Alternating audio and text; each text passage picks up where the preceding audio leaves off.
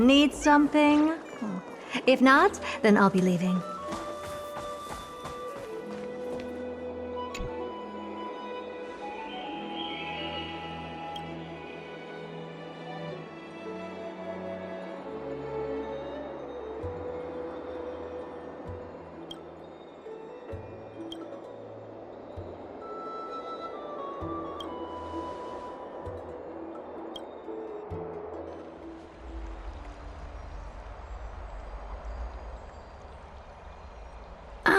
It's you, Cass.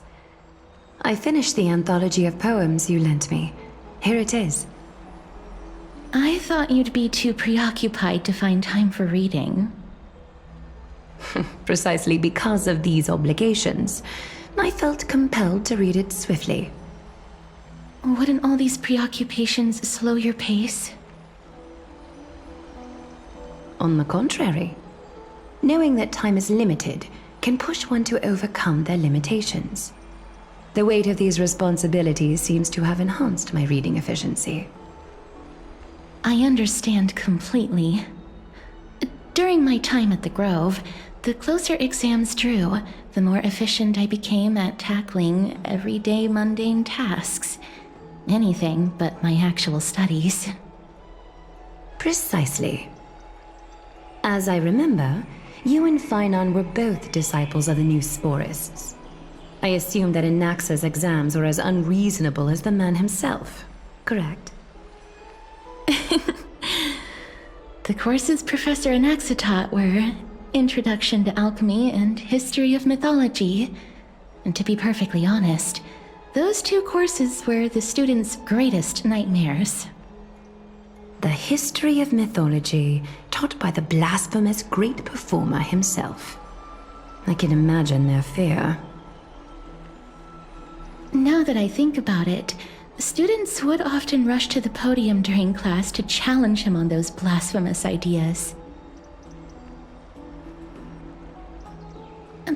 May I ask, Lady Aglaya, has your relationship with Professor Anaxa always been like this?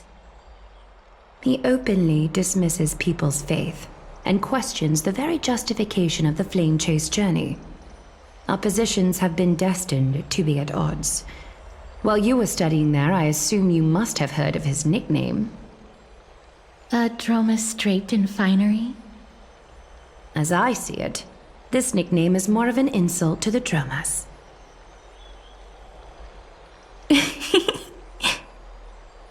Despite his insufferable arrogance, I do hold a certain respect for his nature as a scholar. To remain true to his principles, he is unafraid to stand opposed to the world, and that requires considerable resolve. Anaxagoras' life is almost like a satire. As a Chrysos heir, he refuses to heed the prophecy, while he disrespects the gods. The gods have chosen him. He was indeed chosen by Circes. Is something weighing on you, Cass? The golden thread is quivering. I sense there's more to this exchange than idle chatter.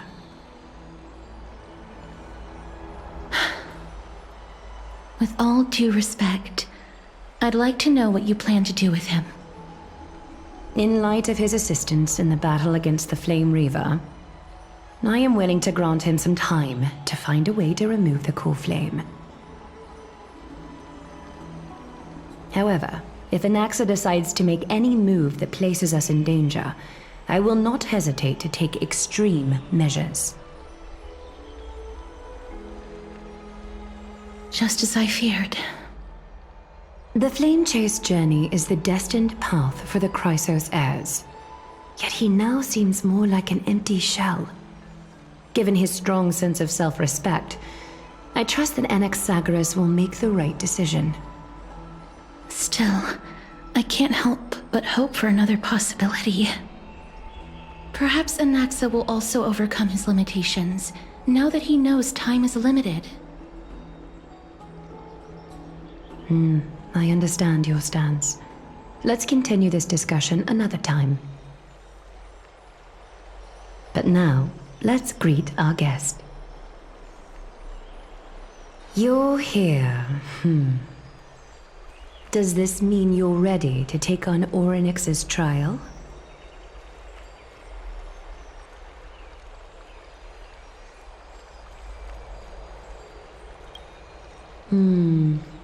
It seems that this sacred beast is just as indispensable, given their intricate ties to the Titan. Memmy mem, memmy mem mem mem mem, memmy mem memmy mem. Surrendering the core flame is a Chrysos heir's duty. Your selfless assistance is deeply appreciated.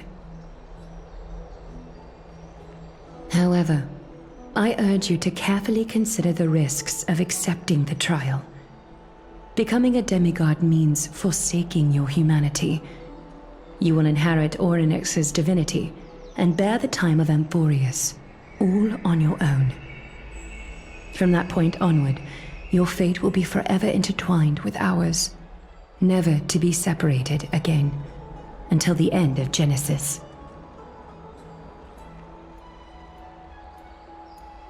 On the contrary, you are the only one who qualifies to attain divinity. Yet, for that very reason, I do not wish to pressure you. It's exceedingly rare to find a capable Chrysos heir. If this path proves unattainable, I am willing to lower my expectations. There are still many priests of Yanissopolis and their descendants in the city. If I'm left with no other option, I'll try to find someone worthy among them.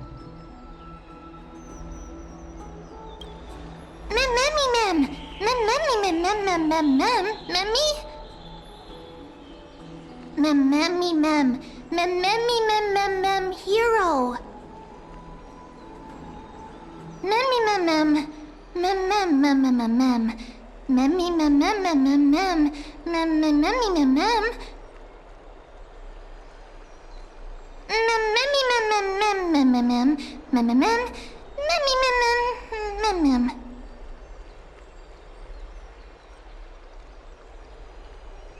It looks like you know that Titan rather well.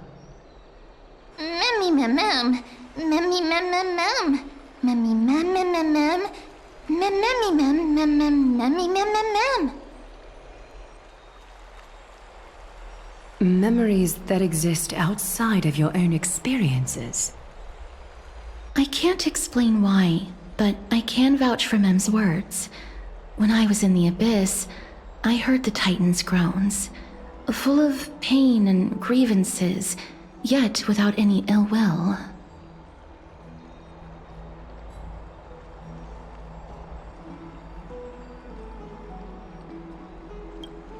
Since you've made your decision, go back to the bath chamber and get some rest. Trinem will call for you when the ceremony is ready. It is difficult for me, as the guide, to absolve myself from blame for things to have progressed to this point. Time and again, you have risen to the occasion for Akima. Merely rewarding you with some honeydew is no longer able to express the extent of our gratitude. When the dust settles, I hope that we'll have the chance to have a long chat regarding your return journey and the curse of the sky. It's about time that we lift the taboo and discuss things openly.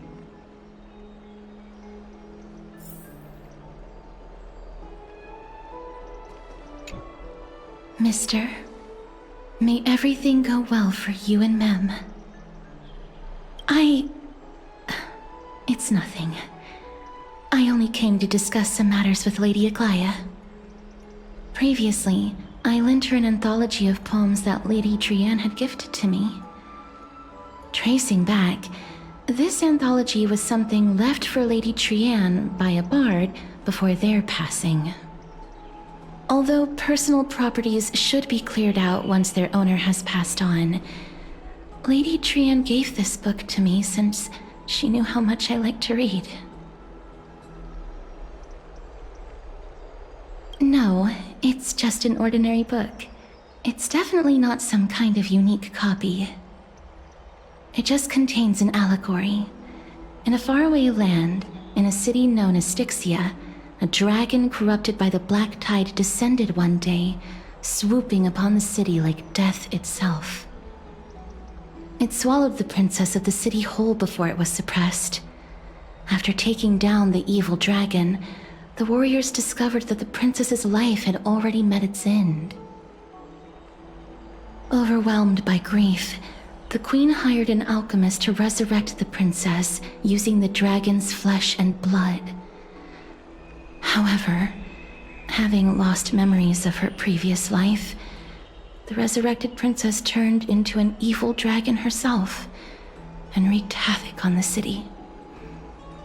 As a result, the prosperous Styxia met its demise.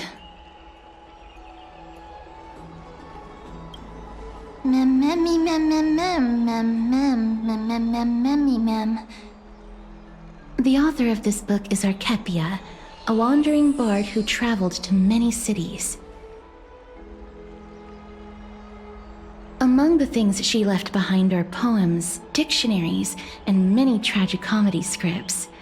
She even clearly underlined and took notes in books that covered myths with her elegant handwriting. While flipping through these books, I felt like I was afforded a glimpse into the life of Archepia. It felt just like I was traveling with someone that I'd never met before. It was as if she had yet to pass on and was still alive.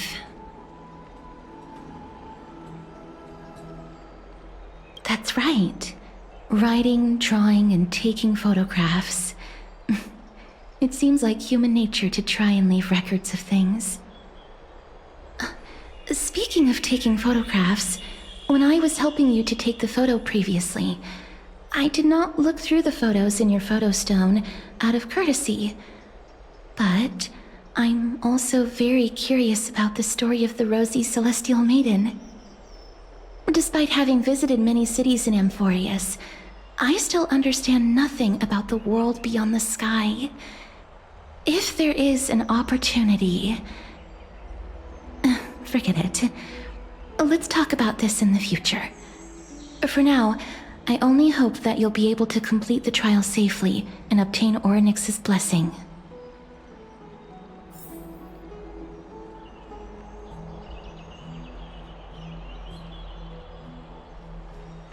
May you complete the trial safely and obtain Orynyx's blessing.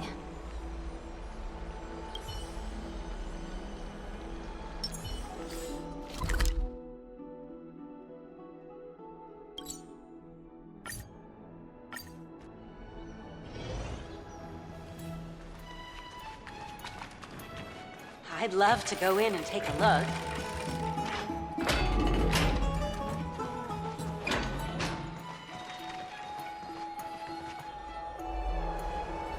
That's right. Oh, partner, you're back just in time. This is something that the both of you should probably know.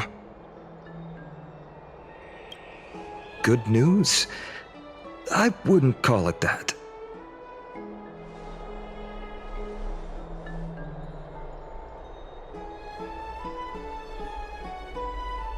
Some background information for you. The Council of Elders is an authoritative body in Amphorius, made up of different city representatives. They hold legislative power over the Holy City, and are in charge of presiding over the Citizens' Assembly held once every few years. This is the most important social event of Akima. It is highly influential, and can even affect what happens to the Flame Chase journey.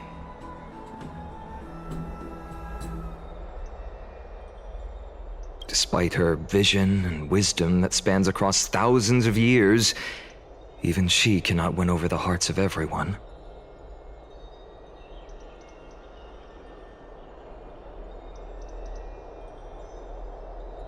Every 5 to 10 years, the Council of Elders organizes a citizens' assembly at Dawncloud. During the assembly, the representatives will vote on major issues, such as whether the Chrysos heirs led by Aglaia should still hold the right to govern the Holy City, and whether the Titan's conquest should continue.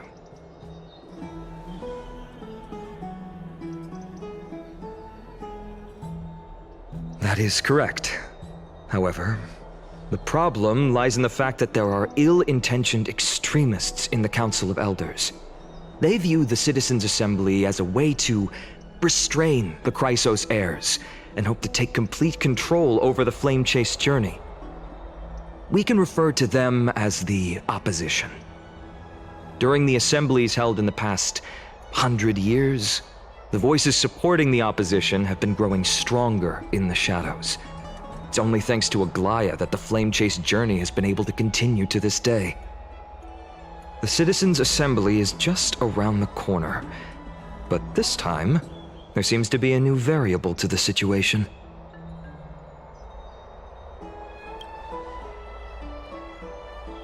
I'm afraid that the Council of Elders might want to take advantage of Professor Anaxa. Aglaya will surely take back Cersei's core flame, but with Anaxa's current condition, it's so unique that nobody knows how taking the core flame away from him will affect him. He has always been someone that is only concerned about his own research. I'm certain that he must want to escape from the monitoring of the Golden Thread and protect himself. If the opposition were to offer an olive branch at this time.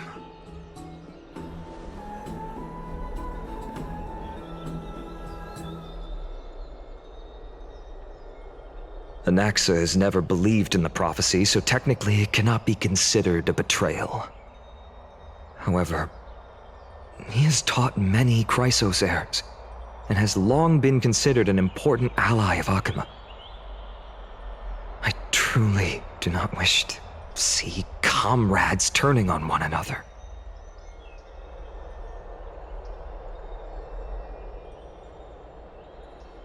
As I believe in his character, I plan to plead with Aglaya and try to buy more time for him.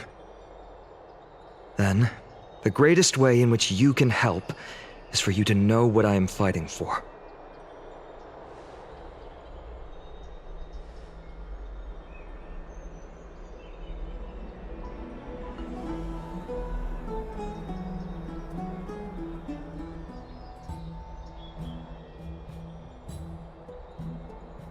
Allow me to apologize for the fact that we always seem to be troubling you. I hope that Orynyx will show more benevolence and be more accommodating. I remember that they seemed quite fond of you back in the Abyss. Go and rest and regain your strength. We'll meet at the Vortex in a few days. Oh, right. You can read this scroll if you want to find out more about the Council of Elders and the Citizens' Assembly.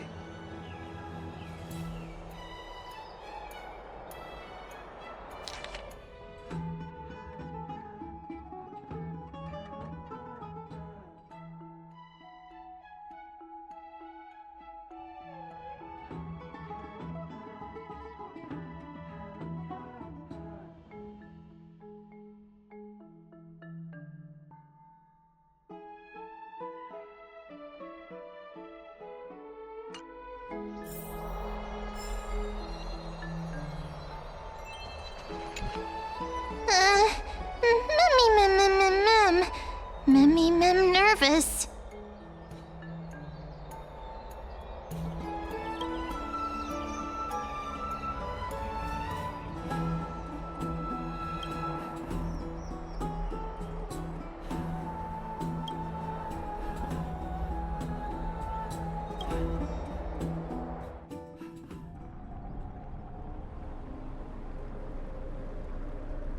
Esteemed one, Orynyx's vacant totem awaits.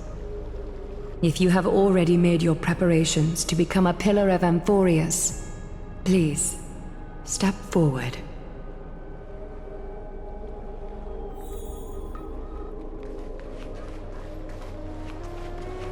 Little Grey and Mem, thank you. Your resolves cannot be questioned. We praise your pure selflessness and courage.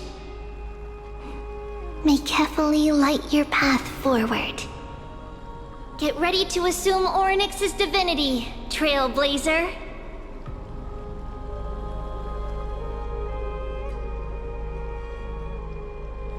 The divine position of Orynyx has already been vacant for some time. We can feel the space of the trial closing. As there isn't much of their soul left, we'll have to complete the ceremony before their soul completely dissipates.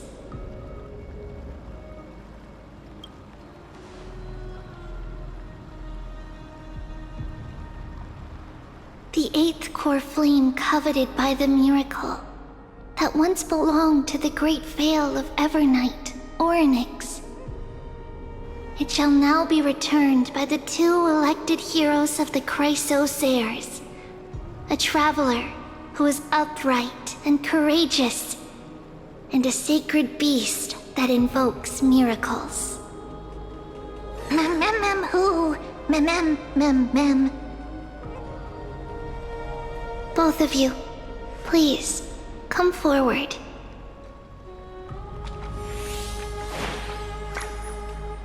Recite along with us. O Majesty of the 12 Titans, pillars of the world, we seek your divinity to mend the rifts of the world. Fill our bodies with blood of gold, till we wither in willing service to the prophecy.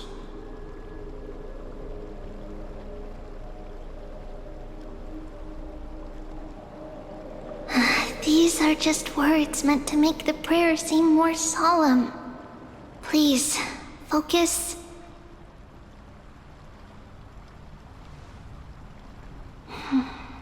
And surrender the core flame.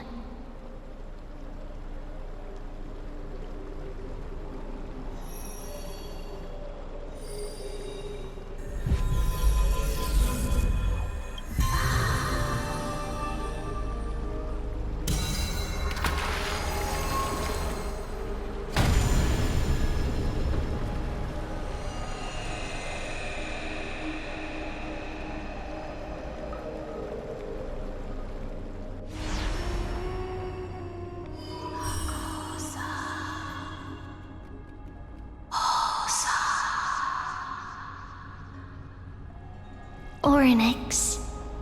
Their soul has been waiting for a long time. Perhaps they're also quietly waiting for the arrival of their successor.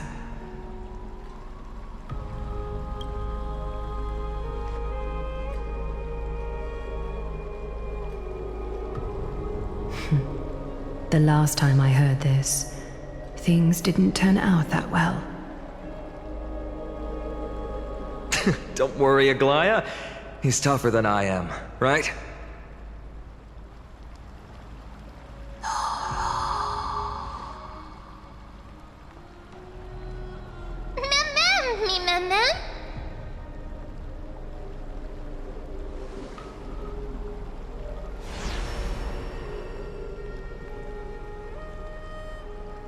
Traveler from beyond the sky, let us pray that the Titan acknowledges your worthiness. Although he loves cracking jokes at inopportune times, his determination is as strong as the Chrysos heirs. He will definitely succeed.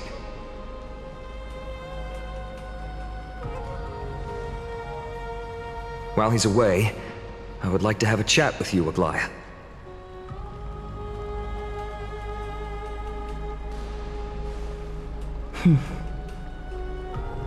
Speak. I'm listening.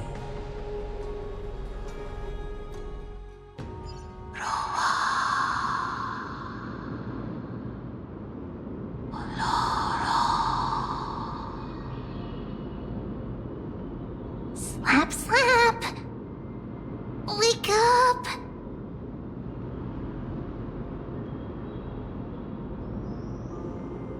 How is it? How do you feel? That's right! Look! I don't know what happened, but I'm able to talk! Testing, 1, 2, 3. Testing, 1, 2, 3. I have such a cute voice! It must be because of all the memories that I collected. They allowed me to grow beyond expectations. Also, listen. The words of the Titan are becoming clearer. Mother.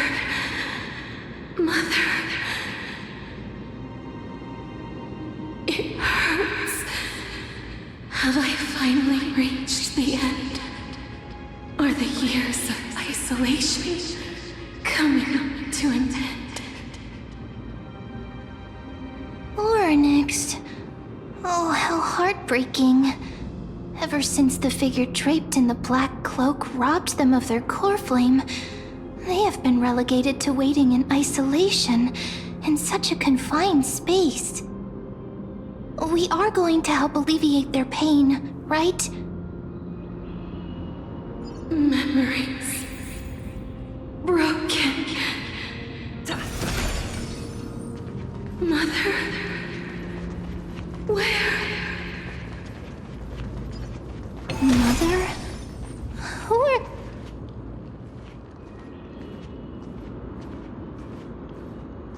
You. It's you. I remember you. Sky Father has gazed upon you. Mother is calling for you.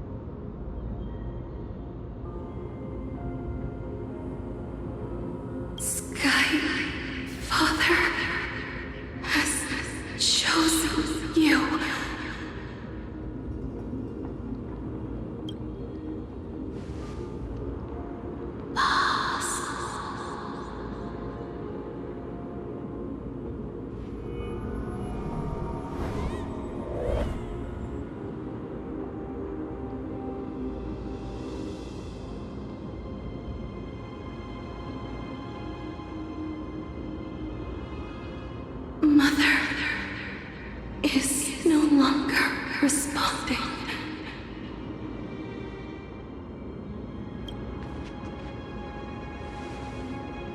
Something important. An important matter. Oryx, listen to me.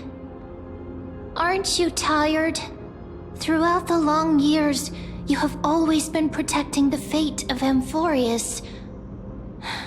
Each time people draw strength from within their memories, every single ripple falls onto your shoulders. There's no need for you to bear this any longer, Oryx. From today onwards, someone else will bear time on your behalf. This is why we have come. Freedom. Freedom. I want freedom. Oh, poor child. Everything will be fine. Let us help you. You can have a good rest now.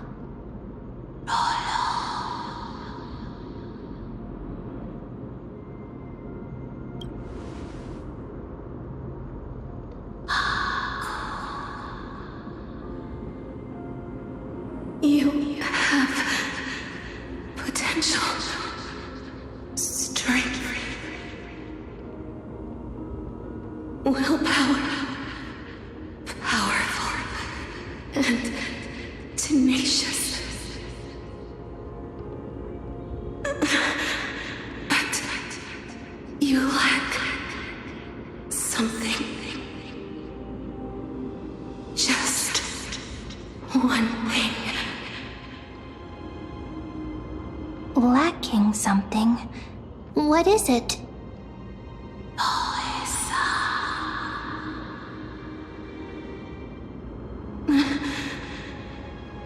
What you lack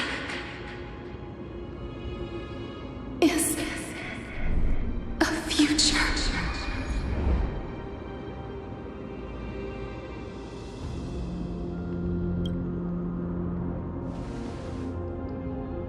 future? Traveler from the sky, you should have dissipated already. The gaze from Sky Father. Stabilize your form. Because from the moment you crossed the sky, your life was cast away. Right now, you are simply a collection of walking memories. What? How is that possible?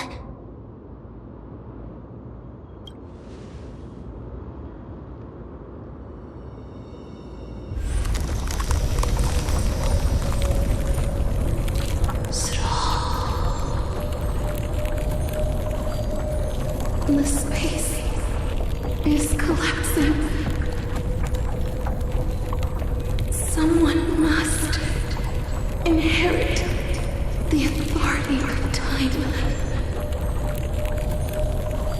If the pillar is lost, the laws of time will collapse. Amphorius will succumb to eternal disorder.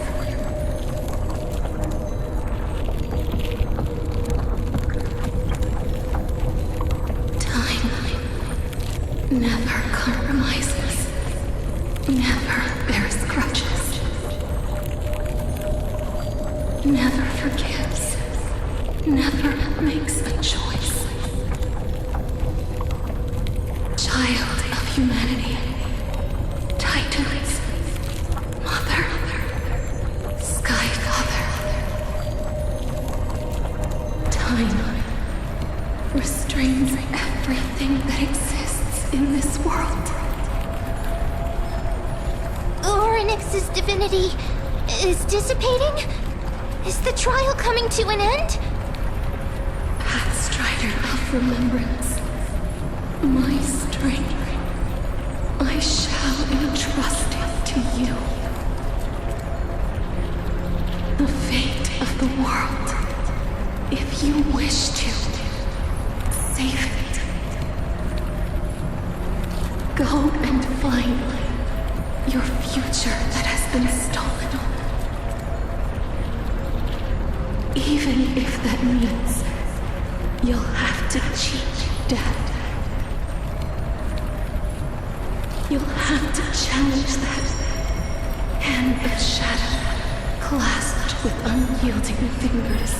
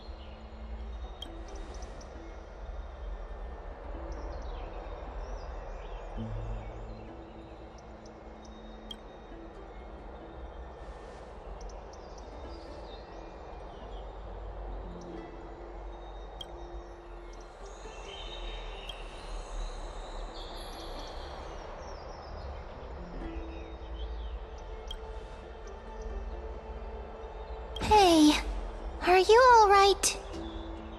I heard you two talking about Thanatos. Cass is also very concerned about the warning. She has left the vortex and returned to the garden. Shall we go and look for her? Thanatos is the Titan that Cass has always been looking for.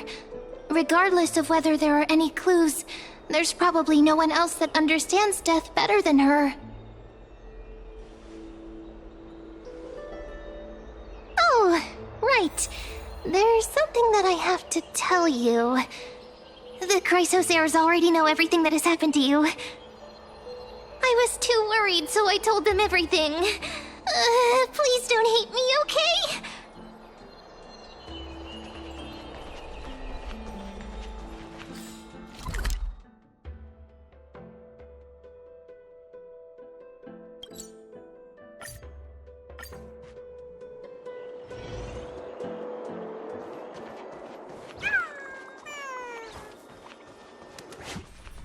Mister, I'm right here.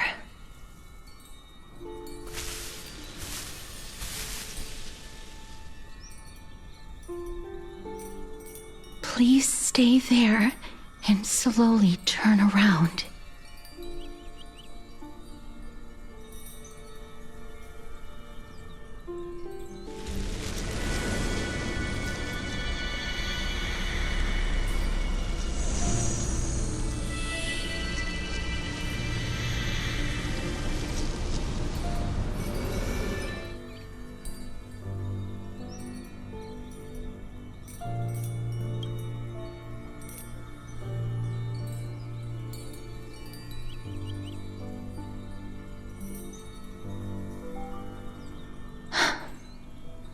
Please pardon me.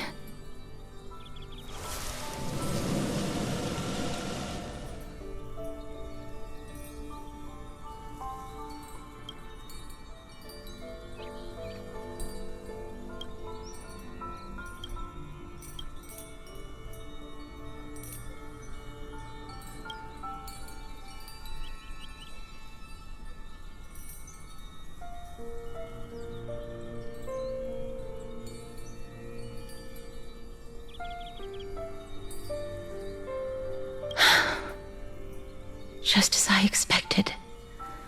I cannot feel anything. Back at the Grove, I was puzzled as to why you were not affected by my curse. I thought that it might have been the special ability of a traveler from beyond the sky. Never did I expect that this would be the true reason. I'm sorry. I should have noticed that something was amiss earlier. Mister, if my abrupt behavior just now offended you, I hope that you can forgive me. I'm just thinking, if your soul has really left your body, as a mortician, I might be able to trace where it has gone to. Cass, did you find anything? My apologies. Not as of yet. Perhaps I have overestimated my capabilities. But, Mister, would you be willing to let me try again? This time, I'll increase the area of contact slightly. Perhaps the result might be different this time. I have never touched the living in this way before. If my actions are in any way disrespectful, I hope that you can forgive me.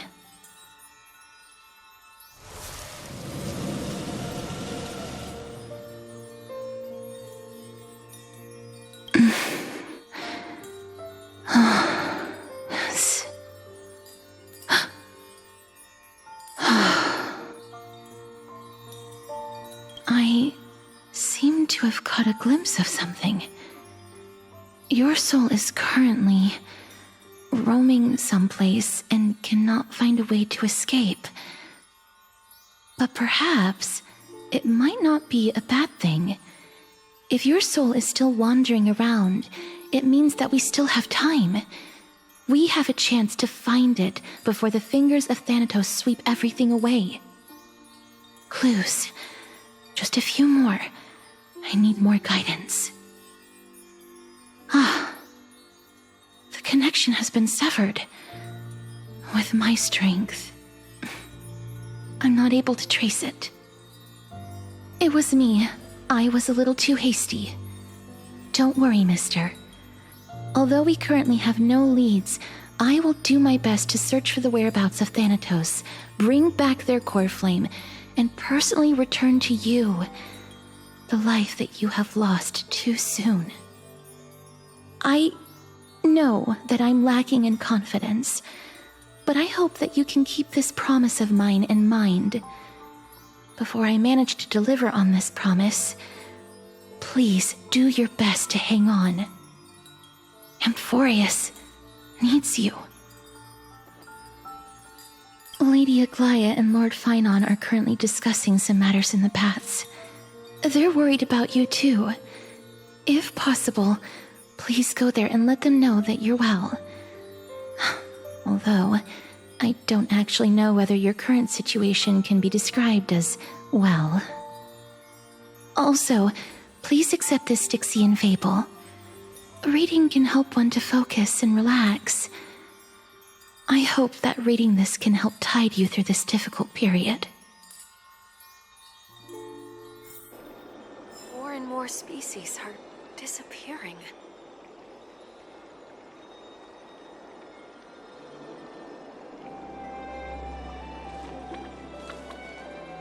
Lady Aglaia and Lord Finon are currently discussing some matters in the paths.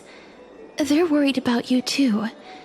If possible, please go there and let them know that you're well. Although, I don't actually know whether your current situation can be described as well.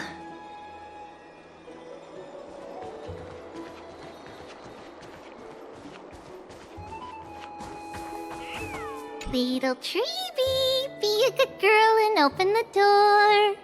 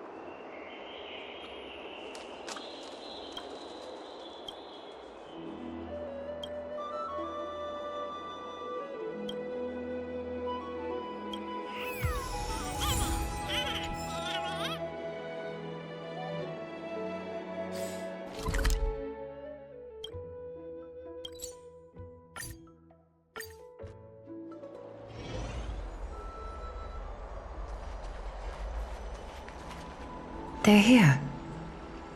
Partner! Hyacinth said you definitely wake up. How do you feel? That's the medical prowess of the Twilight Courtyard. Amazing, isn't it? You've completed the trial of time, and I have to admit that the process went better than I expected. Even in the end, that Titan's heart still showed a soft spot for humankind. However, I never expected that two people who have cheated death would appear in Akima at the same time. That's what we have been talking about. Mighty has been in Akima for such a long time, but has no one thought to study his indestructible body? If there were even any minor breakthroughs, we wouldn't be as clueless as we are right now. Many have had this idea, but so far there have been no results. If it were successful, Thanatos wouldn't have disappeared without a trace. Nevertheless, now is not the time for us to give up. At the very least, we can still see a glimmer of hope. Cypher. If anyone in this world knows the whereabouts of death, it would be her. I'll try and get her to return to Akima, but do be prepared for a less than ideal outcome. Please understand that throughout the history of Amphorius, no one has ever managed to escape the clutches of death. At the end of time, Thanatos silently awaits all.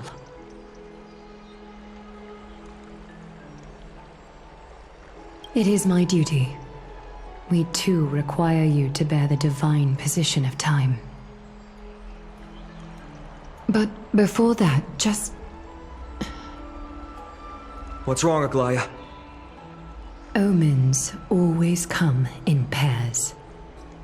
A tiny air current will eventually brew into a storm that tears the sky apart. It's Anaxagoras. He has initiated contact with the Council of Elders.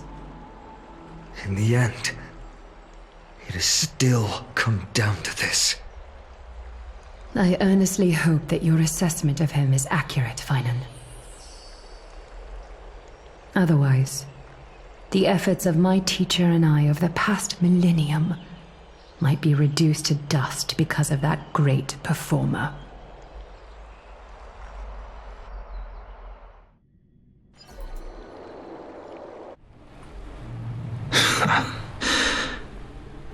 I'm back here again. I remember this dream. This realm is covered in a silk-like fog, and the land is barren and harsh.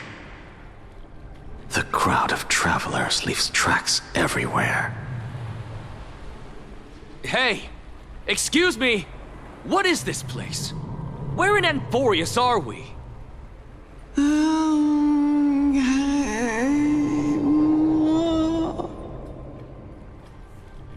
The mutters of the traveler are in a language I'm unable to comprehend. Or perhaps they're just distracted and ignored my question. Tell me, which titan reigns over this land? And how do I find them?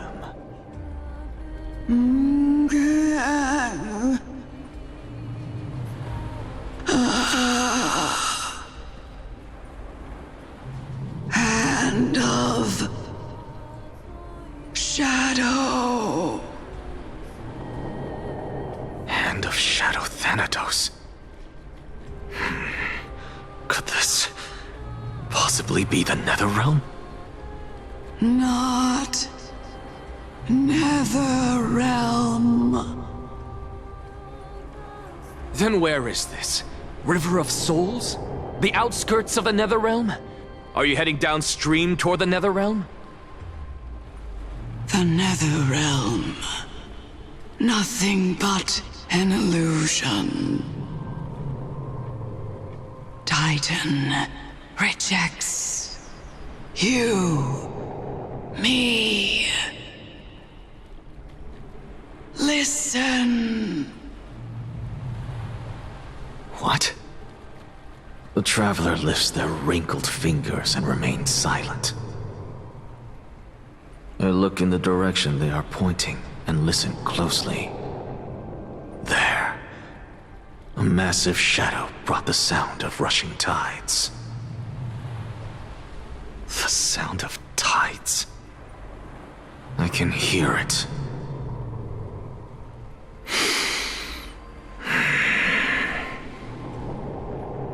I hear it, deep within the tides, beyond the closed gates of the void world. A voice, about to recount something. Child of humanity. Is it death's embrace you yearn for with such urgency?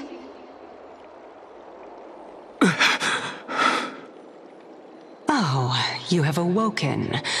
Welcome back to the mortal realm. Your consciousness is dissipating much faster than I expected. Ultimately, it seems like the Titan's core flame is incompatible with a mortal body. How much longer can my consciousness remain in the mortal realm? In my estimation, at best, you'll see 15 more entry hours. 15 days and nights. What is it?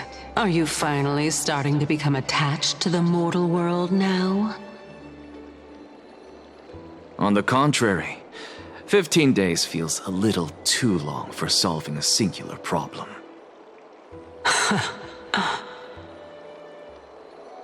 Stop giggling. It's time for us to go. The messenger from the Council of Elders is almost here. Let me ask you one more question. Are you really planning to betray Aglaya's will? What betrayal is there to speak of when I was never loyal to her to begin with? What about that white-haired student of yours? Acting so recklessly, do you not care about what might happen to him? There will be a price to pay for blind faith. This is also a lesson for Finan.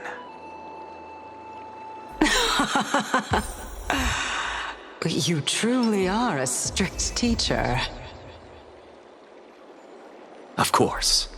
This is how I've always been.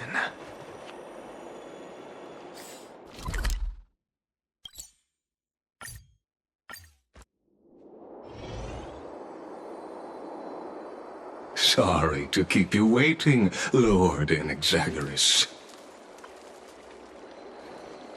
It's been a while, Lord Inexagoras. I greet you on behalf of all the citizens of Akima and express my deepest regret about what happened at the Grove of Epiphany. It's you. I never expected that you would personally come and meet me. By carefully into Lantern above, I have come as a testament to the justice of the Council of Elders. There are Antikytherans here? They have been a rare sight ever since the Chrysos War. I extend to you my utmost respect, revered Titan. I am Lycurgus, though you may call me Lygus, holding an honorary position within the Council of Elders in Akima, and as the Theoros, I stand to protect the right of all upright citizens to express themselves freely. You can see them too? You know about us. We Antikytherans perceive the world through the amplitude and frequency of souls. Just as I am conscious that Lady Aglaya is secretly listening in on our private meeting from afar, if necessary, Lord Anaxagoras, I can sever the golden thread to protect your fundamental rights. The demigod should know better, for such is her station. Spare those poor threats, and just let her listen to my words. They shall serve only to unveil her own folly. May I interpret this as you having a countermeasure? I need not any plan, because she can do nothing other than petty espionage. As the Citizens' Assembly approaches, and with Orynyx's fall, any attempt to capture the core flame within me will only usher chaos and calamity. A truth she undoubtedly comprehends. While I, Anaxagoras, serving as the Grove's special envoy to Akima's Citizens' Assembly, have long known the extent of your abilities. Let's forego the formality of asserting authority, Lord Lygus. Lead the way. Very well.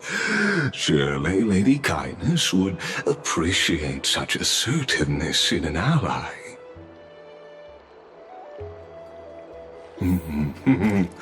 She's been waiting. Follow me, please.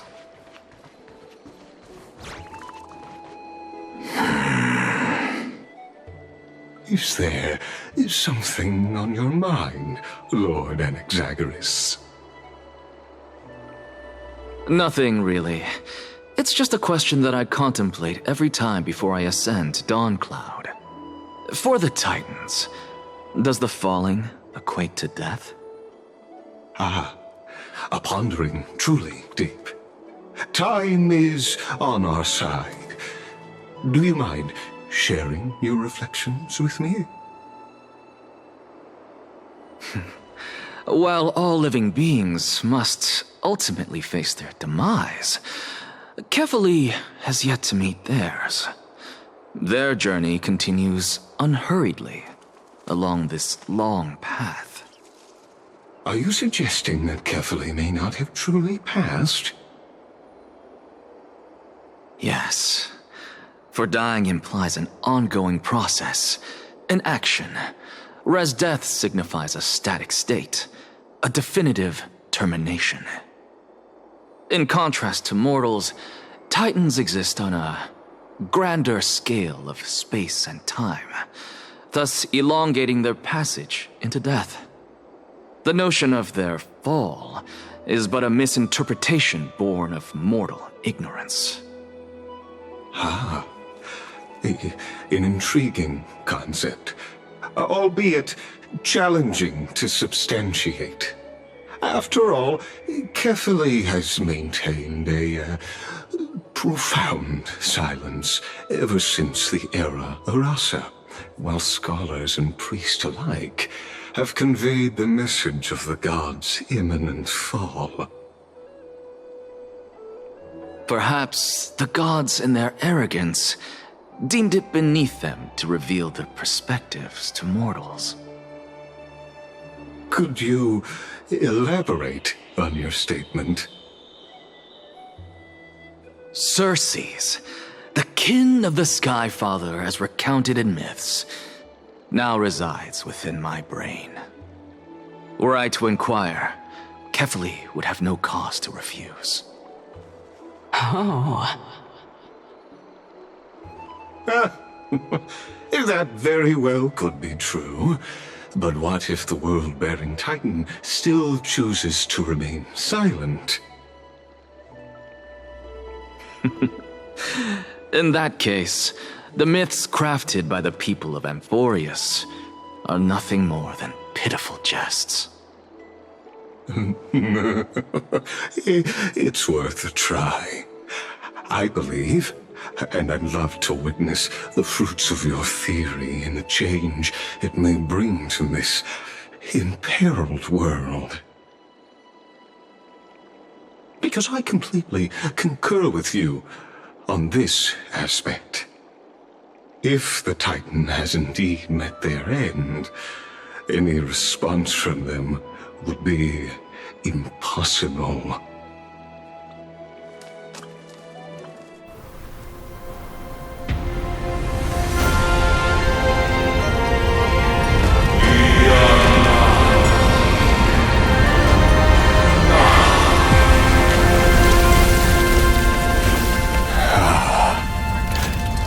Please, Professor.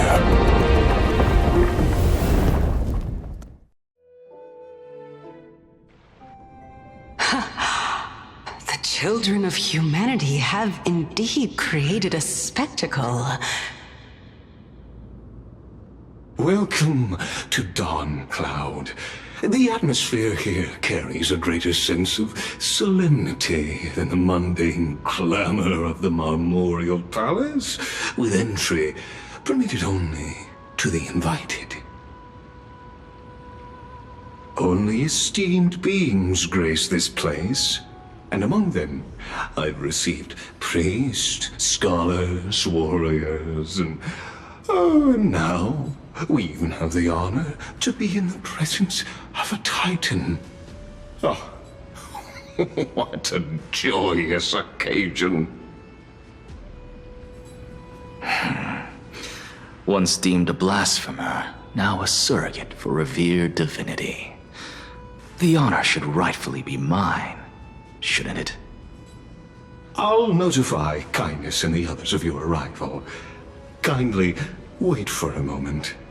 A soldier will be here to guide you shortly. In the meanwhile, you are welcome to explore the vicinity, but kindly remain within the guard's view. Delaying the crucial meeting is something none of us wish to see, I presume. I'm well aware of Kindness's methods. There's no need to emphasize that. As you wish. Your cooperation is much appreciated.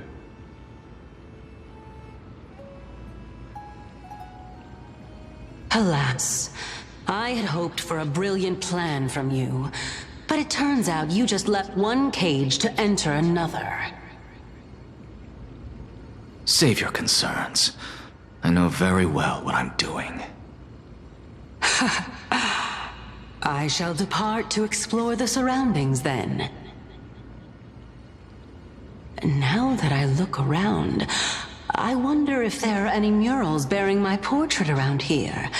I'm quite intrigued to see how the children of humanity beyond the grove perceive another Titan.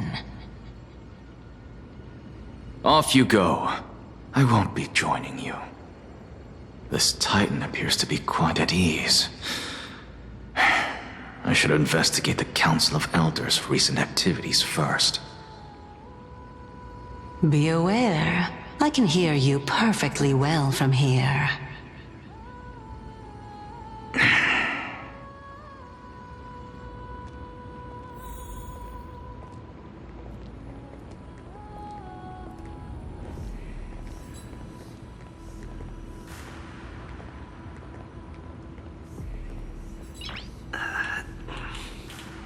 Nice.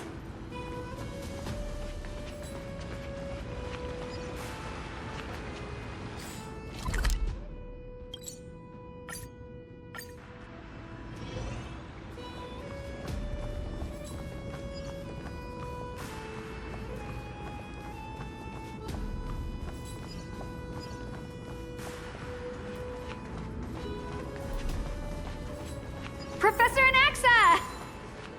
Over here! Professor Anaxa? Word has it that the scholars of the Grove valiantly perished resisting the Black Tide. To find you here safe and sound, thank the Fates. You could say it's the Fates toying with us. It's only the Crimnoans and Idonians who chase glory through death. But your survival is a victory in itself. I'd settle for that gladly. So, are you here to report the incident to the Council? I heard that after the Black Tide devoured the Grove, Akama would be next in line, even with the demigod of strife standing alongside humankind. Tell me, how much does the Council of Elders know about the Black Tide? Once Kindness and her followers learned of Circe's and Orynyx's fall, they proclaimed in the council that the Flame Chasers could no longer stand against the calamity alone. Yet, when the Crown Prince ascended to godhood and repelled the Black Tide, she immediately altered her tune, declaring that all was resolved beyond Akama, with the only remaining menace now being Aglaya and her adherents. They might well make their move at the upcoming Citizens' Assembly. No surprises there, those shifty opportunists. Thank you for your honesty, virtuous student.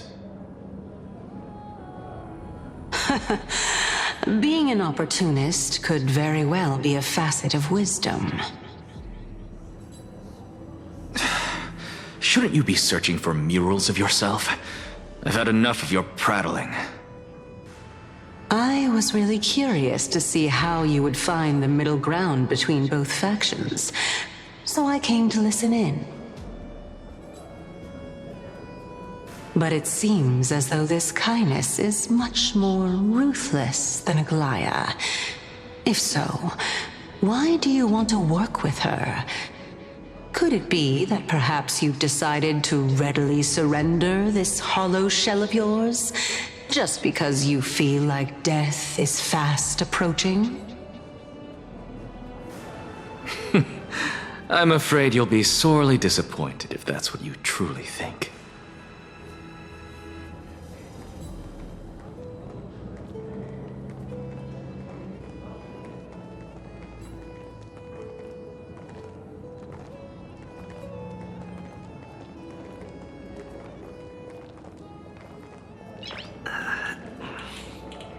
Nice.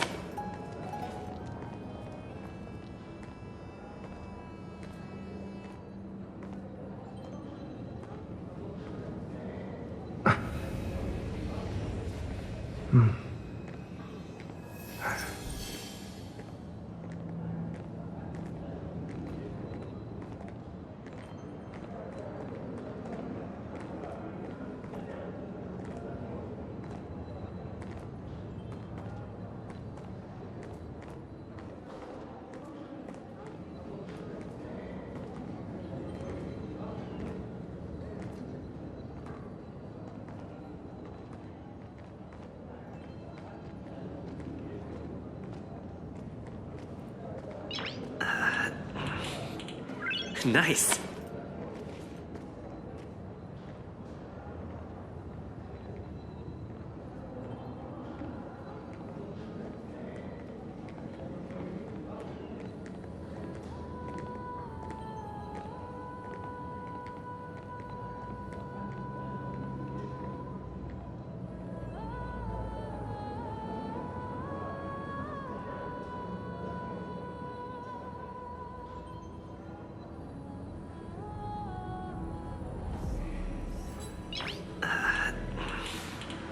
Nice.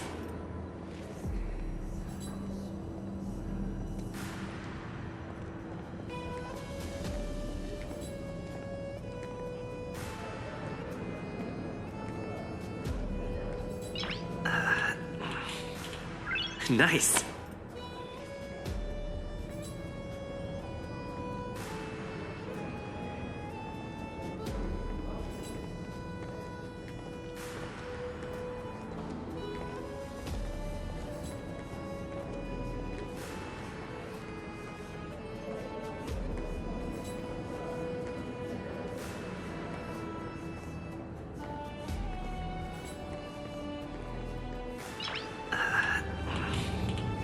Nice.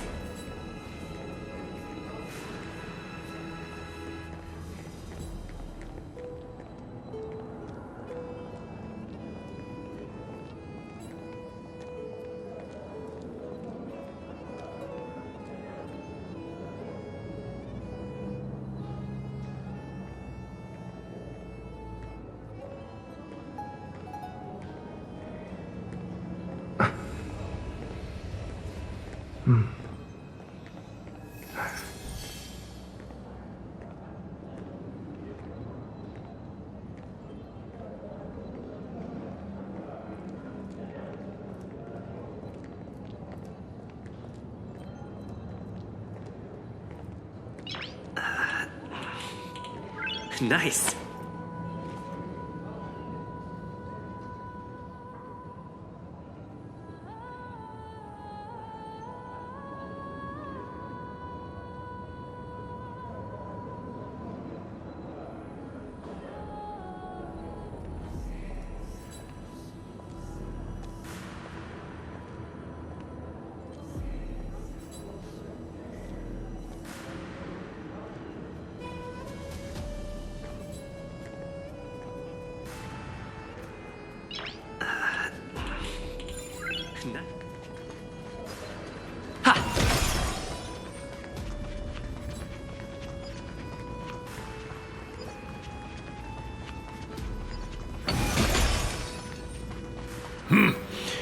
Even blasphemous scholars can come here, it seems. Looks like my presence here is quite unwelcome.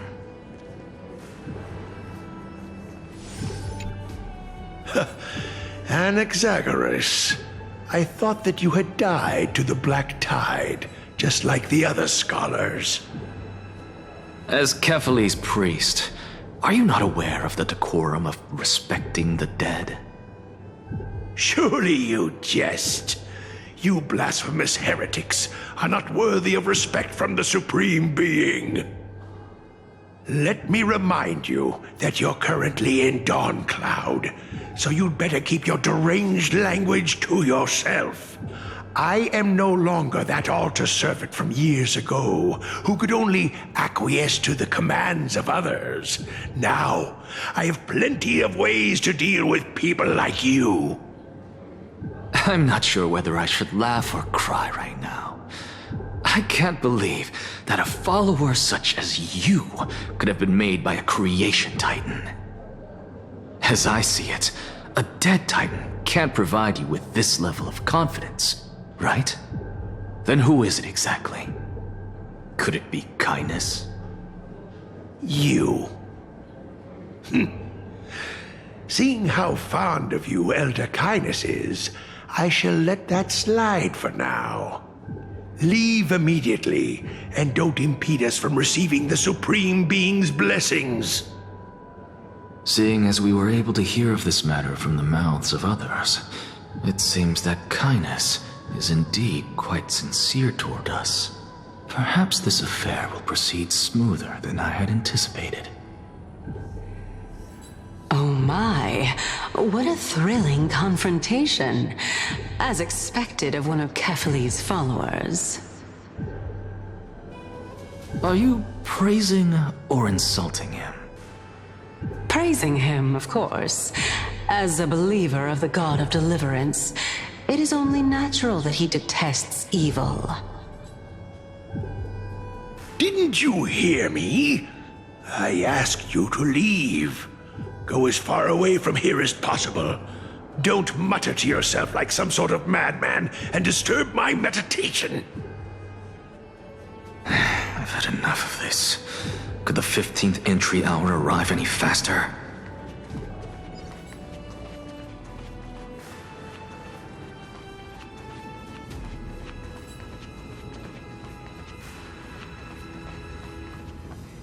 Oh, my. Every plant, every tendril, no, even every leaf could be the embodiment of Circe's. As a result, mere mortals who did not know what the Titan actually looked like chose to paint them as a giant tree instead. Their wisdom was portrayed as fruit, to symbolize how they shared their knowledge equally among the masses. Such exquisiteness indeed. This mural is quite abstract. I really can't tell whether you are praising or demeaning yourself. Now I'm quite curious whether the Reason Titan has studied figures of speech before. Of course I find such stylistic devices interesting. For all we know, this could be the answer to the question, what exactly are we? I, for one, am not willing to admit that I could look this ugly. Was this the reason why you failed in your attempt to refine my soul when you were ambushed at the Grove? Since you are aware of this, why did you save me back then? From my perspective, this point alone was enough to separate you from the average person. How do two lunatics coexist in the same brain? Therefore, it seems that your journey to Dawn-Cloud this time is not just to seek protection. What, then, is the intention behind your actions? The entire plan is stored in my memory, so why don't you look there? Then don't mind if I do. 1 year old, 2 years old.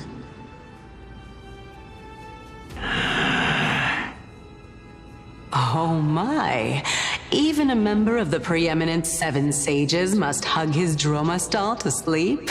How interesting. That's enough. How unusual. Your soul is actually trembling.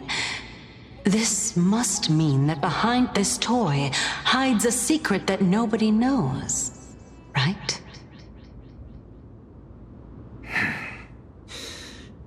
Since our days are both numbered, I don't mind telling you more about it. This is a present that my sister gave to me. It's a doll that was made to look like our family pet. So there are other members in your family, eh? Are they also living in Akama? Don't you just love to pick through my brain? Go on, continue flipping through my memories. It won't take long. You'll discover the answer when you reach the memories of when I was 5. Oh, the black tide is everywhere. I can't bear to look. When I was young, I couldn't accept this outcome either. Georios, Aquila, Kefali, and you, of course. Although I prayed to every titan that I could think of for help, my efforts were ultimately futile. This...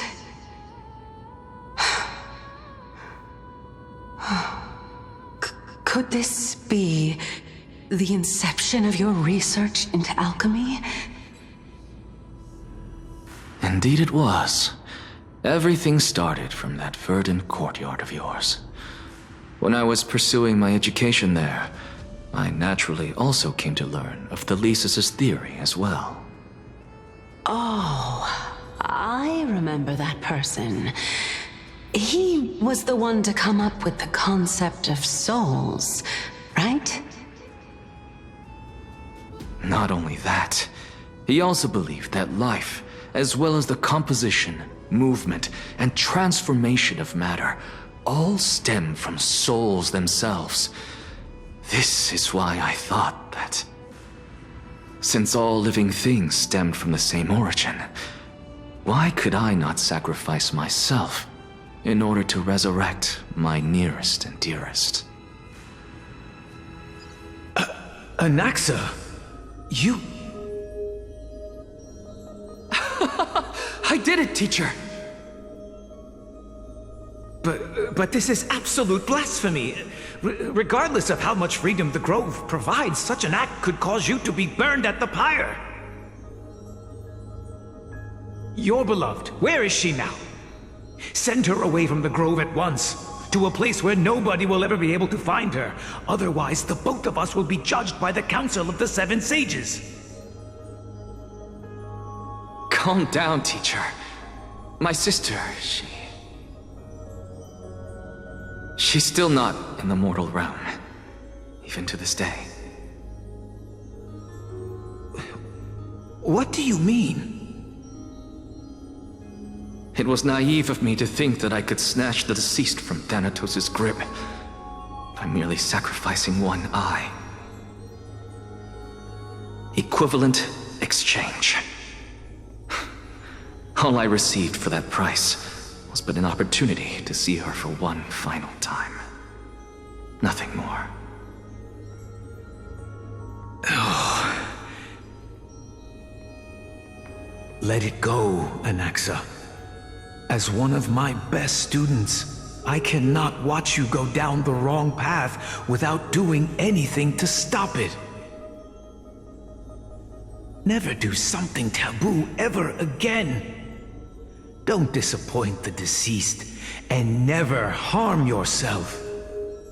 If you can do that, this classroom will still be yours, and you'll have a chance to live out your own life. Since I was able to see her one last time, I have no other desires. You're right, teacher. It's time for me to start a new life. I am sincerely glad for you, child. Now then, what topic would you like to study? I wish to continue Thalesis' research. Continue the research into souls, but you know that the Grove has long since understood his philosophy like the back of their hands. Even if you continue digging into this subject, your efforts will likely be futile. No, teacher. After my fleeting glimpse of the deathly fog, I finally understood a single truth. Since ancient days, our understanding of the souls is but the tip of the iceberg. I may have lost an eye, but my view of the world has become clearer than ever. I have grasped the truth with my bare hands. Watch as I turn this farcical world upside down.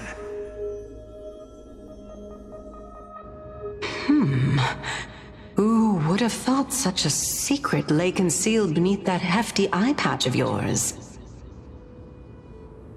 However, this story doesn't seem to be connected to your plan.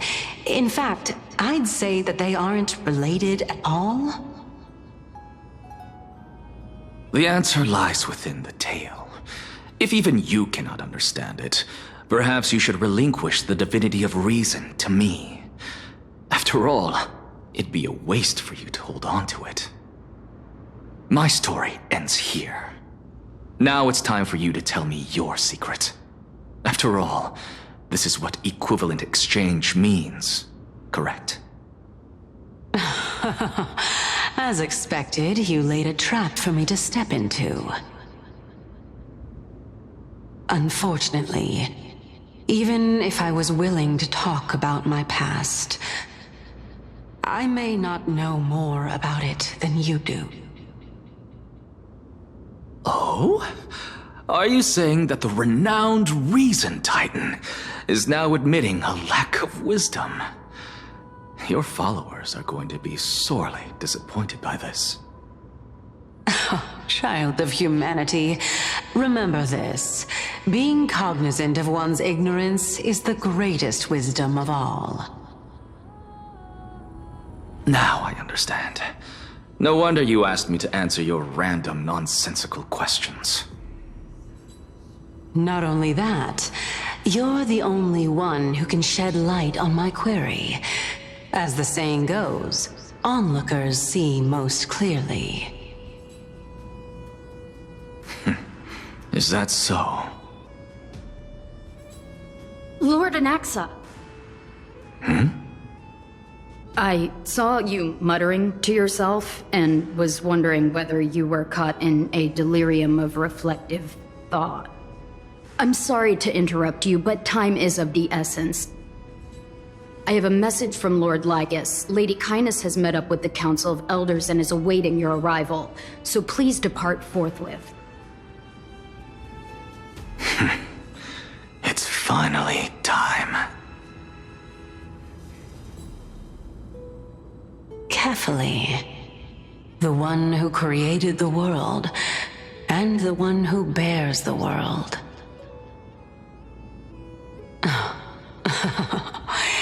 If you truly have not met your end, how will you answer the challenges of those who defy you?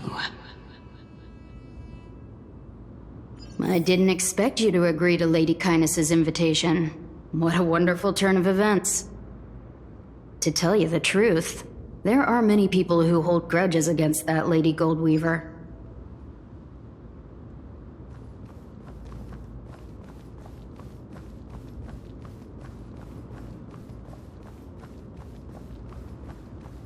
Isn't that the dromas draped in finery?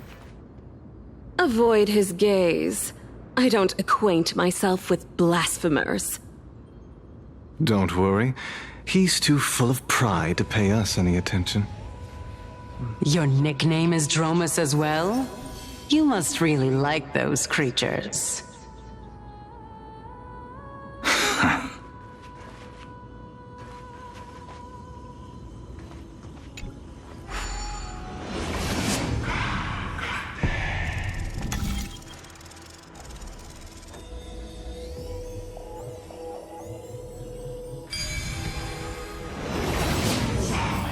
A student of Empedocles? I hear that his views run counter to the Venerationists. This is what being a scholar is about. A collision of ideas only occurs when there are differences in beliefs, and it is such collisions that lead to progress. Yet Lord Lygus and Lady Kindness are just ahead. I'll take my leave for now.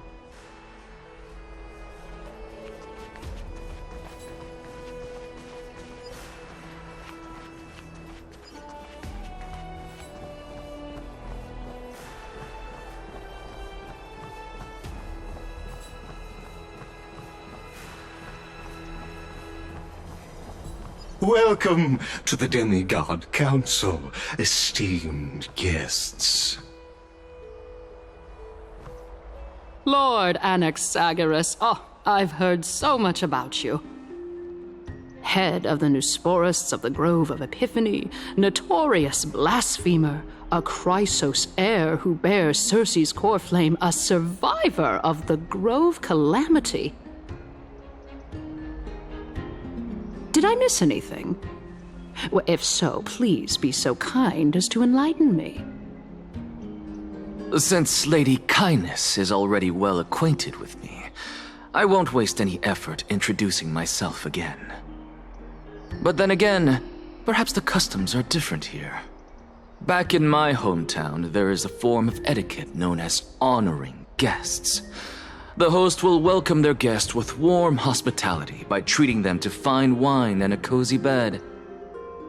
And yet, ever since I arrived, I have not been welcomed with warm courtesy or ceremonial gifts. Instead, I am met with intense scrutiny.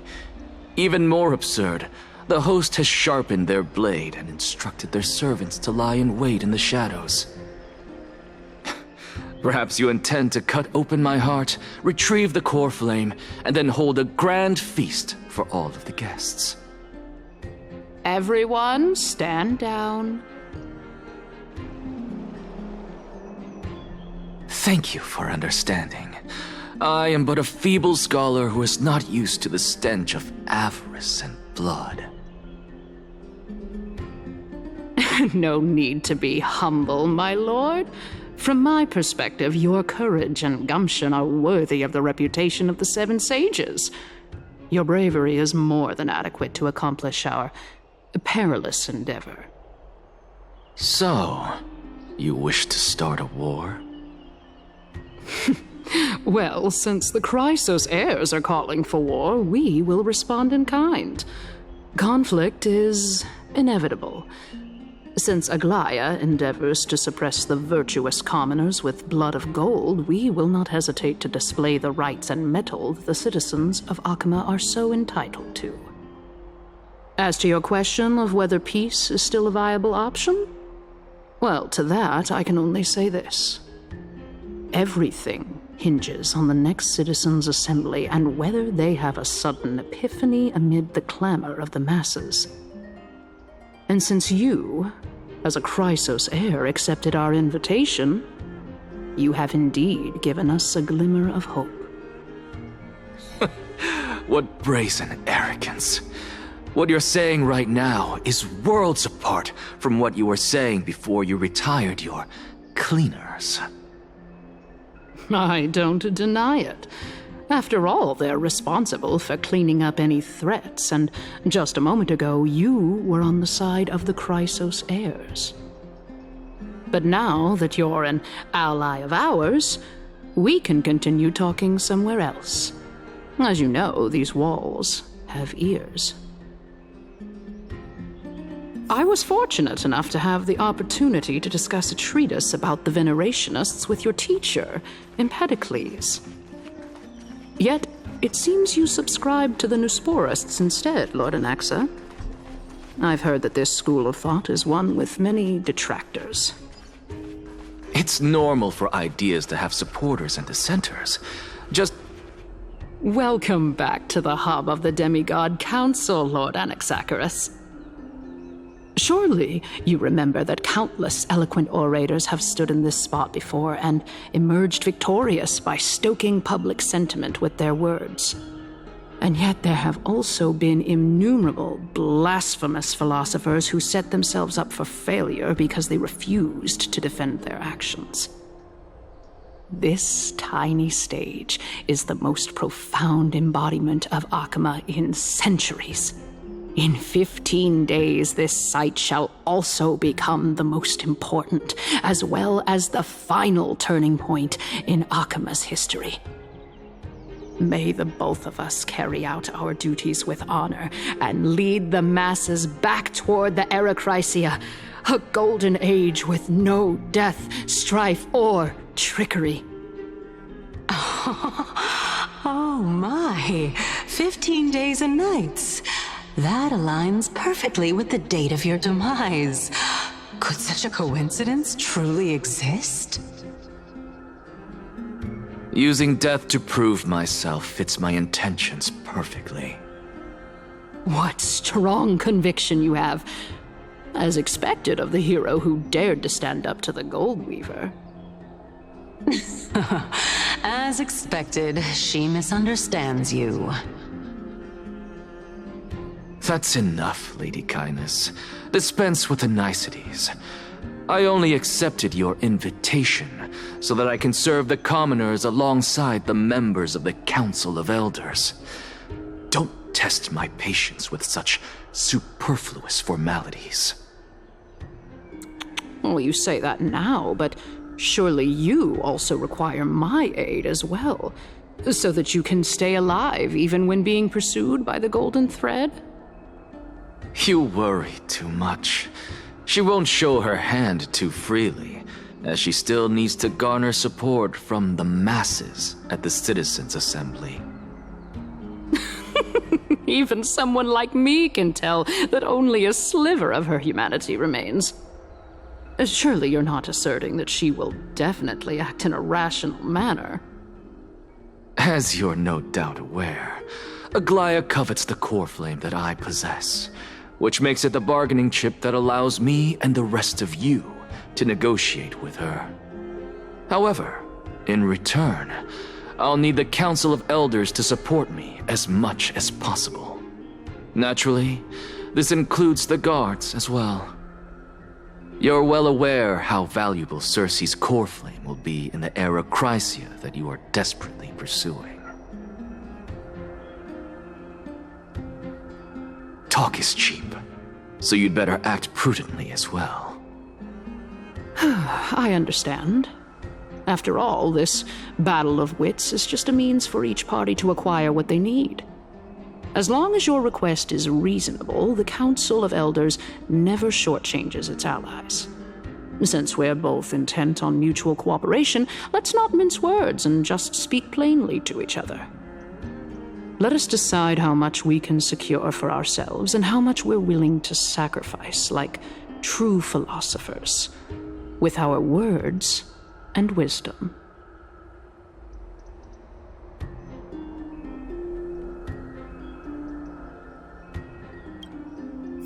Continuing from the earlier topic, let us discuss our common enemy, Aglaia. She is the second most experienced Chrysos heir across the whole of Akama, who has gradually lost her humanity to the ravages of time and the ablation of the core flame. A formidable opponent indeed. Admittedly, there is ample reason for her to take your life. Yet your previous reasoning is quite sound. As a seasoned political animal, it's unclear whether she will actually cross that irreversible boundary. Moreover, she still needs you alive so that the Titan's trial can be completed. Is there anyone present who can swear by the sacred vow of Kefali and guarantee that you weren't in league with that woman before coming here? Are you just trying to pull the wool over our eyes and aid her in her savagery?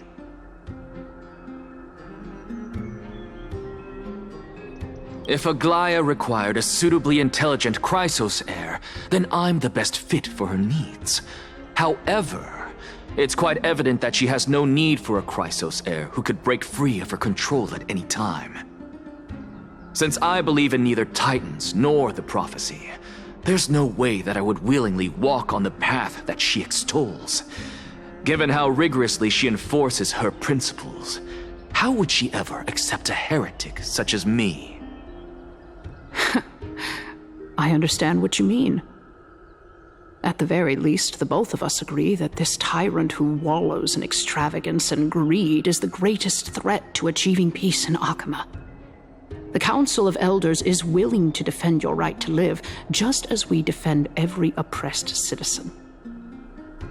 However, I regret to say that sentiments in favor of the Chrysos heirs and Aglaya are only growing in magnitude. The peace that we are aspiring toward, as well as everything that we hold dear, will be destroyed completely. The city will be burned to ashes, and the citizens' blood will be shed. Tell me, what are you willing to do for our esteemed citizens so that they can vanquish the enemies of our fine city?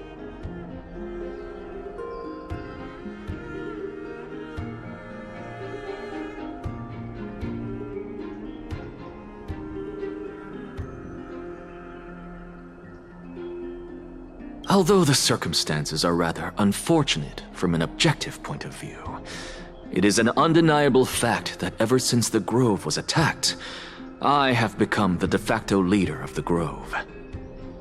The Council of Elders needs more backing if it wishes to topple Aglaya, and it's evident that the Academy wields considerable influence. At the very least, I have served as the Grove's special envoy to Akama for a significant amount of time. Of course, this also means that I will hold a crucial vote at the Citizens' Assembly. In the name of Kefali, Akama thanks you for your sincere and valuable thoughts. At this stage, it's clear that you and I understand the benefits to be won from this discussion. Let me put it plainly. The Council of Elders has always been renowned for its fairness, and that fairness is built on a foundation of sincerity. The Council of Elders has vowed to all citizens of Akama that it will always remain loyal to them. As for you, my lord, how will you guarantee that you will be able to live up to such earnestness and will not betray Akama's indomitable citizens when the opportunity presents itself? Just as you now betray Aglaya when it suits you. Surely you jest. My loyalty does not need to be proven. The fact that the Council of Elders is asking for proof of my loyalty is itself akin to a form of betrayal. I am incredibly honored to have witnessed the both of you bury the hatchet in a civilized manner. However, I am afraid that I must interrupt for a brief moment. As the Theoros, I have observed the following. Lady Aglaya, the Gold Weaver, is currently on her way to Dawncloud. Oh. Well, I do believe that we might have a slight overabundance of guests today. Feeling dissatisfied, Lady Kindness? Despite the Council of Elders' lofty residence on Dawncloud, it must still tolerate the whims of the Chrysos heirs. So you were holding back just now. Seems like you are better at playing this game than I. In any case, I'm glad that she's arriving here. So tell me, Anaxagoras, now that you're an ally of mine, if Aglaya were to demand that I hand you over, what should I do? You can do as she says. Tell her that the Council of Elders merely wished to chat with me and had no intention of offending her. However, by doing so, the authority of the Council of Elders will be as thin as papyrus that has been soaked in blood. Not only can it be destroyed at the slightest touch, but the Council will also lose possession of a valuable core flame. No, more like 2 core flames. After all, At the next citizens' assembly, that young lady who is synonymous with death will also be standing on our side.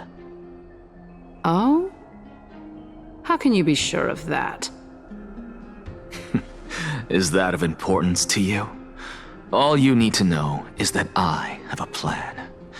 In my opinion, you should be more worried about the impending threat. If Aglaia sees me in full view of the masses today, she could also dismiss the entire Council of Elders in one fell swoop tomorrow. If that happens, the discussion that we've just had will turn into an utter joke instead. Is this the outcome that you wish to see, Lady Kindness? Fine. I will handle this matter appropriately. But you do best to remember this. Fool the people and karma will be on your tail. I'll overlook it this time, but don't count on there being a next time. Unless, of course, you crave cruel punishment and consider suffering the perfect state to ponder the true nature of souls. Well, what do you know? That happens to be one of my rare talents. We shall see, then. I've got to say that you've managed to really impress me again. But shouldn't you be going after more? Dying to know what I'm after, hmm? I mean, I'm the reason Titan after all. It is in me to ask and seek answers. Easy there. You'll learn the answer soon enough. I didn't bring it up with her purely because she doesn't have the means to give me what I truly want. It's as they say, onlookers see most clearly. The true masters of Dawncloud have always been the Theoros, who watches over everything.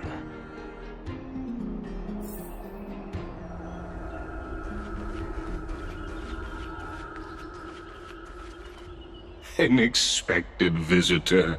Welcome once again. You know, you could actually skip all the pointless debate and come straight to me to seek an audience with Kefali. I have no reason to refuse you, do I? You may not, but Kindness has. Whoever gets hold of Kefali's core flame will get to rule over Akama. She's wary of me, so naturally I had to gain her trust. I would say that debate was not at all pointless. Very true. In my view, this individual has gone to great lengths to get close to Kefali. He might very well be plotting something nefarious against the Titan. Are you still willing to let him pass, knowing this? Yes, very much so. All living creations are always free to visit Kefali's transcendent vessel. This comes with being the World-Bearer. How convenient it is to be able to hear what they say. It is truly my honor to speak to a venerated Titan in person. Please, go ahead. Let me join you both on this journey. Oh, a bygone myth tells of an occasion where Kefali once answered their followers' questions on the peak of the holy mountain. Their followers have since believed that scaling this Titan cliff is one way of being with the god. Hear that? It's not every day that you get to climb a mountain with Circes. You should sing me a hymn of praise. Titan hymns. are beyond me.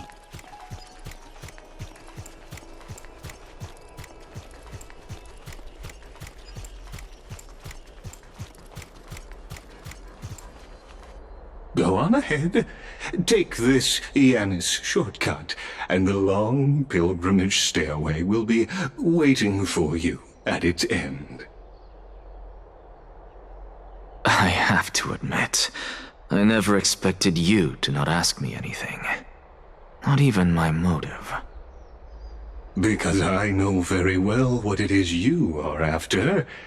As the saying goes, a gentleman helps others achieve their goals. I have a feeling that your theory will be validated at the end of this journey. I believe Kefali will not deprive you of your right to ask your question, especially now that you're on the brink of death. You must be closer to Kefali than anyone else. Wouldn't you agree? I hope things go as you say, then. Putting a child of justice into a farcical world is bound to turn it upside down.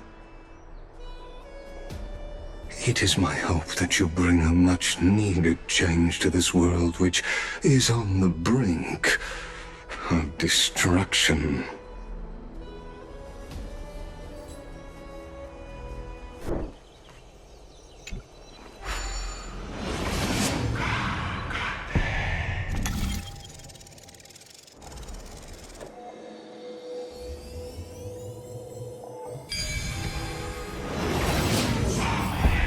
Honestly, this is my first time going up to Dawn Cloud's peak. What a splendid view. Isn't it about time you recognize the magnificence of us Titans? Well, I don't see how this place is different from those temples in the city. All they have are magnificent facades. And even though I've come this far, I'm still doubtful about getting useful clues from him. I must be getting ahead of myself to be expecting to hear something nice from you. Oh? Haven't you been in my head for some time now? It's high time you get used to how I feel about things. Alright, we're just a short hike away from Kefali. No time to waste here. So the intellectual debate from earlier was too draining for you, huh? If Amphorius gets a new lease on life, you should focus on strengthening your body and stop shirking social interactions. Save your concern. The Titan is in sight. Can you make it? Why? Are you going to carry me up if I were to fall now? I know how far I can go, so just hold your tongue and come along. Fine then. I guess I won't say any more. I'll just wait till your soul dissipates completely to gain control over your body. Wait. Who is that? Cersei's? Hey, look at that. Huh? What should I be looking at? Am I hallucinating? Or do we even get to see souls when we're close to dying?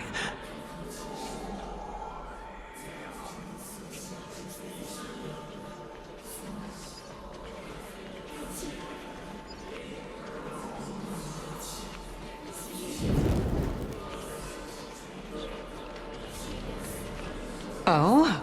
Why didn't you bring your favorite spear with you on this trip, Nias? Nias? I know I've heard this name somewhere. It's unfortunate. The black tide destroyed every last inch of my calyx. How could that be? Even a creation of Georios, from their prized ores and molten fire, couldn't escape the fate of destruction? Hey, Xerxes. Do you know a certain Nias? Nias? No, not that I remember. How did you even think up such a strange name? I just saw him. Nias. A warrior-like figure who was just chatting with you here. No, I have no such memory. Could you be hallucinating?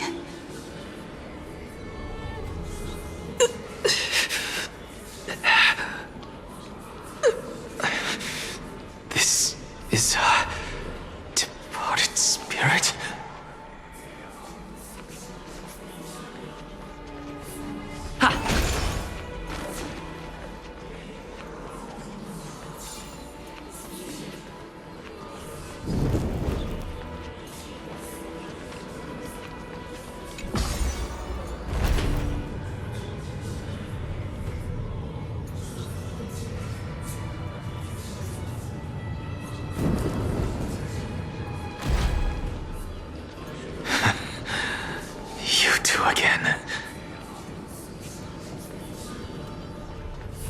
Enough about me.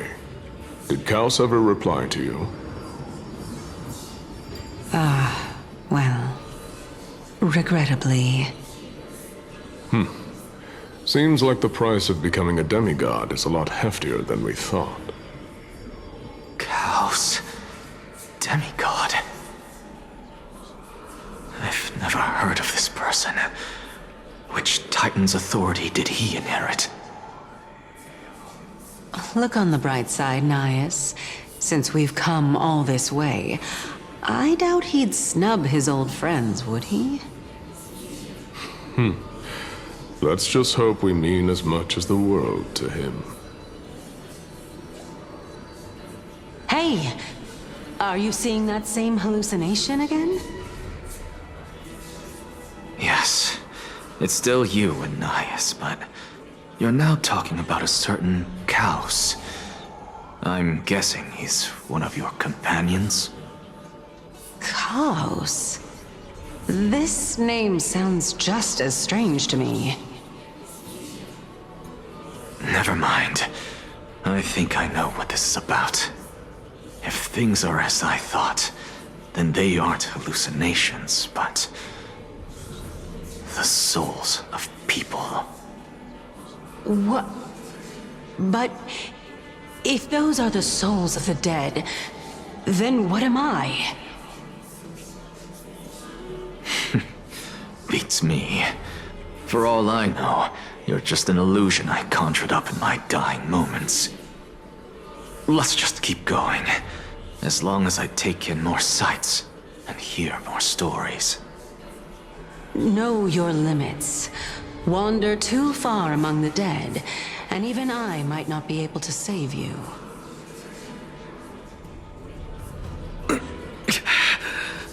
I'm fine.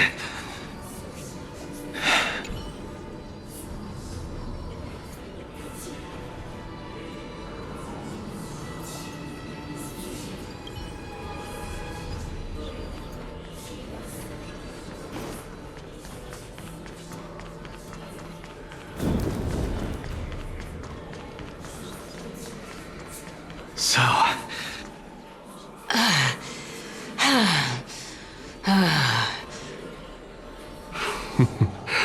Can you keep going?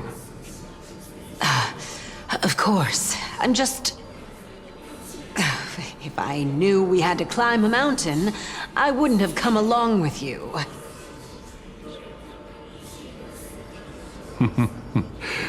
I guess this also counts as one aspect of the world-bearing burden. If Amphorius does have a next life, you may want to get your body in shape. Keep your sarcasm to yourself. I'm not getting anything of value from them. I would sooner throw myself off this cliff and hit rock bottom than exercise even a little. I am Calypso of the eminent Seven Sages, after all. Training would make me no different from those Helcalithist barbarians. Calypso? She's one of the Seven Sages. A member of the Grove? No, she can't be. I would know her name if she really were one of the Seven Sages. Hey, Circes.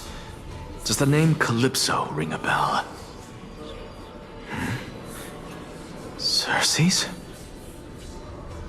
Daggone. Doesn't matter. I can do this myself. Looks like I'm near. Oh, beautiful old world. Where are you now? Oh, legendary era Chrysia, return to the mortal realm.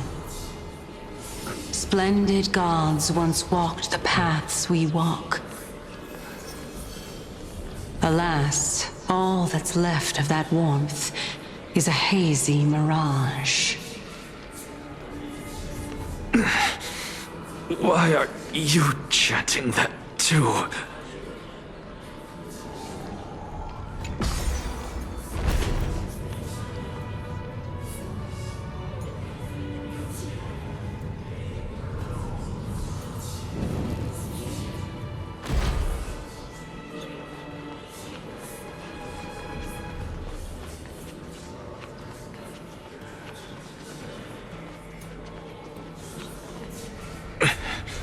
We're here, finally. So, I don't get to ask the Titan my question, but all of you make for a pleasant surprise, nonetheless.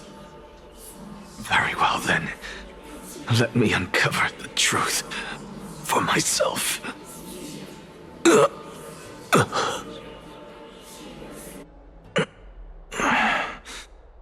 I still fail to make it in time? So, I'm back here again. This is... I can hear it.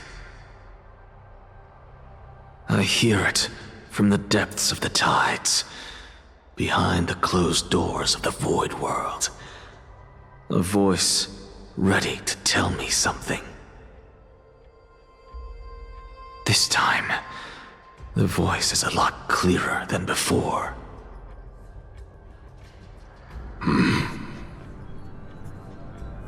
Since we've come this far, let's just wait.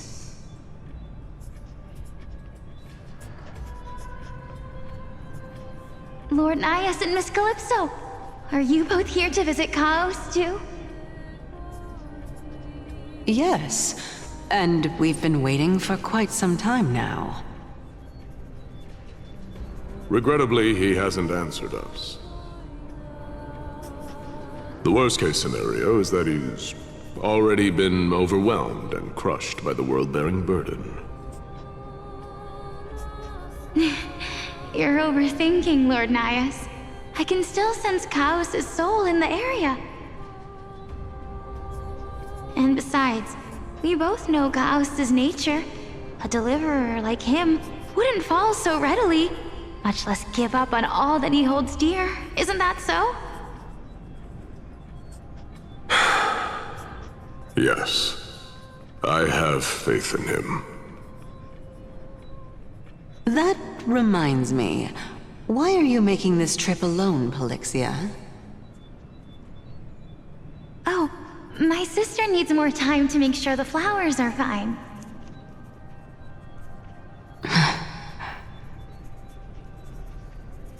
Such a pity.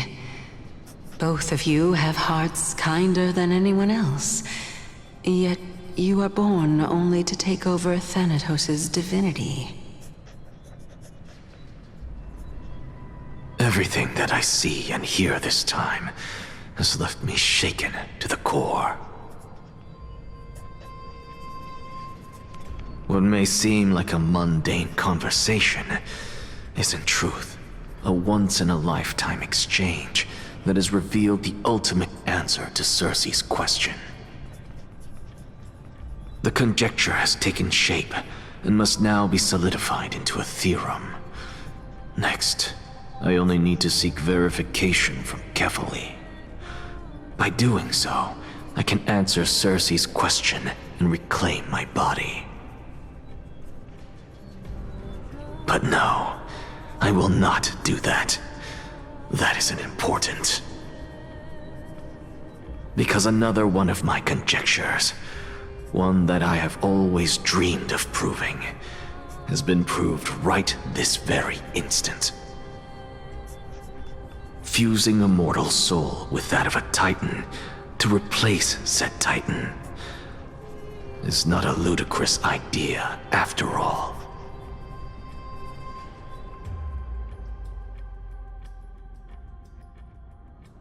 What are you thinking about?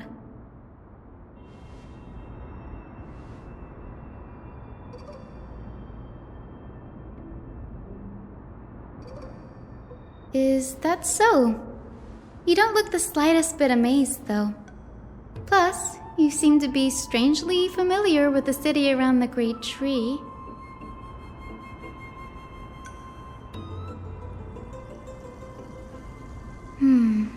Events of the past, huh?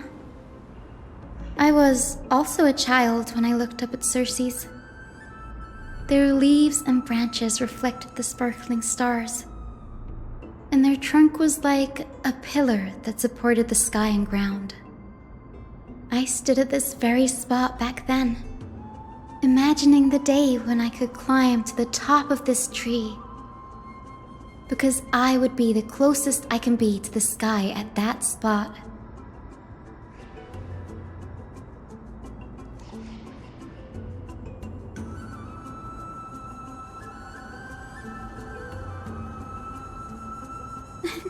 Don't read too much into it.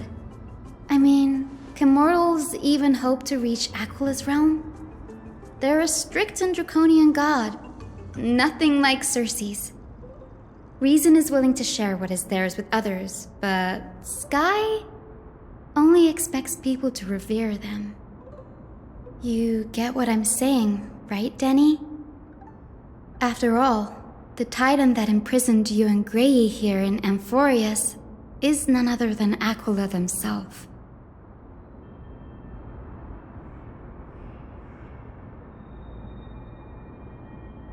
But there will always be people who dream of soaring towards the sky. The Grove has a wealth of research on Aquila, and that is exactly what we are here for. It's just, I never thought Grey would meet with something like that before we set off. As a physician, I should have been there by his side.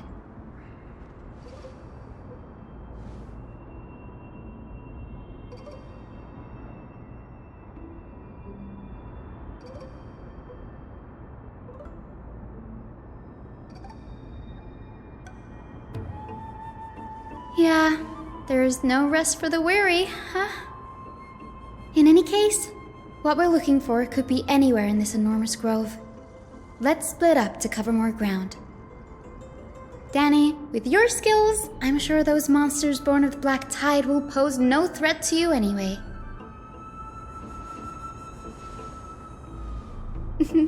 Have you forgotten that you're talking to the chief physician of the Twilight Courtyard? Have more faith in me. I'll be just fine.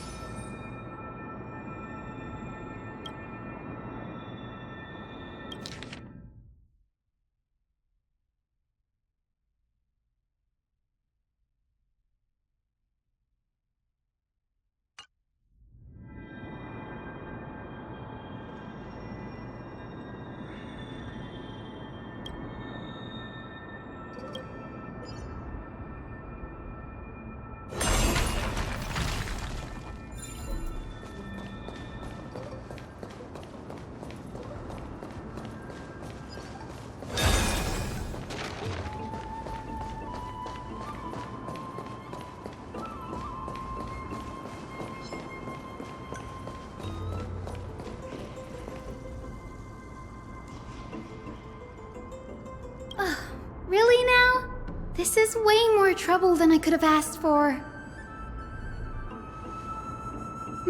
Or you could sit back and watch.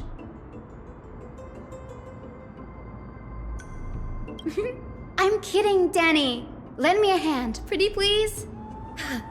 All right, now let's get him!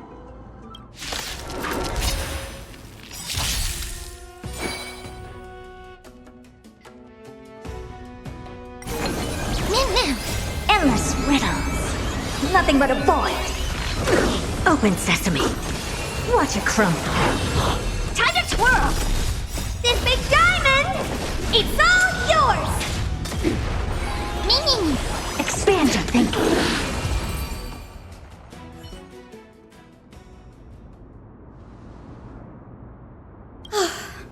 The Black Tide is remarkably quick to detect the light of Amphorius. So or rather, the blessings of the Sky Priest in me, might have unknowingly called them to me. Anyway, never mind that for now. Here, you might want to have a look at this. I found it around here and thought it might be of interest to you.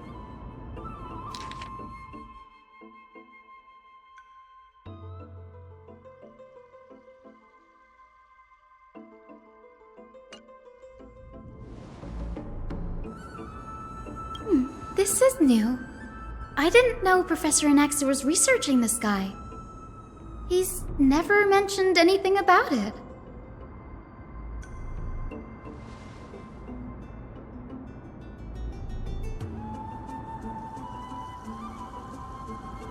Might is an understatement.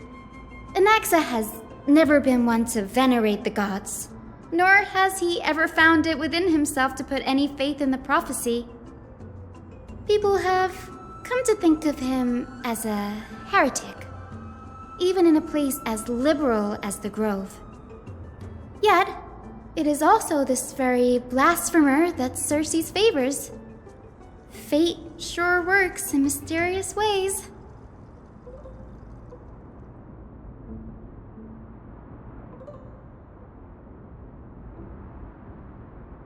Oh, let me have a look.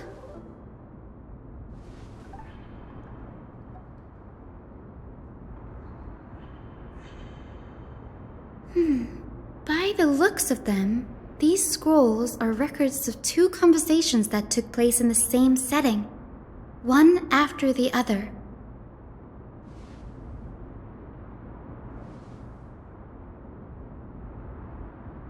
Sure, go ahead. The Grove of Epiphany is home to 7 schools of thought. While all 7 schools are founded on the ideologies of Thalesis, the first scholar, each is unique in its own way. Among them, the Venerationists revere and worship the Titans the most. As the sage of the Venerationists, Euthyphro has always been at loggerheads with Anaxa. If we were to place the 7 sages on the scales of Talanton, Anaxa and Euthyphro would be placed on opposite sides to achieve balance.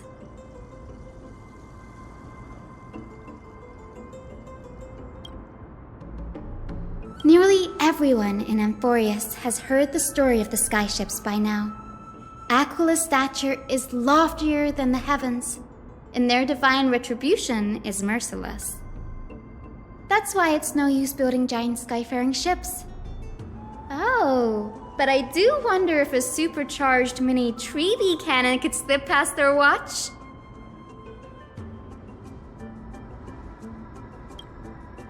Newsporists primarily study the application of alchemy in soul repair.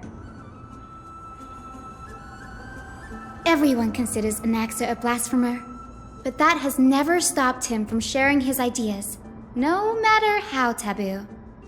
If you must say that he's hiding something, then it's likely what lies beneath his eye patch. Anaxa often says that every failure brings us one step closer to the truth. Perhaps, to him, the crash of the skyship carries a different interpretation. The firmament is not impenetrable. On the contrary, it was precisely because the skyship represented the first step toward breaking free from the shackles of the earth that it provoked the wrath of the Sky Titan and brought divine punishment upon itself. It's a shame that the majority of the Grove's research on Aquila was headed by the Venerationists, with sacrificial rituals making up a predominant part of their findings. Discourse about more esoteric subject matters in relation to Aquila dwindled even further after the skyship incident. So much so that even this scroll is completely new to me.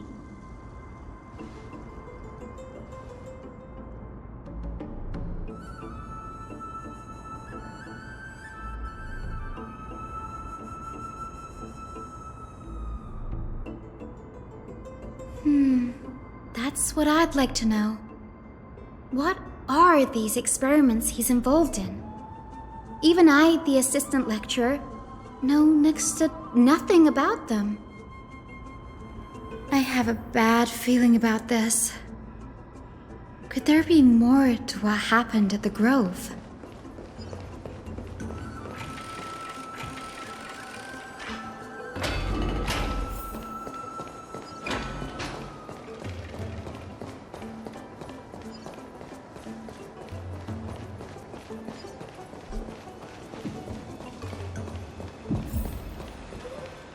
This is the Library of Philia, a place where the Grove stores its collection of tomes. Other than books written by the 7 schools, you can also find philosophical texts, ballads, and religious writings from the Outlands here. Cities that desire to learn from the Grove were apparently expected to contribute knowledge of equal value to what they sought. We've had more than our fair share of hilarious episodes over the years. For instance, it's said that the Erythrocheramists once borrowed a manuscript from a certain author, but ended up returning a copy instead of the original. What's more, the original manuscript was supposedly then hidden here.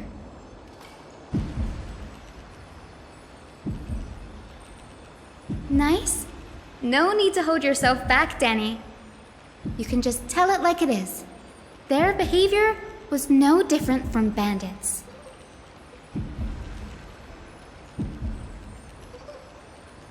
Whew, you've got me there. Some said you couldn't even find a dictionary in Castrum Kremnos, so I guess they were spared. There are too many books in the Library of Philia. Flipping through them all will take too long. Why don't we use the biblioslate to search for the texts we need? We can bring them back to Akama for reading after that.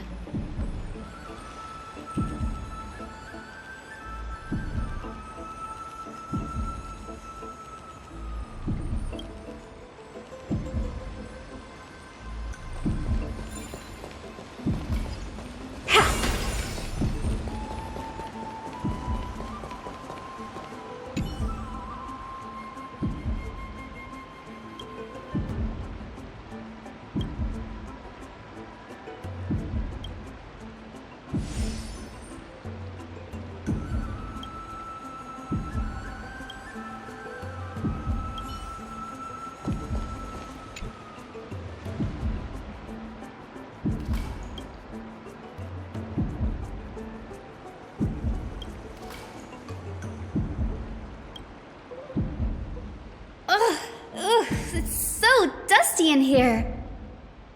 Whoa. Are these all complaints about him? I can already see what they must have written.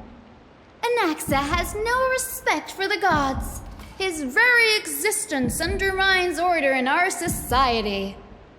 They're probably all things like that. Why else would they call him the Great Performer? When Anaxer established his school of thought, the first thing he apparently did was read his own work to everyone. Are the Titans truly an accurate reflection of what humans think gods should be? Worlds created by gods are indubitably perfect, but what of Amphorius? only foolishness and insensitivity everywhere you turn.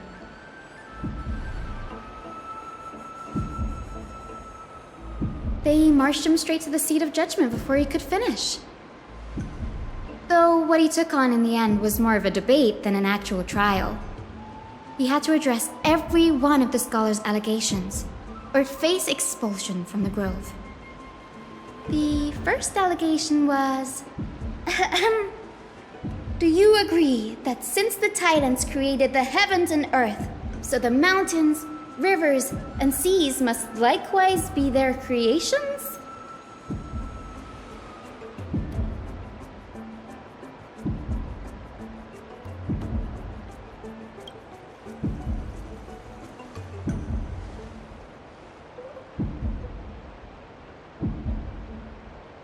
Anaxa would have probably been spared a lot of trouble if he had answered this way. Instead, he quoted past instances of the flame chase journey and posited that humans have the potential to take over the divinity of Titans. Needless to say, his critics didn't take kindly to his answer, so they followed up with a second allegation. You claim to be studying souls, yet you are, in fact, defiling them and committing acts condemned by the gods. Do you admit it?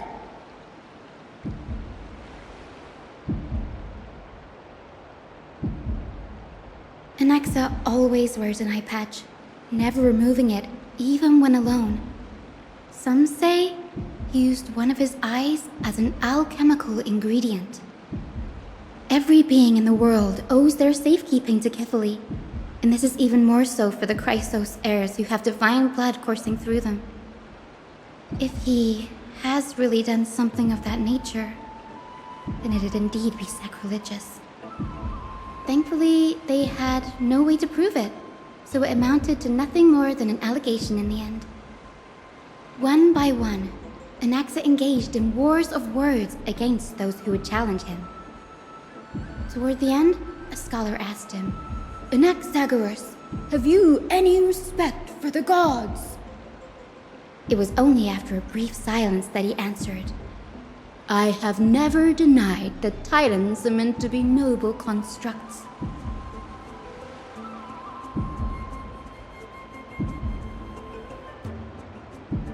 Yes, I'm not sure how that controversy was eventually resolved, but what's for certain at least is that Anaxa was allowed to stay in the Grove where he continued his research, despite being regarded as a heretic.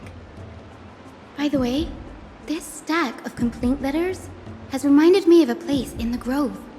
We may find clues there that aren't on the teleslate. I'm talking about Anaxa's alchemy lab, hidden between the cornerstones.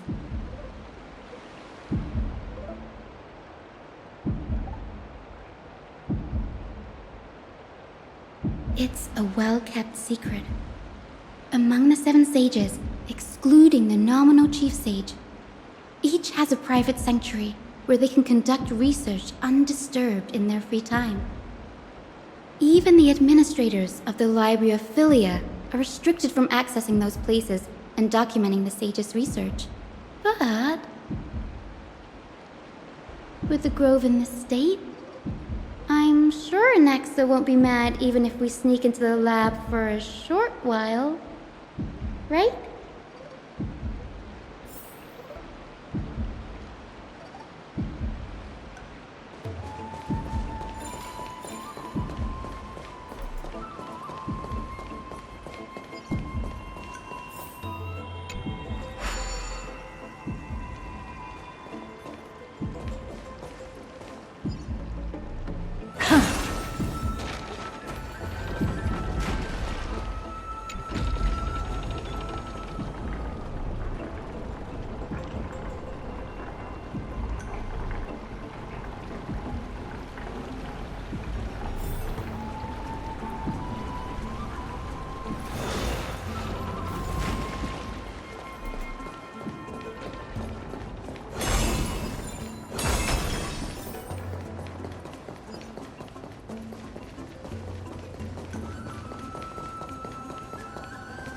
This is the place, but where is everything.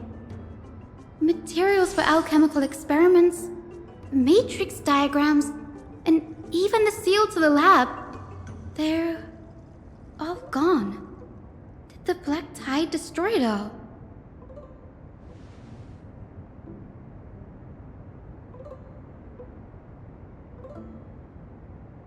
No, not even close.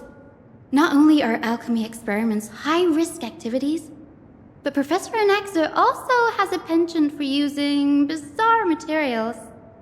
Students often saw him walk in looking right as rain, but come out covered in soot with his hair singed.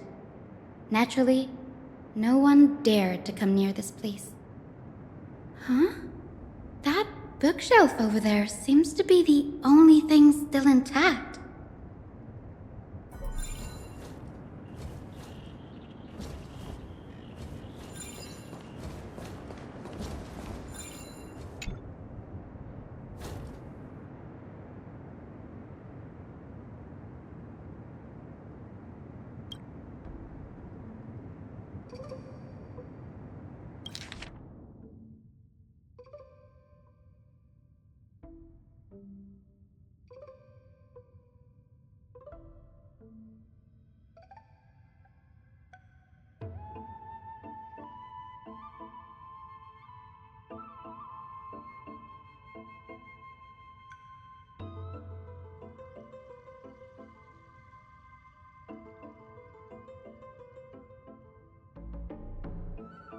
What's going on?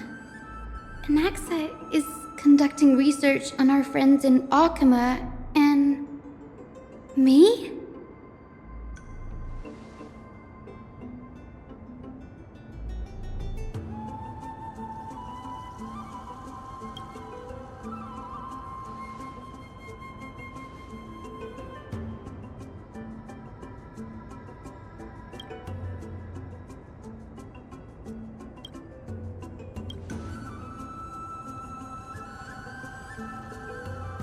It wouldn't have been so strange if he had focused only on Cassie, given her own curiosity about her origins. Plus, considering that the new sporists have crafted omnipotent medicines capable of curing diseases, it also makes sense that he would conduct research on immortal Chrysos heirs. But now, it seems Anaxa's objective was never to create medicine, but to identify the origin of the golden blood and figure out its inner workings.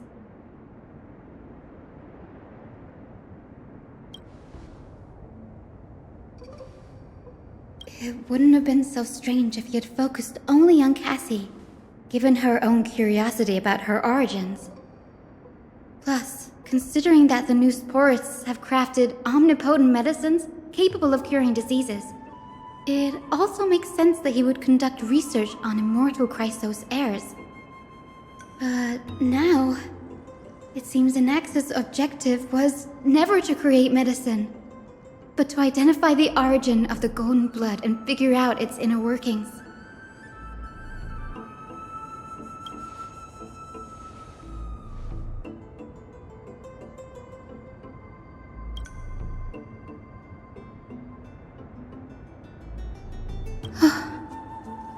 Danny, look at this. I have a bad feeling about this.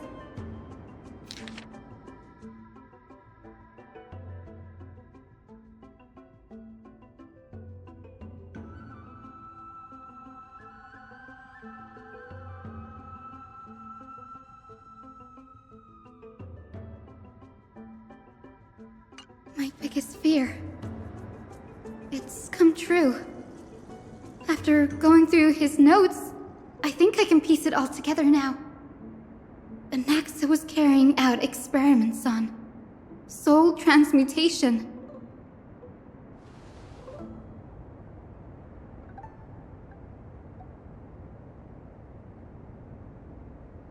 Yes, this is what he was secretly conducting research on. Something he had to keep hidden from others. Compared to his public speeches, this is the real blasphemy. Oh, I just thought of something. Do you remember when the black tide was approaching? The Grove had planned to send Cersei's core flame to a safe place. But an accident happened along the way, and Anaxa lost his life in the process?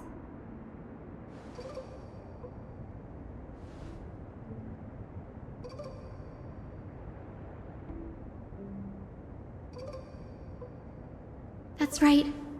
But what if Professor Anaxa's fusion with the core flame of reason wasn't an accident?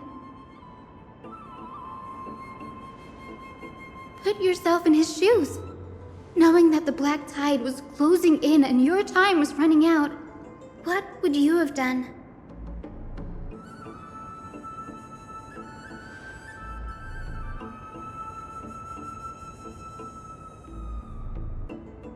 Exactly.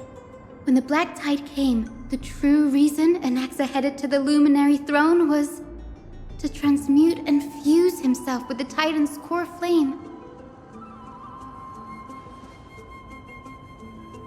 No. Judging from how he reacted after the event, the results came as a surprise. Maybe he failed to consider the possibility that Cersei's would make a similar decision. The manuscripts detailing all the alchemical formulae have been taken away. His research is still ongoing. Like what? There's only one Titan left in the world now. No. No way.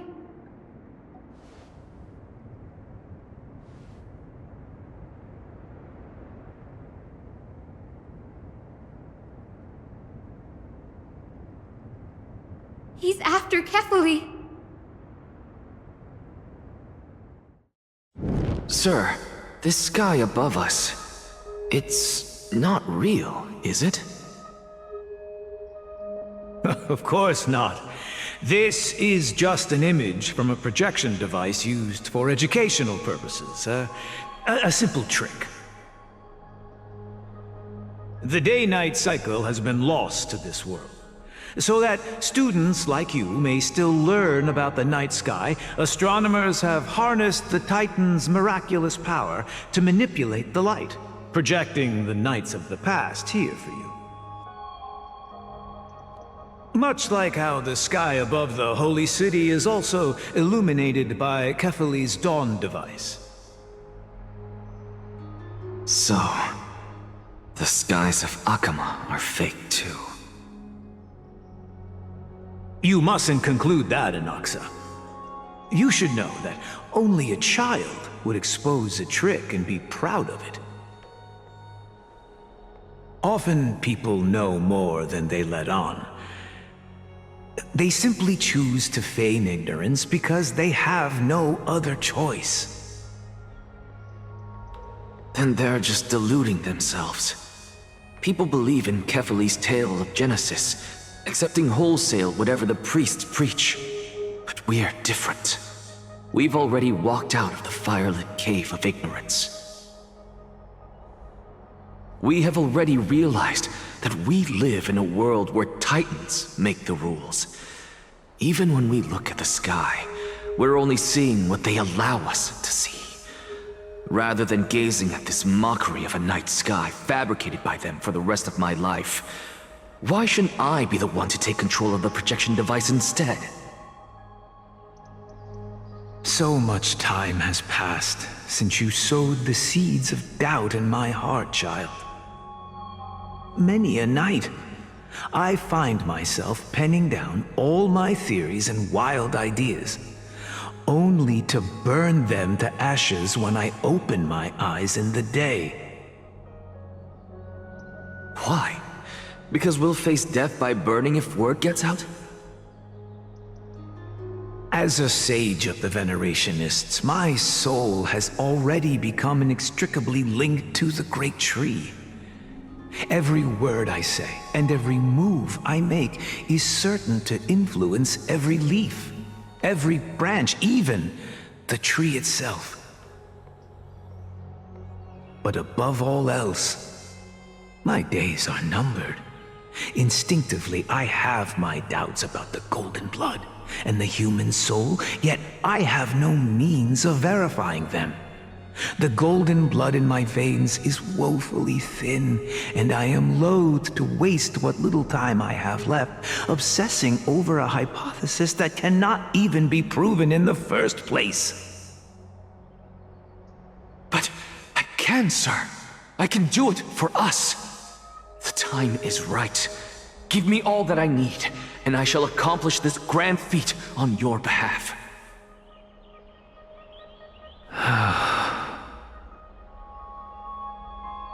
You're right. I shall do just that. In the next meeting of the sages, I will spare no efforts fighting for the rights you deserve. Go. Establish your own school of thought. Find out what we are. Become the one who conquers the ultimate truths of the world. Child of humanity. You didn't go to such lengths for an audience with Kefali. Just ask him a few questions, did you? So, you figured it out. If I were as foolish as a Dromus, perhaps I'd throw myself down and prostrate before their greatness, begging for the gods' prophetic wisdom. Well, sorry to disappoint, but I'm no Dromus. Alas, I am a human, standing tall on 2 feet, possessing both intellect and pride. Before such power, does it make any difference whether you're a human or a Dromus? I'm sure you're familiar with the story of the Styxians. When the raging waves threatened to swallow them, they didn't just give up and become sitting ducks. No. They constructed a dam that kept the roaring tide at bay, chaining down the mad Fagusa. They call me a blasphemer, Xerxes. But that doesn't mean I deny the existence of gods. It's just... as I see it, Titans are simply a force that mankind has yet to find a way to tame. Oh? If power that rivals the Titans is what you crave, why not conform to the prophecy and brave the trial? Why stop at harnessing the power of the Titans when I can do so much more?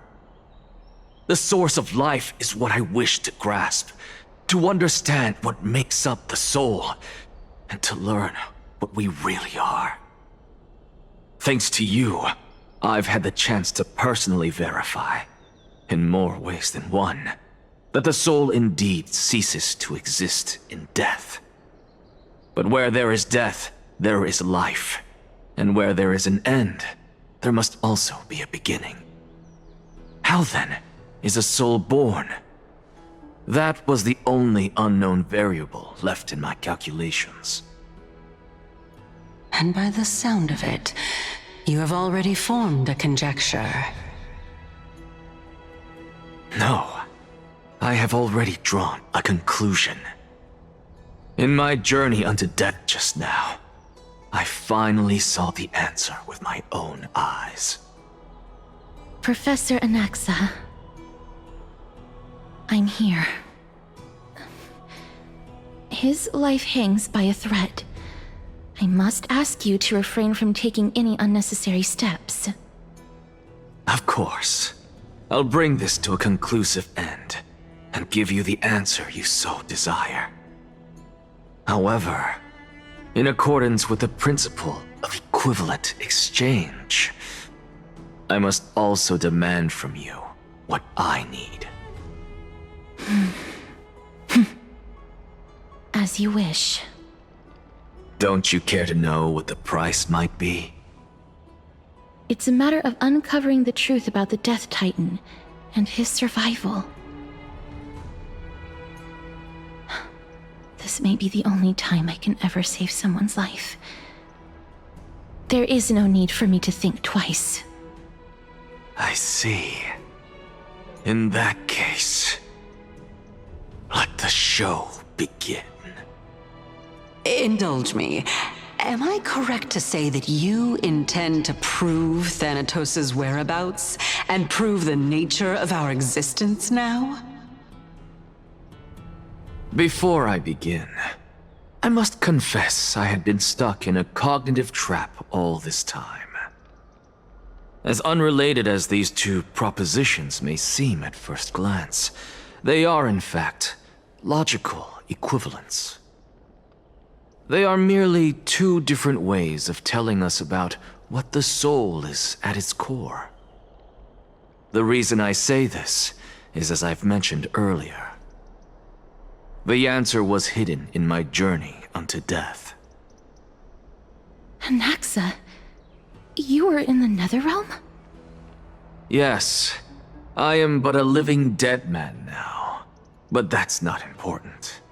What truly matters is, I overheard a conversation between heroes. That's not all. Remember how I said you were a part of that conversation too, Circes? And I've told you that I have no recollection of such an event. That was likely just an illusion conjured up by the mind of a dying man. Of course you would remember. Because that wasn't you. That was Calypso, one of the 7 sages of the Grove. Calypso? Huh? Oh, that's the name I made up on a whim when speaking to this girl. How do you know of it? And surely you jest. Don't you think I, of all people, would know if that were the name of one of the 7 sages under the shade of my tree? Don't you claim to know the Grove's past like the back of your hand? It seems you've lost even the memories seared into your soul. Use your head, Circes. Since all of this took place in the realm of the dead, it stands to reason their likenesses are of souls from the past. The living cannot step foot into that world, so who could they be? Think about Calypso. Why does she share your likeness, yet you have no idea who she is? The answer is evident, is it not? Those fallen heroes are the mortal incarnations of the Titans before their ascensions to godhood. The gods aren't master creators born out of thin air, and they are no different from humans, because they all evolved from one.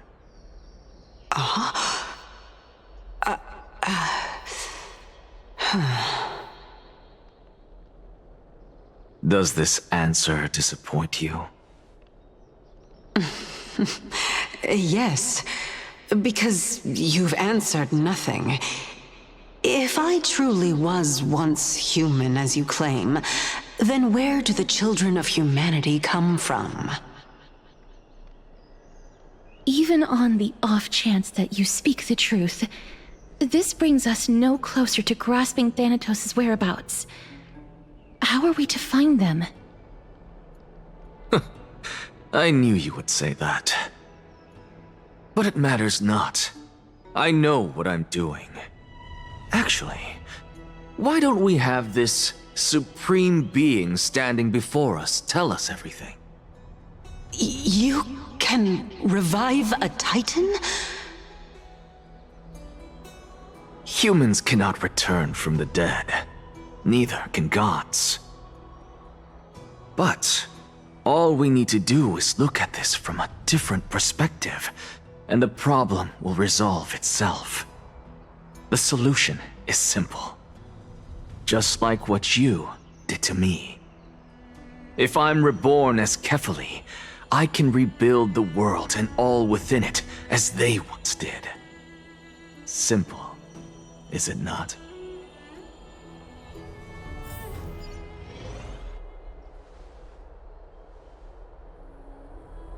I have news from Hyacinth and Danhung.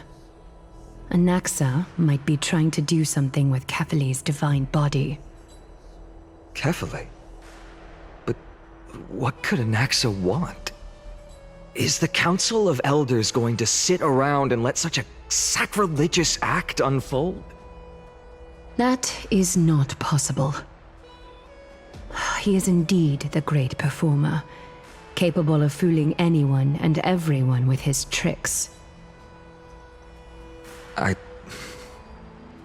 I'm sorry. No need for guilt, for this is good news to us. The Council of Elders has found themselves a traitorous ally. Anaxa's ambitious desires will be something we can exploit. What we should be doing now is to keep our eyes peeled for whichever trickery Kindness is up to, and react accordingly to thwart her plans. Being Akima's political center, the Demigod Council holds just as much significance as the Vortex of Genesis.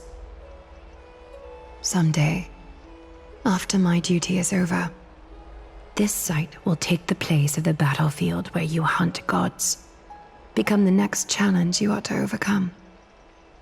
Till then, it's best to get used to this place as soon as possible.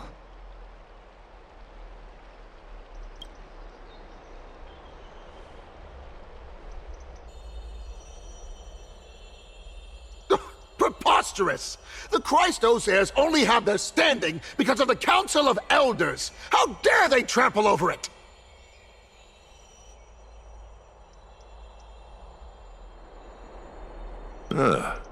It's been a while. What is that supposed to mean? Is this really the sort of person that the young lord praised as a ferocious warrior? It has indeed been some time, Lord Crateros. What brings you here in such haste? Shh, keep it down. Be more vigilant. See those duplicitous dogs over there? They do the dirty work for Kindness. I've already ordered my people to hold them back, but we should still lay low, unless you're itching for a bloody fight to get a workout in. My bad. So, did something happen? Did you hear thunderclaps last night?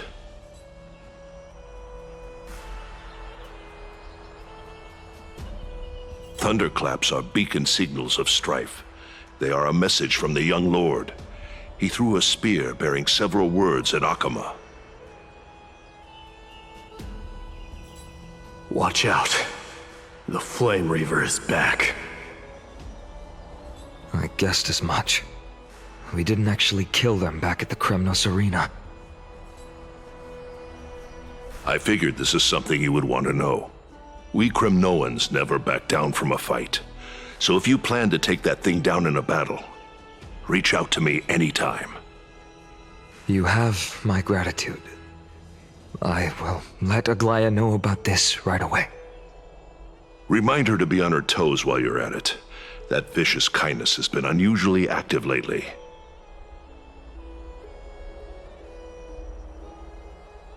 Those lackeys she keeps under cover have been going in and out of the city a lot more frequently these days.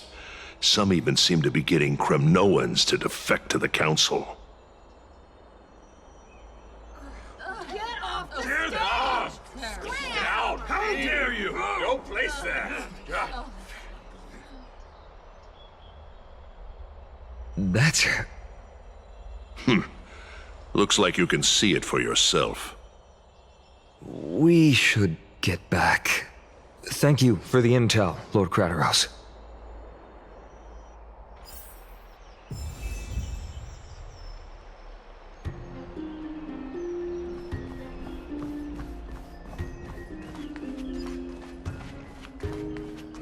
By Kefali into Lenten above, as the Theoros I have observed. Aglaya, what happened here? I know about the poisonous fangs of that king snake through the golden threads. In the past, I would be confident about keeping her in check, but I admit I am now unable to do so.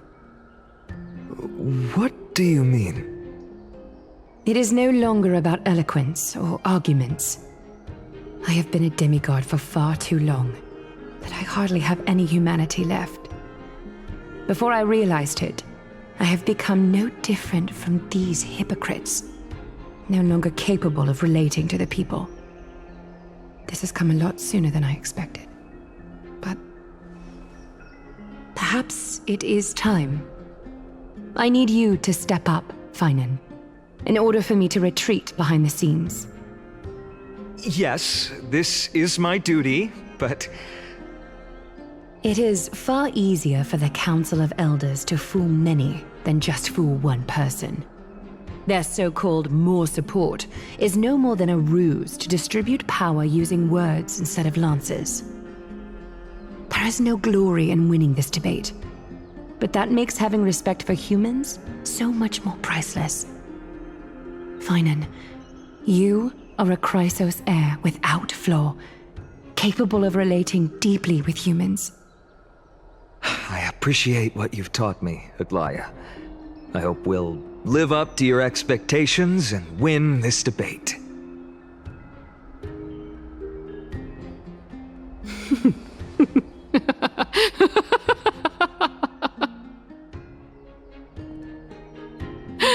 Oh, you've done well, Lord Calictus.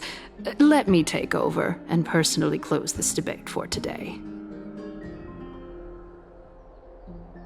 Dearest counselors, let it be known that I sorely miss the blissful times portrayed in lyrical poems. Back then, Amphorius was home to nearly 1,000 cities, each with their own local faith, while gods walked the earth and shared close bonds with humans. Yet, in the present, people from all over are forced to leave their homeland to seek refuge in the holy city where they hope to rest under Kephaly's protection. All of us have long been in the same boat with no way out of this plight. We didn't have a choice in the past, but now the Council of Elders brings to the table a new possibility. All I have left is one question for you. Would you rather strive toward the unheard of Era Nova, or return to the prosperous Era Chrysia of our past? Make your choice.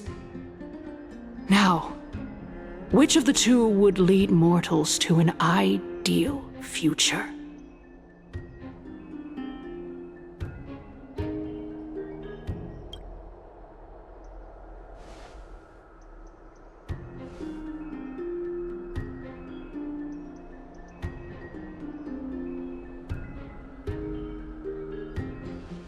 We all know that Era Chrysia is a thing of the past, Lady Kynus. Please, enlighten me. How does the Council of Elders plan to turn back time? Let the 3 Titans of Calamity be born, and Era Chrysia is nevermore. But bring demise to those Titans, and Era Chrysia will descend upon us again.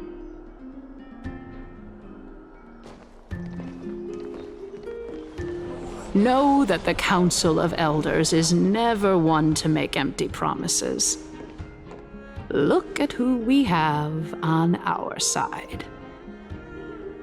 Anaxagoras, one of the Grove's 7 sages, and Castorus, Idonia's goddess of death. With the help of these 2 heroes, I can promise all of you that Era Chrysia will exist once more. Aren't they Chrysos heirs? They're supporting the Council of Elders instead? It's clear from the start that these heroes do not get along well in their group. All the more proof that Aglaya isn't fit to speak on behalf of every Chrysos heir. I am in favor of Era Chrysia. Era Chrysia! Era Chrysia! Era Chrysia! Era Chrysia! Era Chrysia! Era Chrysia! Era Chrysia!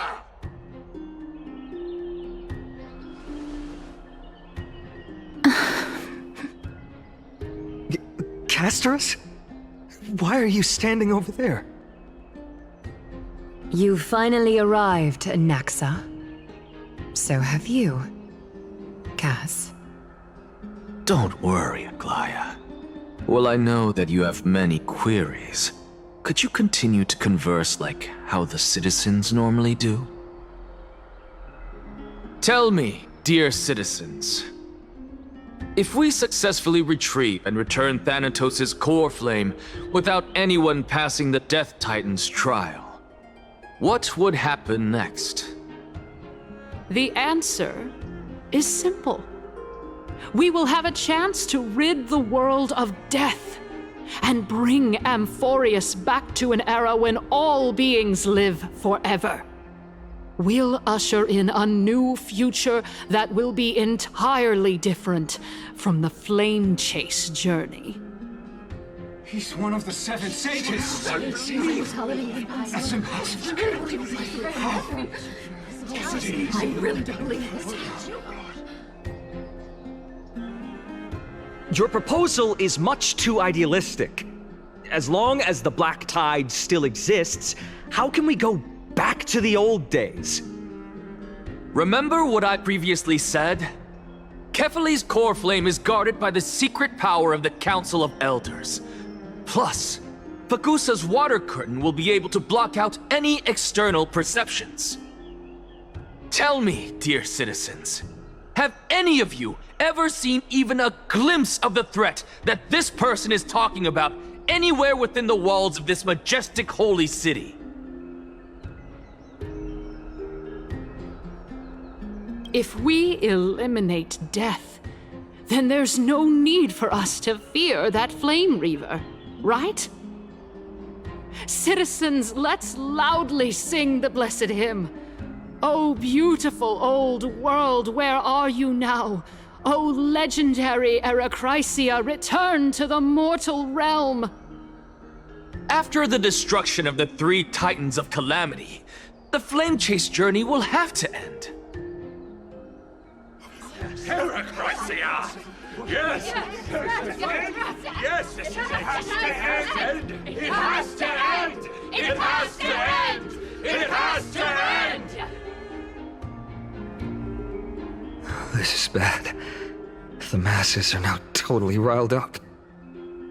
Naxa, pray tell. Everything that you've mentioned hinges on the premise that we can find Thanatos' existence, right? Thank you, Lady Aglaya, for still caring about this city. However, dear citizens, we are truly fortunate and blessed. For Castorus, Idonia's goddess of death, will surely find Thanatos under my guidance. What?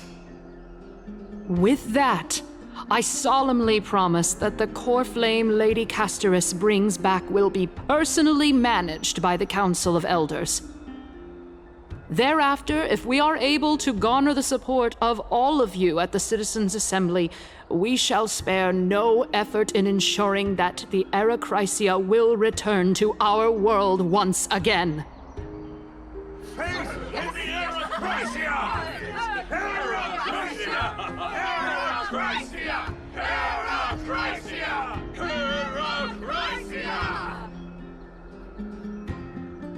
With the balance shattered, the result is clear. By Kefali and Talent and above, as the Theoros I have observed. Akama has chosen her destiny. The issue up for discussion at this Citizens' Assembly shall be modified to the suspension of the flame chase journey. This resolution shall be put up on the Wall of Heroes, such that all citizens are aware of the city's way forward. Yes! To the future! Yeah, I like this. Fantastic. Yes. Aglaya, dear Aglaya. What has caused your heart to soften? You also don't seem to be as quick-witted as before. Wag your tongue as much as you like. Since the flame chase journey has been preordained by the prophecy, our failure has never been on the cards. Well then, I guess we'll find out if that's true at the Citizens' Assembly.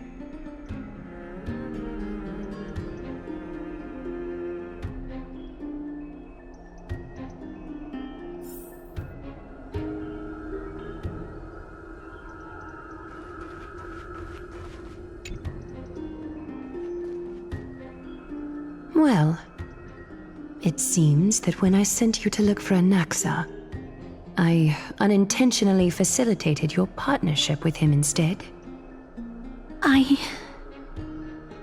My apologies, everyone. I know that you have many questions to ask me.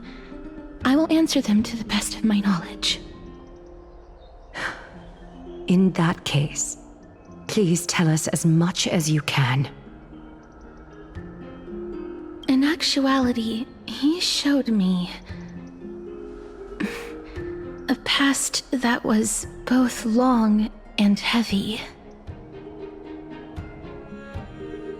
The reason I say this is as I've mentioned earlier. The answer was hidden in my journey unto death. Anaxa, you were in the Netherrealm? Yes, I am but a living dead man now, but that's not important. What truly matters is, I overheard a conversation between heroes.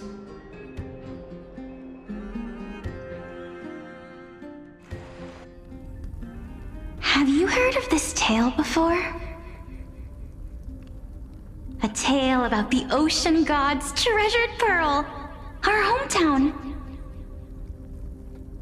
It was a seaside town which enjoyed the ocean breeze and glorious, peaceful times, thanks to the wisdom of its ruling queen. Until one day, an evil dragon descended upon the town. Its wings were large enough to blot out the sun, while its claws were sharp enough to rip the waves apart. It barged into the tall tower and devoured the queen's beloved daughter. It even settled itself in her bedroom, like a tyrant king. The queen assembled 300 warriors who managed to subdue the evil dragon by chaining it up. However, when the queen slit open the dragon's belly, she realized that the princess had long since been digested, and all that was left of her was a pile of bones. Devastated, the queen wept for several days. It was then that a devious, smooth-talking scholar arrived at the palace and suggested that the princess could be revived through the use of dragon bone and dragon blood. That liar called this process the secret art of alchemy. The princess was reborn! The queen was overjoyed, blissfully unaware that the evil dragon's soul still lurked within the princess's body. As revenge, the evil dragon swallowed the poor queen, the glib liar, the courageous warriors, and all of the town's innocent civilians in a single gulp. Worse still, the souls of the deceased refused entry to the Netherrealm because they were filled with regret. Forced to roam the mortal realm, these resentful souls ultimately converged into a river of souls that would not retreat for a long time. The terrifying death had consumed all. Thereafter, our hometown fell into ruin as well. Until...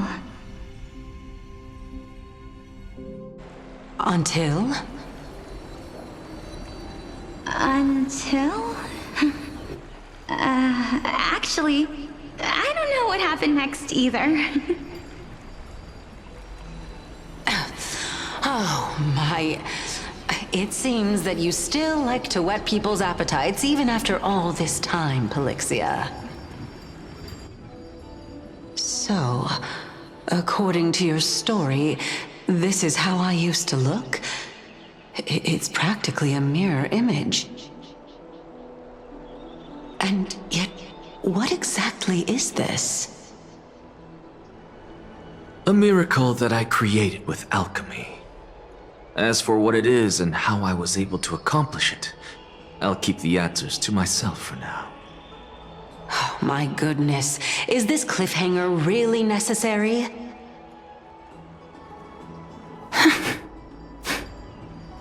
Quiet, Titan.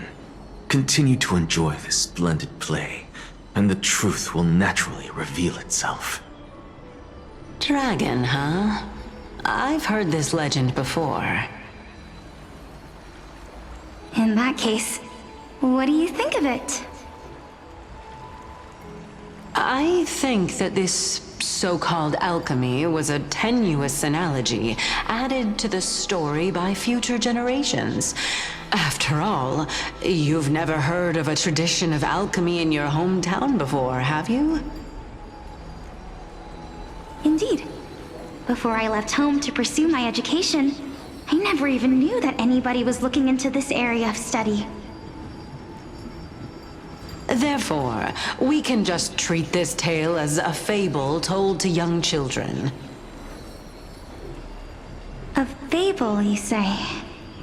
If so, what moral is it trying to impart to the kids? I guess it might be the concept of equivalent exchange? Oh? I thought the moral might be closer to something like honor the dead. Huh. What? At a loss for words? No, I merely realized that we're both thinking of the same principle. If life is priceless, then there is hardly anything else in this world that is of equal weight to it, right? Indeed. As expected of the wisest scholar in the land. You flatter me. Why don't I ask you a question as well, as a form of equivalent exchange? Of course. What is your question? If I imparted my knowledge of the art of alchemy to you, would you use it to resurrect someone you loved? What? What kind of strange question is this? I got it. You're just trying to get me to tell you whether I like anyone, right? Let's just leave it at that. That was rude of me. Yes, I would. Oh? Death is inevitable. In the days to come, I'm certain that someone whom I cherish deeply will leave me for good. If such a mighty power really existed, I think I would use it without hesitation. After all, you, me, and the rest will all have to face that fateful moment eventually.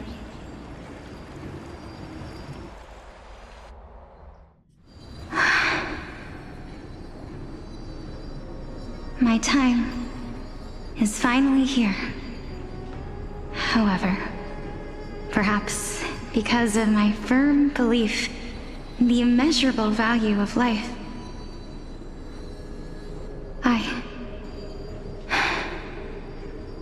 I am unable to complete the trial. You shall wither And through that, the dead will sprout again from the remains and be reborn with the dead flame. It is a pity that fate is such a cruel mistress. Is there no other way of interpreting those words? I'm afraid that the meaning is clear. Between my sister and me, one must pay the price.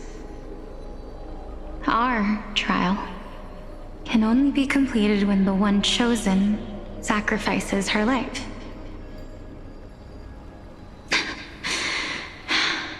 I'm afraid that the prophecy might even have selected a pair of twins for this exact purpose. Fortune makes fools of us all. My sister is prepared to sacrifice herself.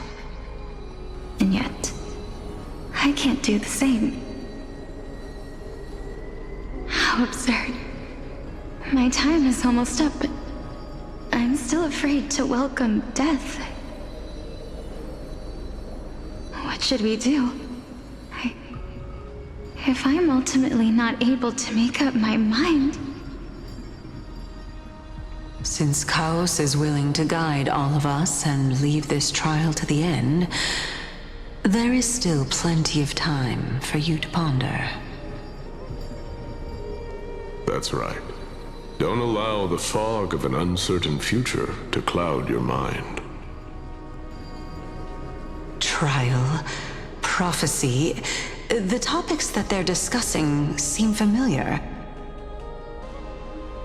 But these three people must not have left their names in the epics. Otherwise, I would have some recollection of this. Amphorius's history before the Titans were born was complete chaos. Is that not strange by itself? I have long held 3 hypotheses about this. However, let's continue watching for now. Calypso, Polixia, and this warrior. I seem to have met him somewhere before. Regarding this matter, Nias, are you confident that you'll complete your trial? Of course. Though, I am worried about what will happen once I've emerged victorious.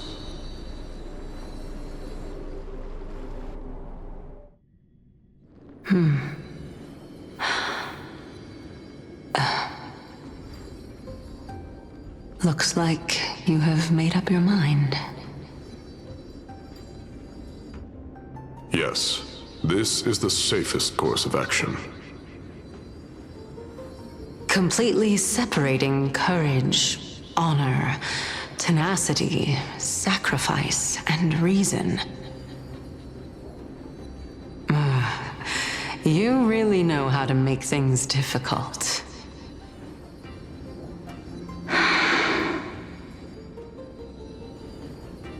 Please, young lady, witness my fall and demise. Lady Calypso, you shall host the soul-rending ceremony. I do not understand. Why would you dare to sacrifice yourself for a future that you won't get to witness? Because this is our destiny. The power that resides within me is so intense that I will one day be engulfed by it. Furthermore, a valorous death before glorious return has always been the path I chose to walk. A journey I began long ago.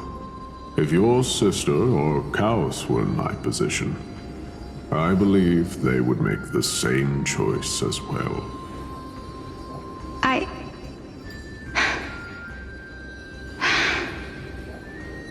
I'm not that brave. I don't know how I'm supposed to face such a serious affair.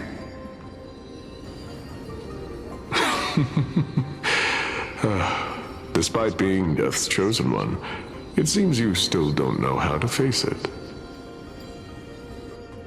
Let's chat, young lady. Perhaps I shouldn't end my journey so hastily. Since there's still time, I'm not worried about letting fate wait a little longer. Of course. This warrior is Lord Anias. As the embodiment of Nikador's divinity, he entrusted his life to us and allowed humankind to end his madness. That means that what I'm currently seeing before my eyes is, in fact... Looks like one hypothesis of mine has already been proven true. These heroes are the true forms of the Titans, before they attained their divinity. If so, the chosen one of death that he speaks of is actually... Polixia? Is the previous form of Thanatos? But her appearance... If this is true, as long as we can find out where she went, we'll naturally be able to figure out the location of the Death Titan.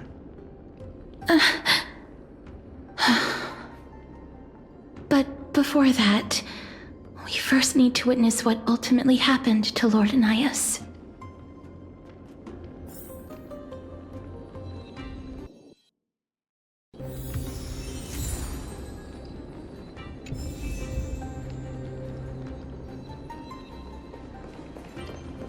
Nikador's courage is a testament that they have never once retreated from a battle. I've heard that these words are still engraved in Castrum Kremnos even today. It didn't occur to me that they were actually part of an alchemical formula.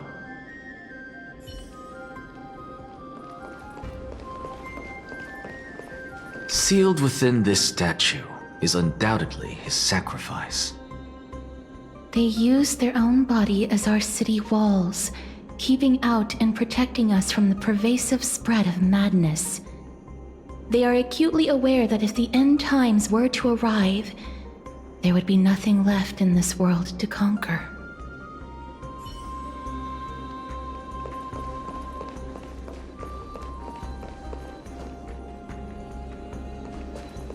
Lord Nias's honor is sealed here. Incredible. The honor in this child's soul is so light.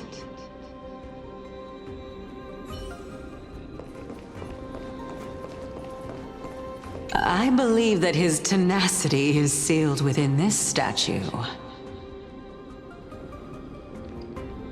Before we fought Nikador, we also released it from the stone statue.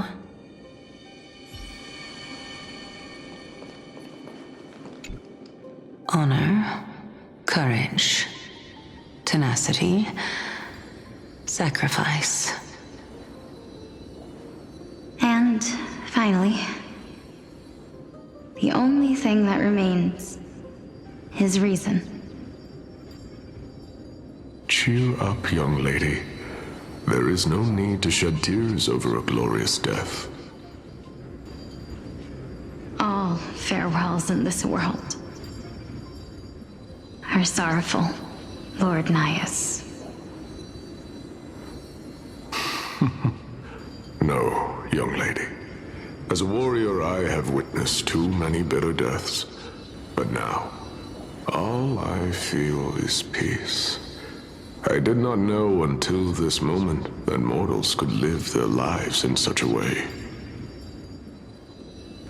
Although only a sliver of your soul remains, you remain so optimistic. Or maybe the truth is that you aren't able to feel sorrow anymore. To be honest, I don't know either. But I am certain of one thing. This is not an acceptance of death nor apathy toward it. It's not even a feeling of despair. I am just enjoying what remains of my life to the fullest.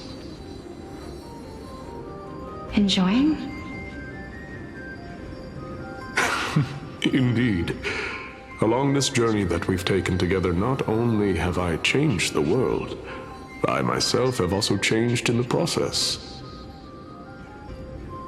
And now I have reached the journey's end. When I look back and see the grand epic that I've personally written, how could I not revel in that fact? But when you depart the mortal realm, won't all of your accomplishments be reduced to nothing? Separation and death are two sides of the same coin. Reconciling this doesn't come easily for a mortal.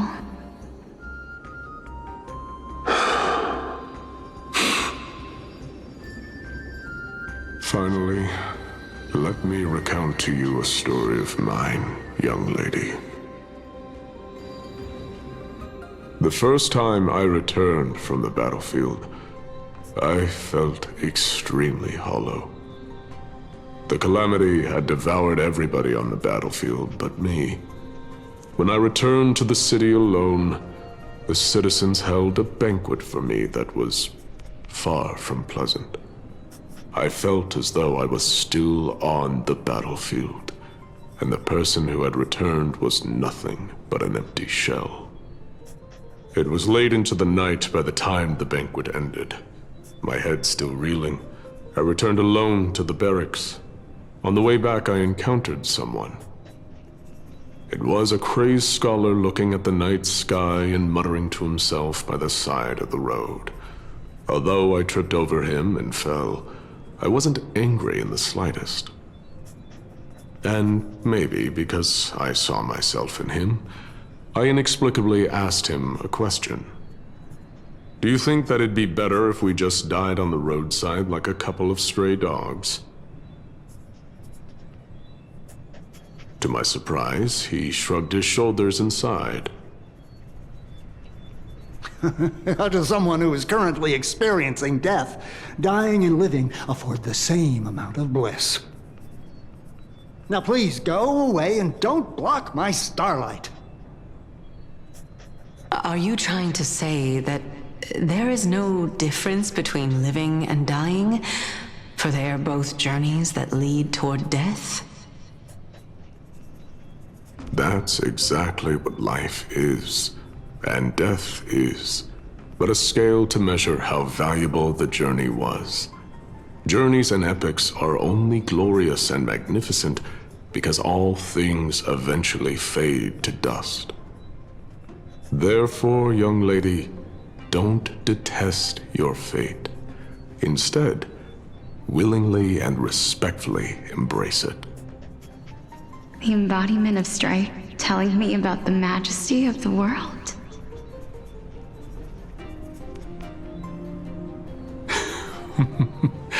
Indeed. I believe that when the fated moment eventually arrives, you will be able to understand my words. It is time for me to knock on death's door. I will set up a long table at the end of the road and humbly await your arrival. When that moment finally comes, let us drink and be merry then.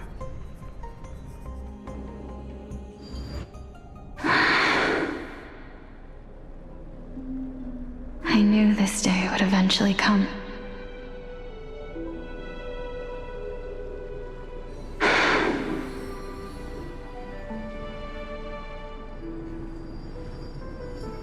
Are the both of you ready?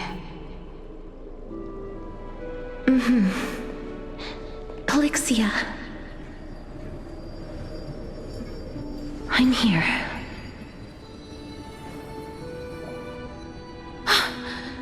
What? This... This is quite interesting indeed. Is this... Polyxia's sister? Is it me? Now, it's time for us to fulfill our promises.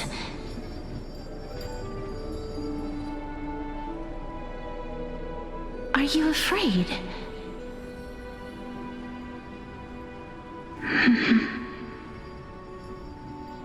What are you afraid of? That I won't be able to do it.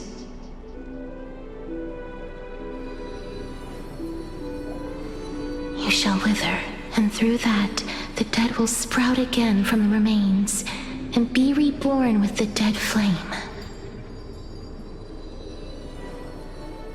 As foretold in the prophecy, and according to our vows, once it all ends, we must face our fated moment head-on. Even if it was prophesied, do we have no say in the matter? It's so unfair. Why are we the only ones who are forced into mutual destruction? Let me do it, sister. Let me be death's sacrifice. I was never long for this world anyway. But you're different. I was the one who wasted your life after all.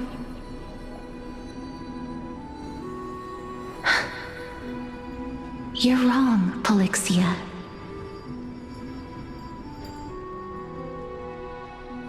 I don't think that my life was wasted.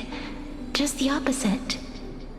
When I finally arrived at this destination and looked back at the journey I took, I discovered that flowers had long since bloomed along the path I walked. It was you who sowed the seeds for this sea of flowers, one that is more beautiful than the promised land at the end of the world. Besides, I have lived a fulfilling life.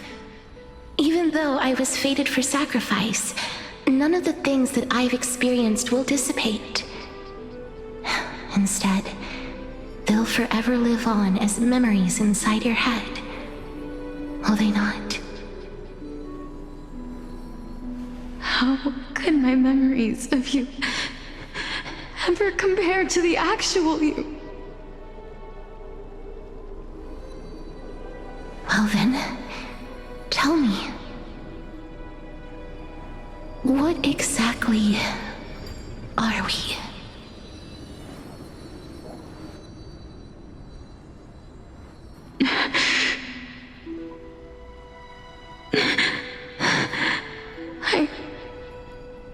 I don't know. I don't know either. But regardless of what the answer is, regardless of how we're shaped by others, or even by this world, ever since we were born, the fact that we existed was predestined, and nothing could erase it. This is why I will always, always be by your side. We're twins, after all.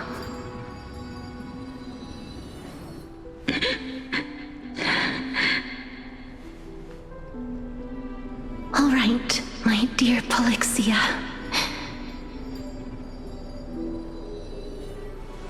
It's time to extract my heart and light the flame of death. After that, use it to plant the first bud in the prophesied new world.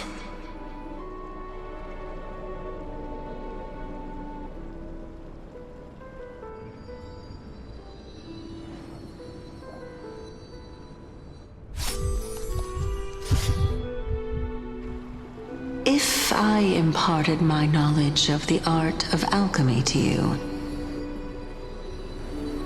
would you use it to resurrect someone you loved?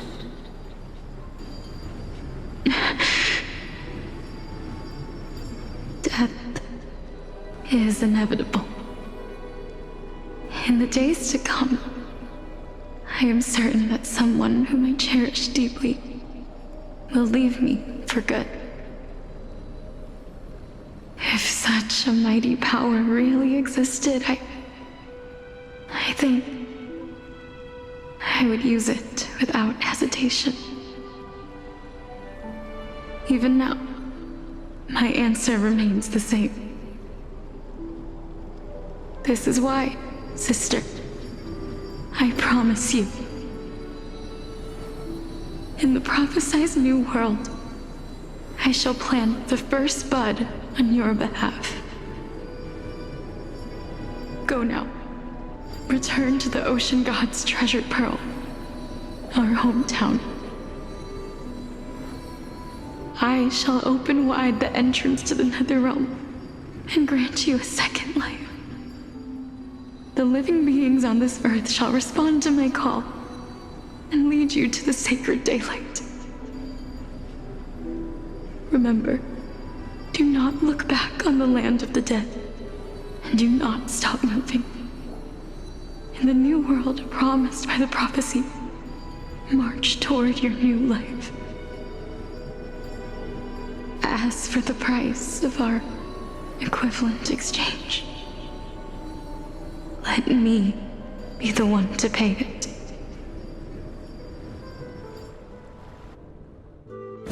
Everybody, we've come to the end.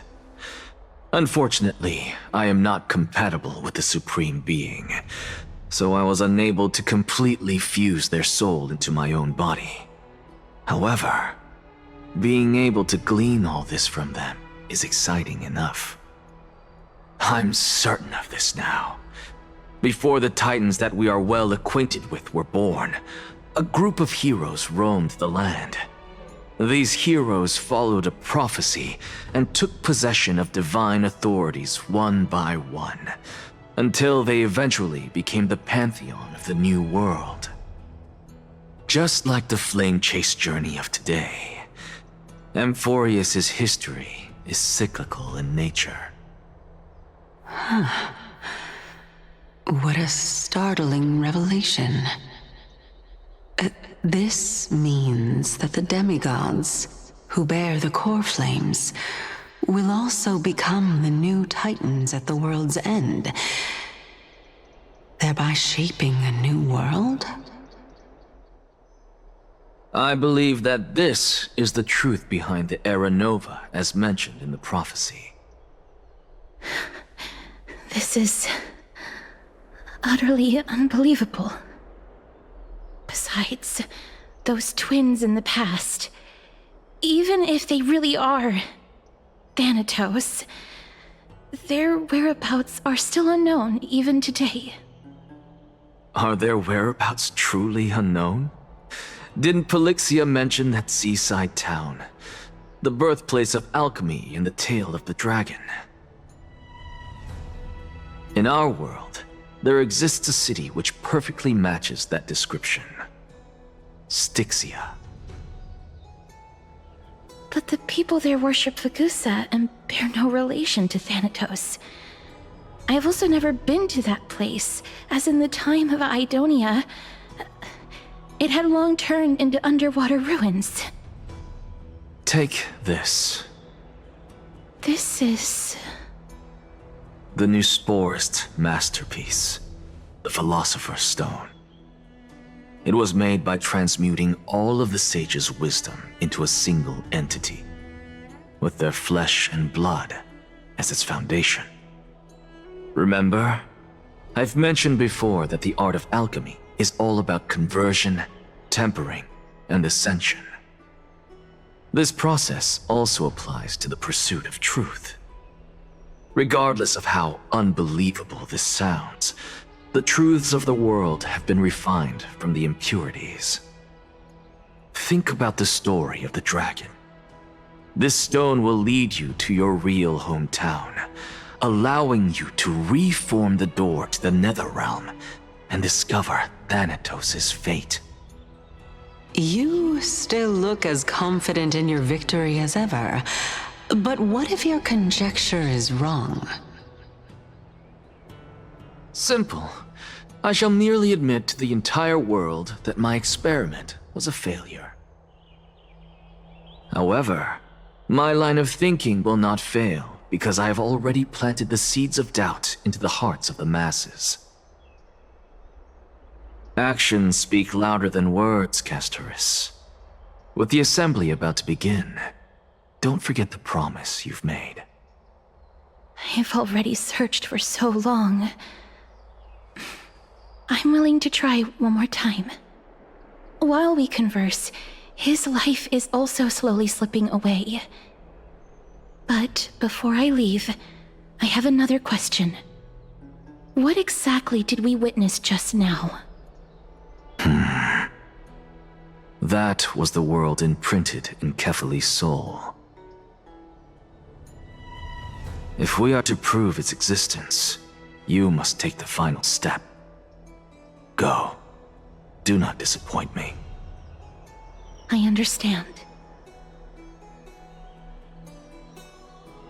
Hey, child of humanity. Don't get antsy. I still remember the question you posed to me. As a scholar, I do not wish to offer up ambiguous conclusions. Let's discuss this topic again when she manages to find the evidence. I merely wanted to ask, was that stone transmuted from your heart? If so, rebirth is no longer an option for you. Why not? When I was a child, I lost someone dear to me. When I was a teenager, I lost my faith. A while back, although you saved my life, I also lost my soul in the process. Now I'm merely forsaking my body. What's the big deal? Why are you always finding ways to die? Isn't it good to be alive? This is but a necessary sacrifice on my path to transform into the purest of them all. Can someone who's dead even claim to be the purest of them all? Furthermore, if your hypothesis is proven correct, does it not just confirm that the myths are true, and thereby invalidate all your theories? No, it's just the opposite. If my hypothesis is correct, it means that I can actually ascend to godhood and reshape this absurd world that you all have created.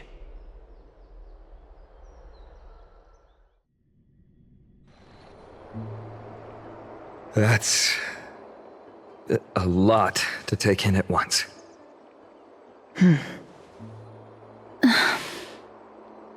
Lady Aglaia, please, let me explain. Go on.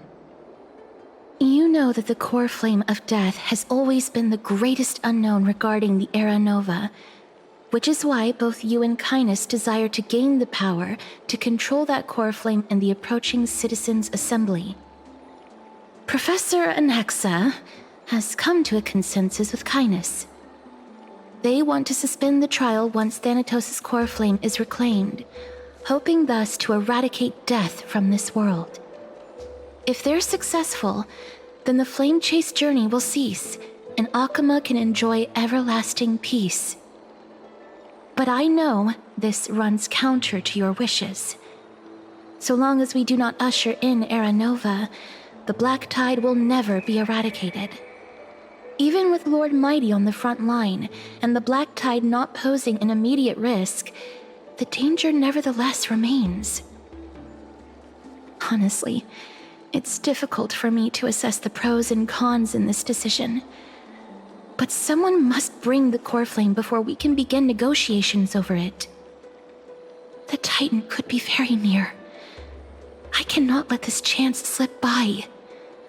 Besides, Someone has to make this trip to bring back Mr. Soul. Well said. You already had every reason to seek an audience with Thanatos. It's that great performer who has weaponized your wishes and placed us in this difficult situation. A world without death. Do you desire that too? If fate dictates that my path must oppose yours, I will do all I can to resist it and protect what I aspire to achieve. Lord Mighty showed me that without taking the first step, all talk of what follows is moot.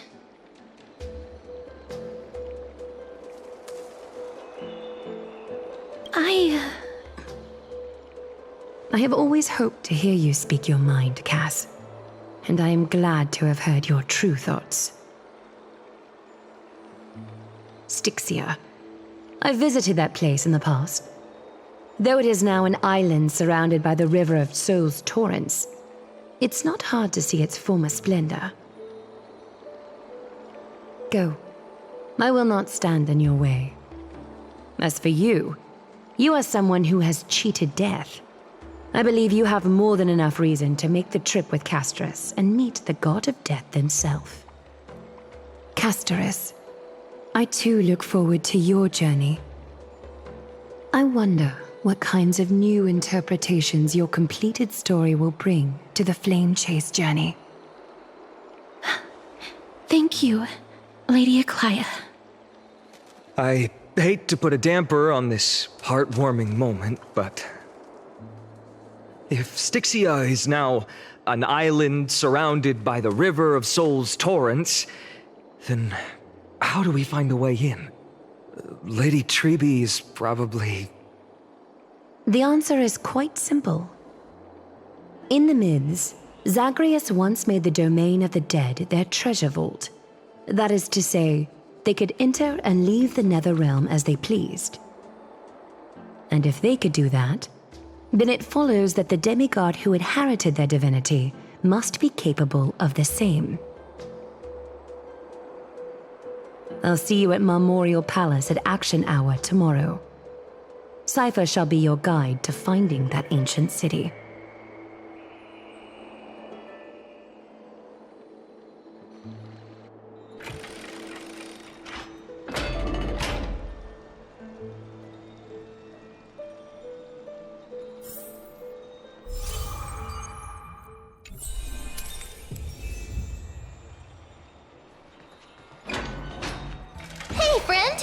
Is the debate finally over? Did you win? Oh, that means victory is around the corner. Well, moving on. I was hard at work even while you were at the debate. I borrowed a mountain of books from Cass to see if I could find a way to solve your problem. Let's see. I still have... only 32 books to go.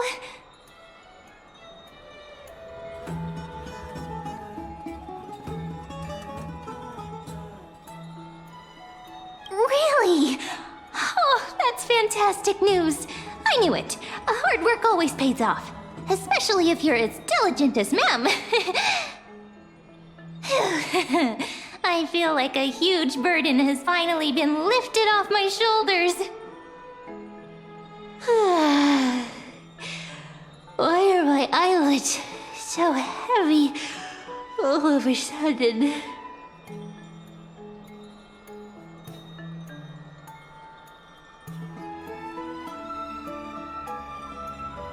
Oh, you're right. Then I'll go back to...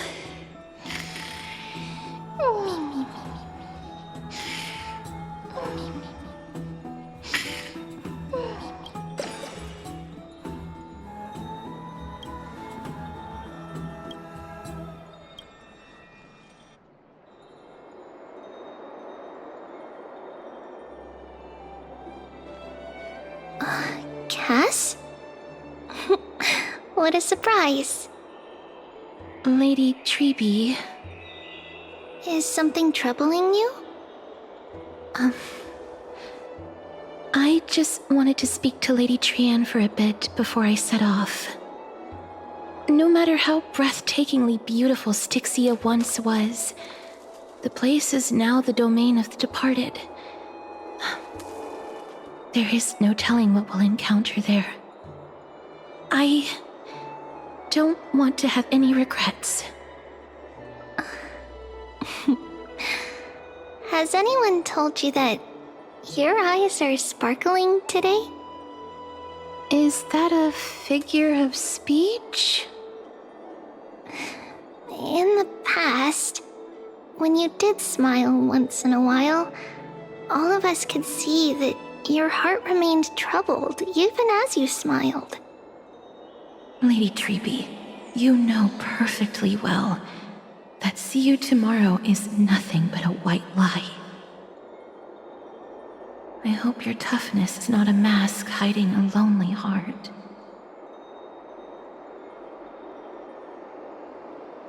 Cass, you hardly ever talked of your past.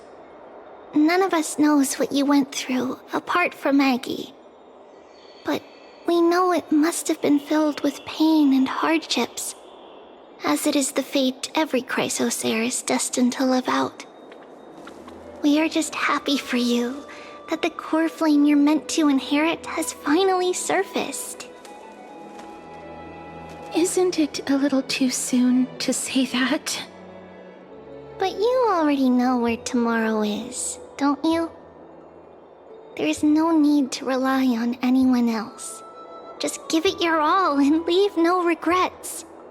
We have always believed that your embrace is just as warm as everyone else's. Because we embrace others to comfort them. And Cass, you're the kindest Chrysos heir we know. Thank you, Lady Treby. This feeling, it's hard to put into words. I suddenly found myself with so many wishes. So much I want to accomplish before setting off. Then go do it, Cass. Trian was actually working on a surprise gift for you. It's a pity she didn't get to finish it. But now Trinan and I are working on it, and we'll make sure to give it to you. So, let's meet back here when you return from Styxia. Safe travels.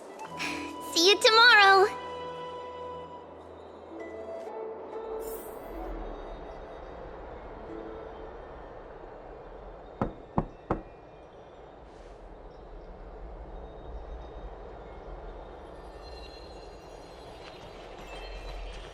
It's me.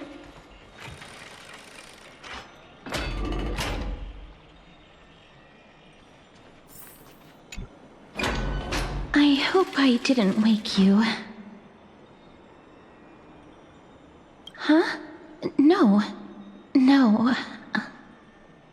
I'm here because of private matters, actually.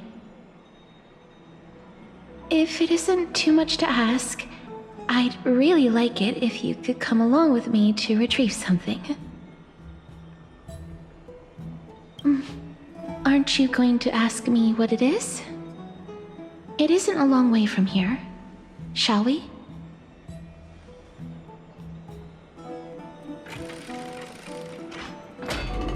I'd love to go in. Have you heard? Seems like all the rooms...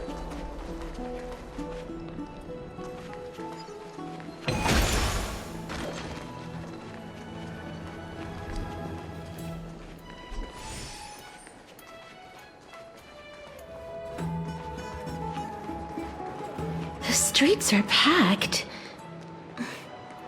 It seems the vote to pause the flame chase journey has begun. I want to vote! Tell me how I can vote! Take your ceramic shard engraved with the Kephili rune, select the Council of Elders in your heart, and pray silently until the shard registers your choice. Then toss it into the Dolium. The Council of Elders? More like the Council of Buffoons?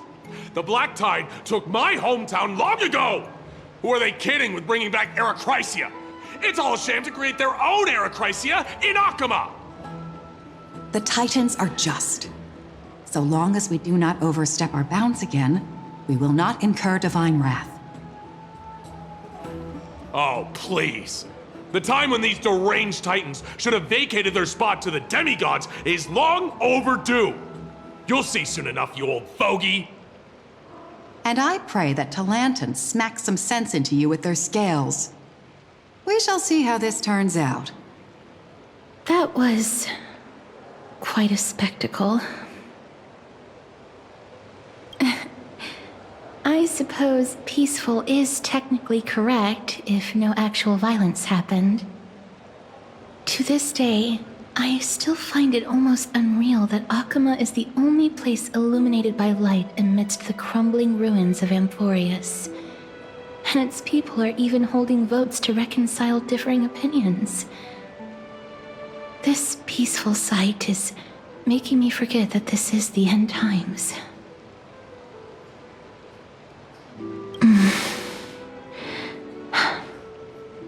Before coming here, I had lived for many years in Idonia, a city of rime and frost.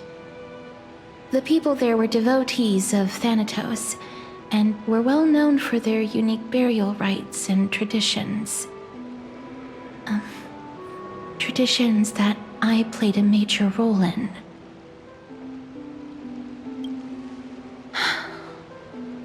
Yes. You now know me as the Mortician of Akama. But back in those days, I was Idonia's Maiden of War. I was trudging across the frosty plains on my own when the Idonians found me. They saw the curse in me as a blessing from Thanatos, and believed that my hands could correct the Arachrysia's mistake and lead them to meet the great god of death. They provided me shelter, but in return, I was expected to grant merciful deaths to war captives, prisoners bound for execution, and heroes alike. Is that how you see it too? But no matter how kind or cruel the means, nothing can change the essence of death. Taking away someone's life is never worthy of religious worship.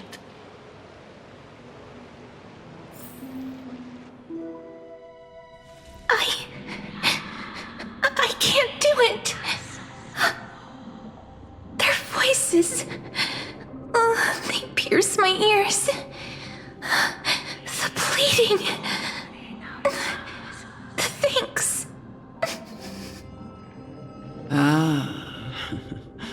I know that feeling, child. I was once as lost as you are now. But you must respect those walking towards death, just like how you should respect yourself as the Holy Maiden granting humans glory and liberation. What you're asking me to do is no better than the task of an executioner, and yet you want me to respect myself. No matter the titles, I am still taking away human lives. This won't be the first time that Edonia's fanatical nether warriors have faced death. On the contrary, recruits new to the battlefield often run away from their first fight. Death is the mightiest and gravest power in this world. The fact that you can wield it means you are deserving of respect. That's such a twisted reason. Then let me tell you a story. In Idonia, the great swords commonly used by executioners are called draconian, in memory of Drakon, an elderly executioner. The sword has 3 air holes along its body. If the sword is swung down swiftly and accurately, the holes would make no sound, and the executed would also depart this world quickly and painlessly. But should the executioner have any hesitation, the holes would produce a piercing whistle. On that cue, the screams of the executed are sure to follow. Every executioner after Drakon is to hone their sword skills every day in preparation of future executions. Every swing of their blade must be more resolute than the last, for failing to do so will bring pain.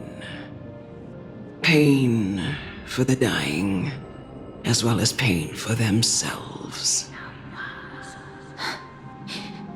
No. I can never get used to this. You misunderstand, child. I am not telling you to get used to it. I'm asking you to consider the source of the dead's suffering and use that knowledge to fortify your future touches with more and more determination. Go, walk with the dead and love them as you love life. Then you'll no longer hear those noises.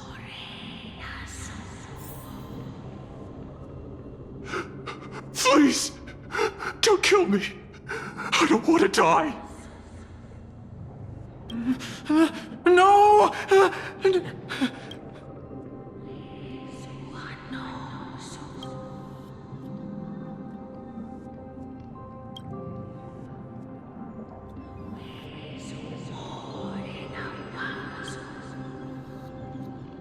May you gain some insights through his sacrifice.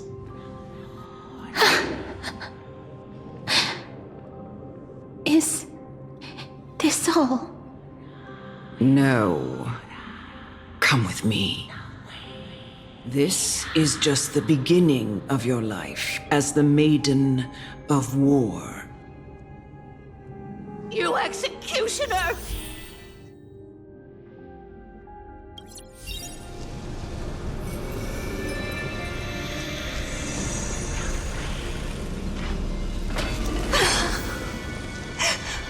Holy Maiden! Go.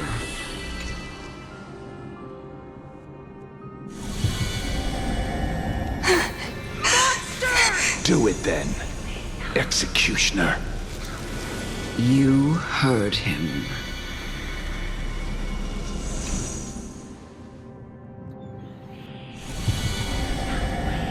I curse you.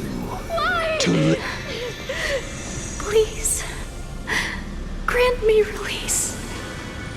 You know what to do.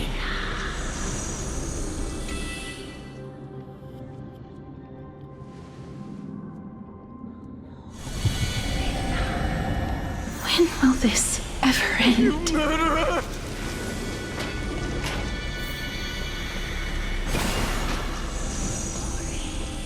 Come. Fulfill your duty. What? What are you trying to do with me? I have aged. The time has come for me to heed the summons of Thanatos and journey to their domain. The final resting place of every Idonian. You're not that old yet.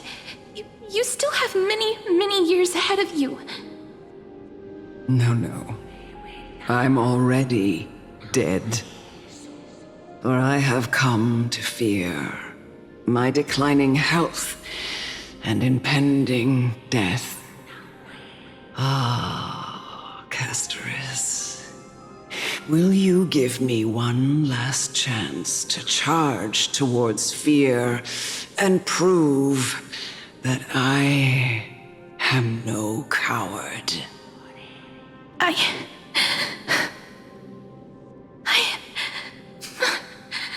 can't take this anymore! Child, it was I who brought you here from the frosty plains and set your farcical fate in motion. It was also I, Chief Executioner of Idonia, who forced the heavy duty of executing others onto you. I've always known that you have doubts and even anger about my faith and about me. I never had a choice. Indeed. We essentially abducted you. Yet you can end any sinful life with just a touch of your fingers. Shouldn't it be easy for you to escape from here? I'll never do that. It doesn't matter how lightly the Idonians take death, or how readily they accept it. I simply can't do it. I knew I was right about you. What do you mean? I've taught you and cared for you as my own daughter all this time because of this blessing that's been with you since your birth. I know no one else in the world would understand the weight of life and death more than you do. In the eyes of an Idonian, death is the end of all life, a destination we will all eventually reach. Humans should not resist it, but learn how to face it. You can only live your life to the fullest after understanding this principle. And when you do, even if you eventually leave Idonia's protection, even if you must carry the curse forever, you can live with your head held high, like everyone else. No! How can I? Come now. It's time. I've already taught you all that I know. Show me that you are a fitting holy maiden, or at least that you possess the resolve to become one. Come now. It's time. I've already taught you all that I know. Show me that you are a fitting holy maiden, or at least that you possess the resolve to become one.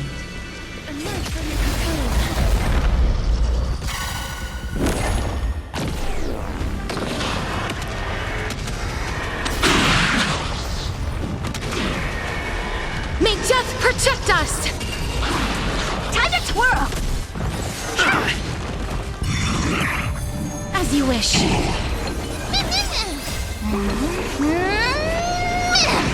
Time to twirl! Endless riddles. Nothing but a void. Open sesame. Glimpse the unknown.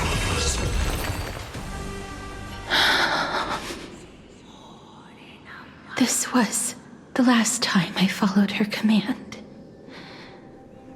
I gently touched the elderly woman before me.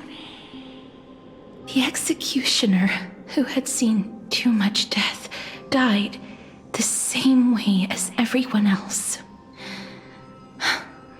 A gasp for air, a wistful look in her eyes, and a barely perceptible tremor in her fingertips.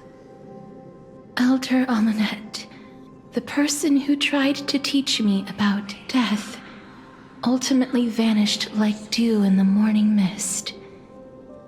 She spent her life embodying the beliefs of the Idonians, and when death finally came, she embraced it exactly as their doctrine had taught. I have nothing but respect for her. I erected a cenotaph in her honor in the marshes outside Idonia's city walls with the others I had laid to rest. Then, I set out once more in search of Thanatos. It was a long, long journey. I heard so many discussions about death along the way. Life finds meaning in death. The world improves because there is an end. It seems the most terrible darkness in this world. Everyone talks about its heavy weight. Some resist it, some worship it, and some even revere it. How did a disappeared titan become the deepest fear of humankind? And why do they haunt my dreams? I continued my travels to seek an answer. Initially, I was running away. Then, I started searching for it. And now, at the end, I just want to know if my touch, if my embrace, can do more than taking things away. Can I make anything? Can I leave anything behind? I don't want to die. Please, I'm begging you, just let me go. I don't want to die, please. I don't want mercy like this. Just let me go. I need it. I don't...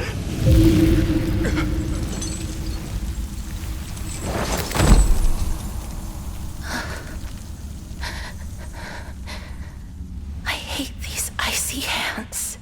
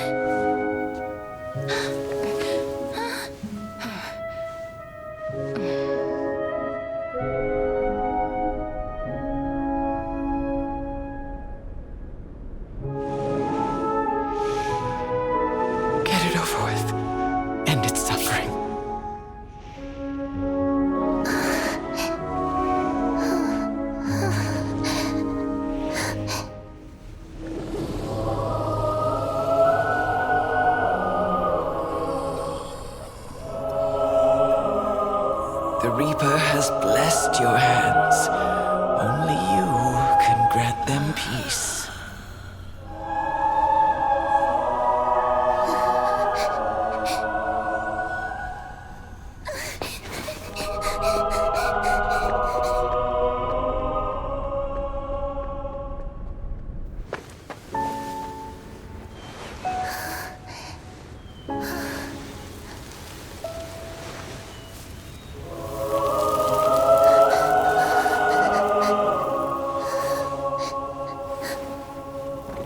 Embrace death. Walk alongside it.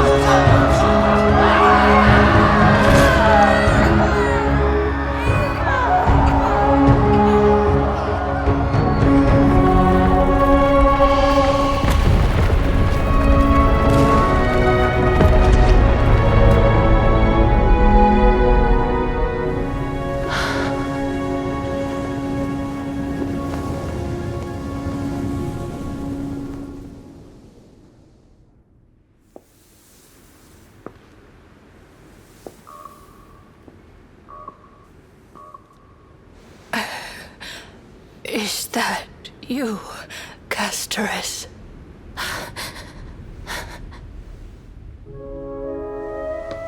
All of them have gone, heeding death's summon, crossing into their domain. I must go too. I don't fear it, just I have some regrets. Watching people leave this world again and again, it must be lonely for you. You must want to desperately embrace them before they go.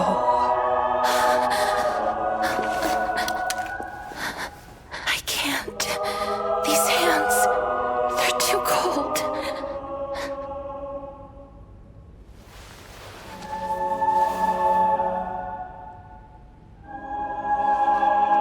But Big Sister Casteress, your hands are so warm.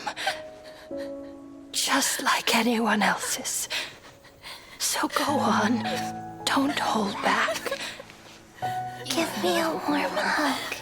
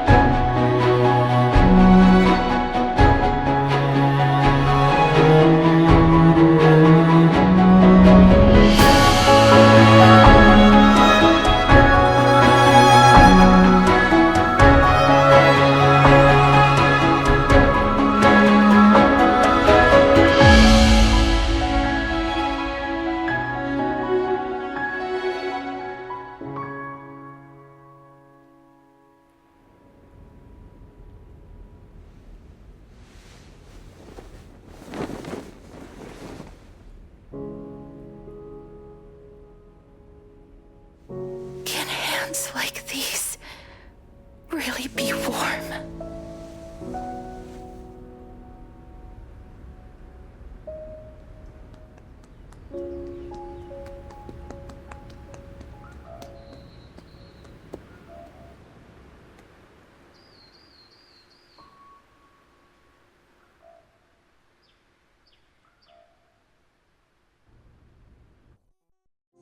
On the day that Ornyx's trial ended, you must have had many questions. I felt just as confused.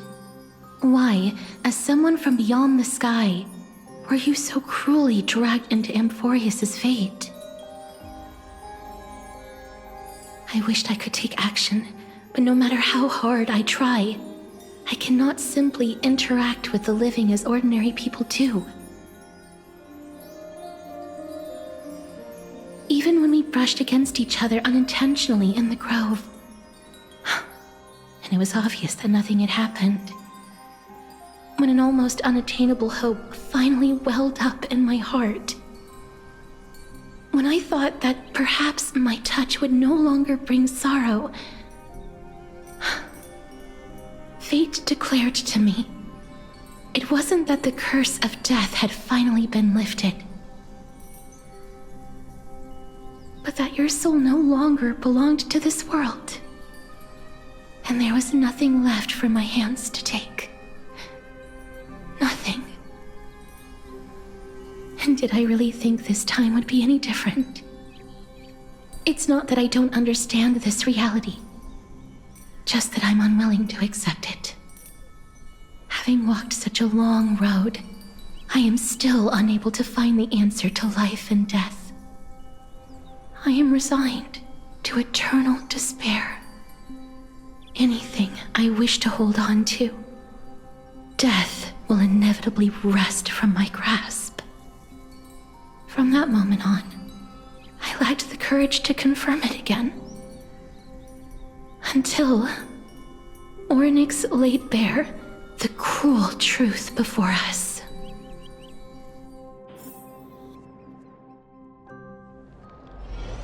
But now, perhaps I might have one last chance. Long ago, Trinen read a prophecy to me. At the end of the sea of flowers, the souls of the living shall warm thy fingertips, and after an embrace, there shall be eternal separation.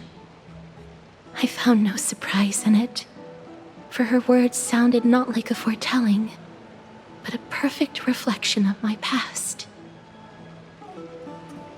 Embraces in this world are born of reunions, yet my touch speaks only of farewells. In that moment, I had no doubt that this destiny would weave itself through the entirety of my life. And yet, things have taken a turn for the better.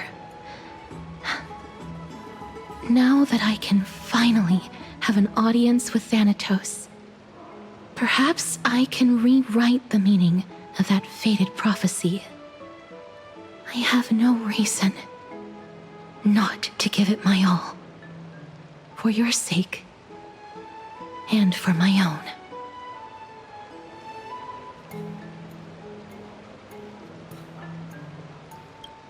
With that, I won't have any regrets.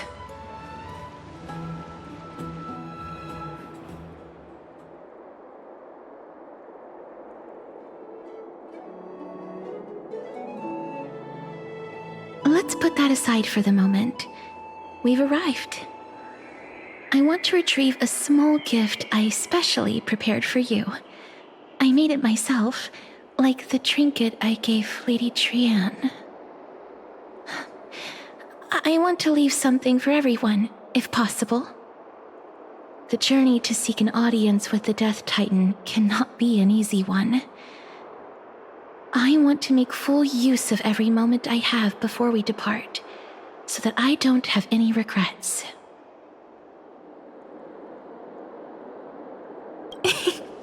No, it isn't.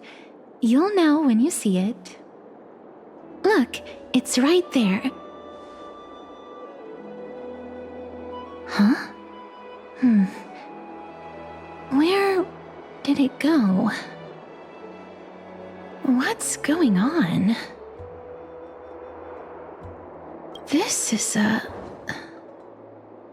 coin of Zagreus and a slate. So it's her. No doubt about it.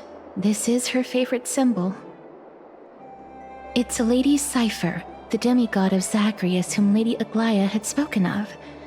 She's a master thief who's left legendary tales all over Amphorius. So many years have passed, yet she's still announcing herself in such a crass manner. Let's just do as the slate says and look for Lady Cipher.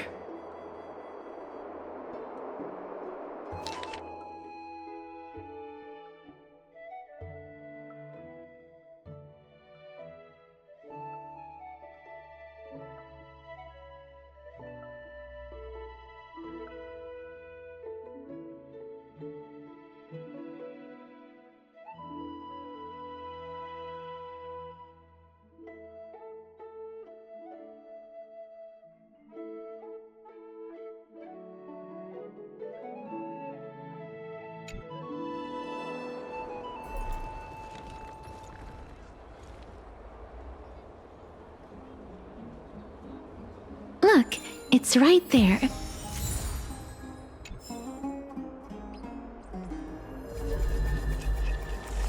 We must pursue her.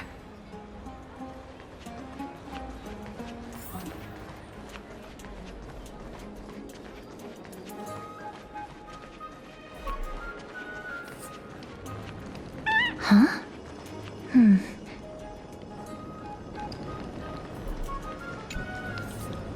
This is a trick she left for us.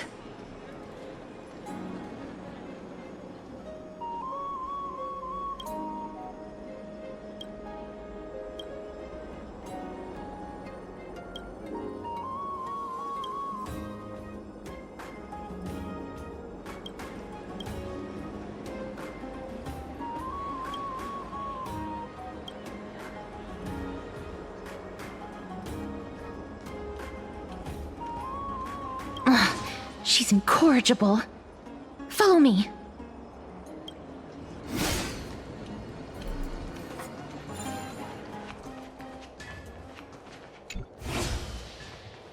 This is how it should be. We must pursue her.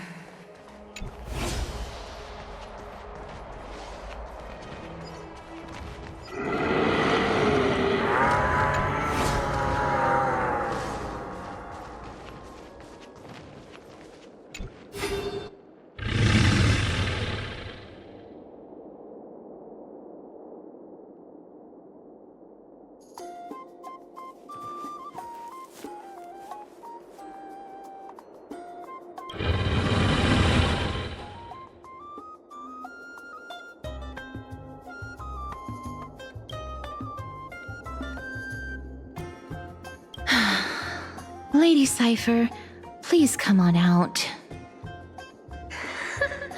You're still careless as ever. Shouldn't you keep such a precious gift near your bosom?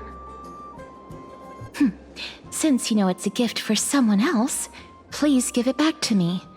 Stop hiding among the people and letting the wind carry your voice. Now, since I know it's a gift, that just means I need to milk its worth. The children of the wind never stay for long in one place. Unless your offer is tempting enough to steal the wind. What say you? Name your price. I'll give you however much you want.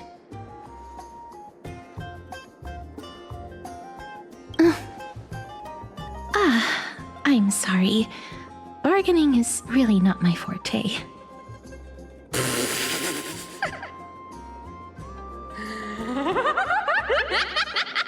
No wonder they call you Princess Homebody. Why don't you two come over to my place? It'll make a better venue for proper business discussions.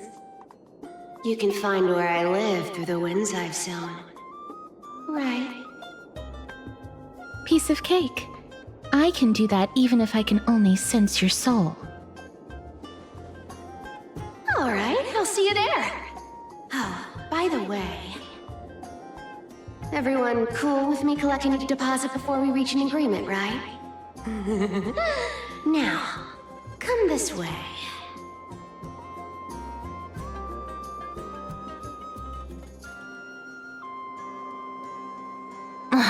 She's incorrigible.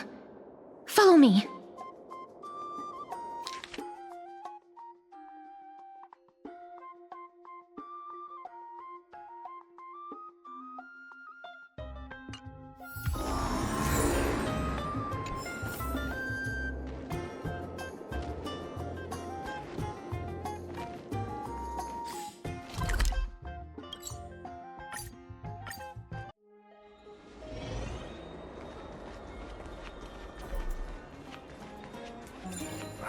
These fruits aren't very good quality.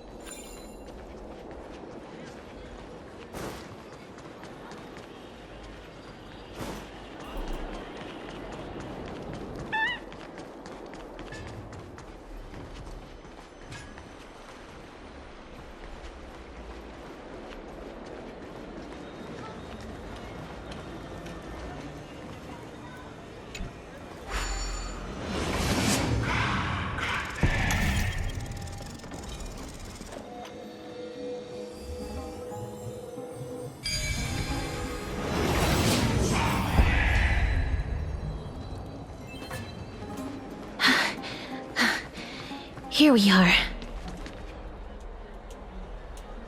Over here! Over here! No, not that way! This way! Come on. If I really wanted to hide, you'd never find me. So relax, you two. No need to get your hackles up. I'm not that scary, am I? Meow. No way. Some people might have been into that a millennium ago, but it's long since gone out of style. Loosen up, buddy. Shall we get down to business? Give me the jewelry piece first, or everything's off the table. Oh, come now. Don't be so upset. Relax. Relax. Look, isn't the view here just great? You can see what everyone is doing and where they're going, and they won't even know you're here. Now that we've broken the ice, let's get to the point. Everything I've said so far has been a joke. I'm inviting you two here for 3 things. 1. The seamstress found me and wants me to take you to Styxia to look for the Death Titan. 2. The Council of Elders also found me and wants me to make sure the core flame of Thanatos ends up in their hands.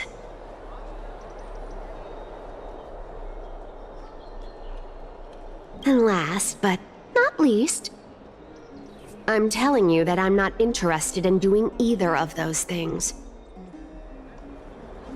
Don't go look for the Death Titan. The end.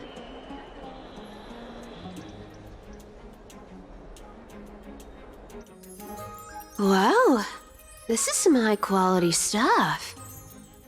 And this room is full of it. How much are these worth, Did you get all this through that Aeronova gimmick? Some of it is family fortune, while the rest came from my business as a dressmaster. Don't liken the flame chase work to your shady dealings. Wow, I should have busted down your door instead of going around like a thief. Well, spill. Why are you giving me so much money? Payment for doing work. You're worth this much. Did you forget my stance to all this? I thought I made myself very clear. You wish to run away. Run away from your responsibilities, from the prophecy, and from your destiny. You shall walk with greed and die over petty change. I understand this prophecy weighs on you immensely. That is why I have never reproached the demigod of trickery for running away. But I need you right now, so don't turn me down. You know, maybe the gods got your tongue with their golden threads, Aglaya. I'm not hearing any sincerity in your words. Give me a reason why you're bowing your noble head to me. We lost Trian. Oh. The divine power of passages is running out. I need another demigod to escort Castoris and help her fulfill her lifelong wish. Oh, I get it now. You're sending Castoris to her death. And you want me to die with her. This is Castoris' own request. I have never seen her so determined. She brought this up herself? You're not pulling my leg. She's also made up her mind to leave her confused past behind. As will you, Cypher, when you finally make up your mind. Don't be so sure. Time is hard in the likes of you and I. But Castoris remains pure as driven snow. She can always turn back before the end, you know? Maybe she'll remember Trian's sacrifice. Maybe she'll remember the countless martyred Chrysos heirs. Maybe she'll remember you, with your one foot in the grave. I ain't as optimistic as you about what she'll want to do. Tell you what, why don't I take this room of treasures as a security deposit, and we make a bet? Go on. I bet she'll change her mind and turn back. Now, if I lose, I'll do what you want me to do. Return this deposit to you, plus giving you another room full of treasures. How does that sound? You sound like you have all the confidence in the world. In that case, let's make a pact with those conditions. I hope you're prepared to lose it all. In conclusion, I want to win. So I hope you two can give up on going to Styxia. I'll give all the treasures in that room to you. And you can split it between yourselves however you want. What do you think? Tempting, right?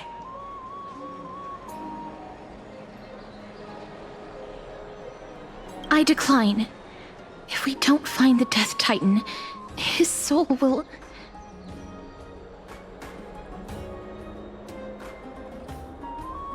Oh? I can't go into the details, but we have to go to Styxia.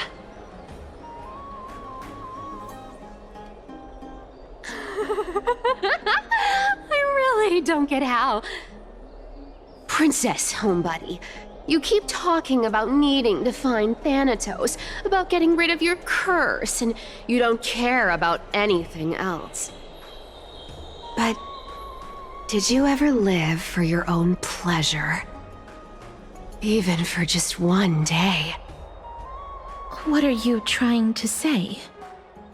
I'm saying, contrary to your beliefs, Aglaia didn't take you in just so you can die for her Aranova. The flame chase journey walks hand in hand with sacrifices. Isn't that why you're always running away from Lady Aglaia? Fine. Never mind. We all have our own problems. I ain't gonna say anything anymore. It's not like I was gonna honor that bet anyway. But listen to me. Styxia is no tourist destination. Sure, the treasures buried in there are 10, no, 50 times richer than Aglaia's vault. Yet, I've never been there. And I never plan to. Because even a demigod can't be sure they can walk out of that place alive. And now I'm supposed to escort you to Styxia. Sure. Pay up.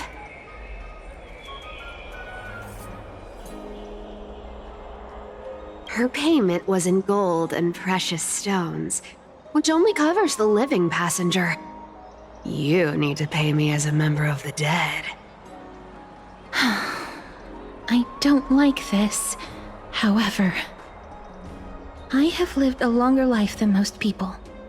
Though I'm not as good at doing business as Lady Aglaia, I still have some savings.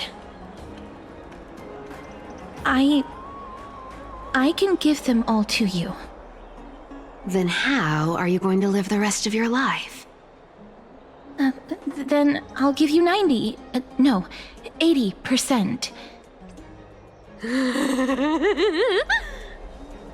Well, don't mind if I do. 80% of Castrus's savings and a bottle of dew of divine blood. Not a bad trade.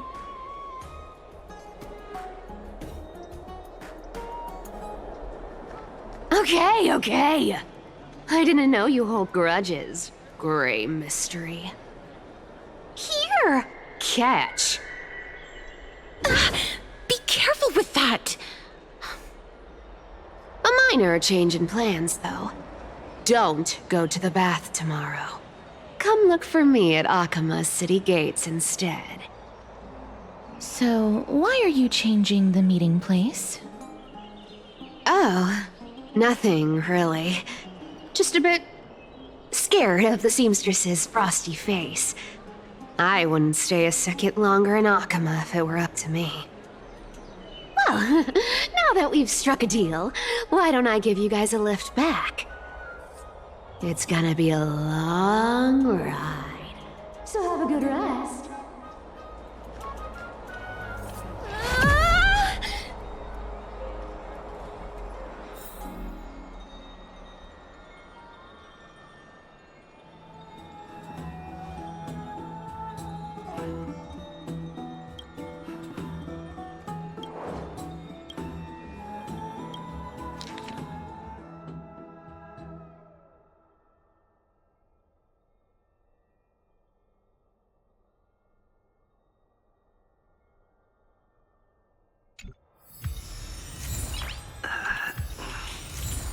Nice.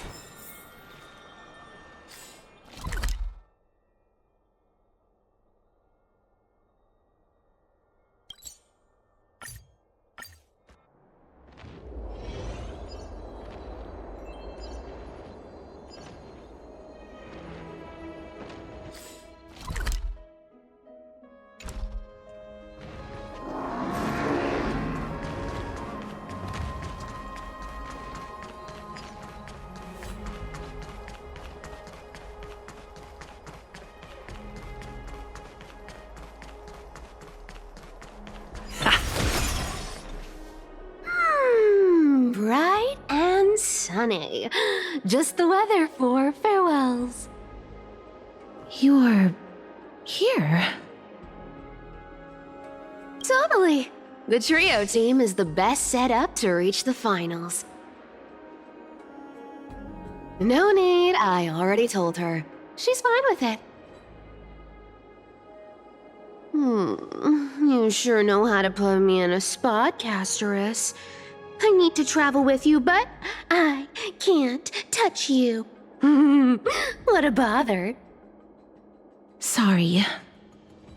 Aw, I was just teasing. Don't take it to heart. Did you know that the legends say you have to put an obol into the mouth of the dead or over their eyes if you want them to successfully cross the River of Souls and enter the Netherrealm?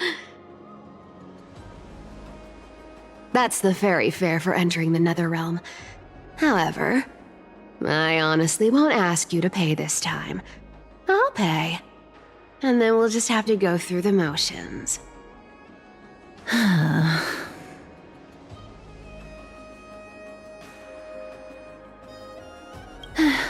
Don't worry.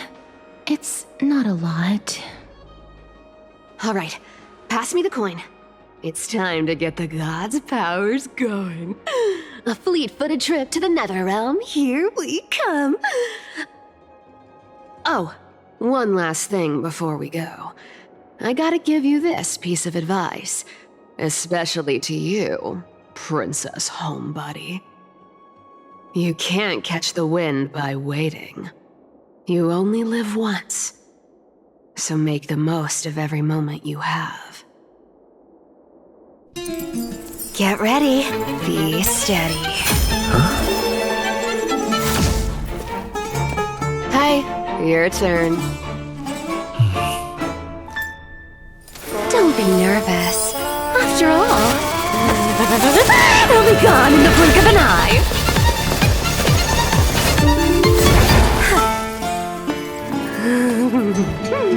All done. Bye-bye.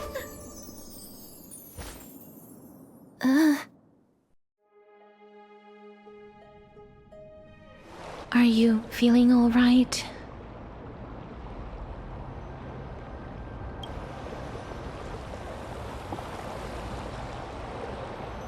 She's the demigod of trickery. When she flips the coin of whimsy into the air, she gains incredible speed that lets her travel anywhere in an instant. Just like how she clearly had no intention of lingering here for even a second longer. We can only depend on ourselves for the rest of the way. Don't worry. Mem's here to help. I don't think I even meet the height requirement for the ticket, so I won't need one, right? This is Styxia, the city of dragons and waves. Anaxa hypothesizes that the missing Thanatos is somewhere in these ruins. this is the land of their birth. Or perhaps of their death. Anaxa had used a secret alchemical art to temporarily fuse his soul with Circe's and Kephale.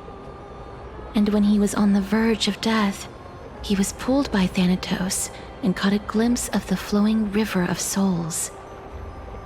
This alchemy, considered a sacrilegious act, might actually make the souls of mortals and titans attract each other.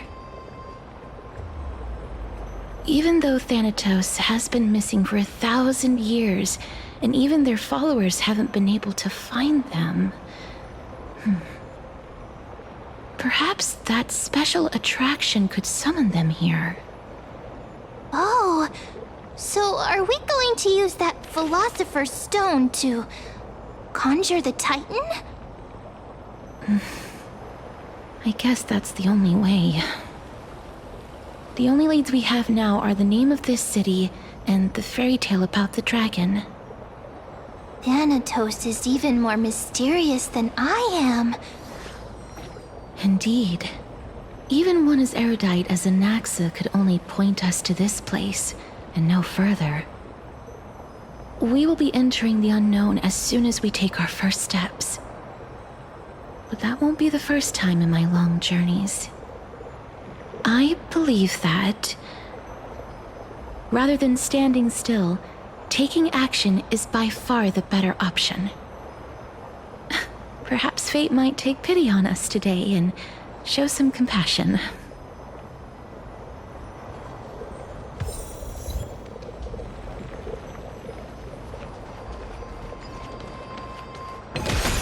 Go back whence you came. Go back. Ahead lies the realm of the dead.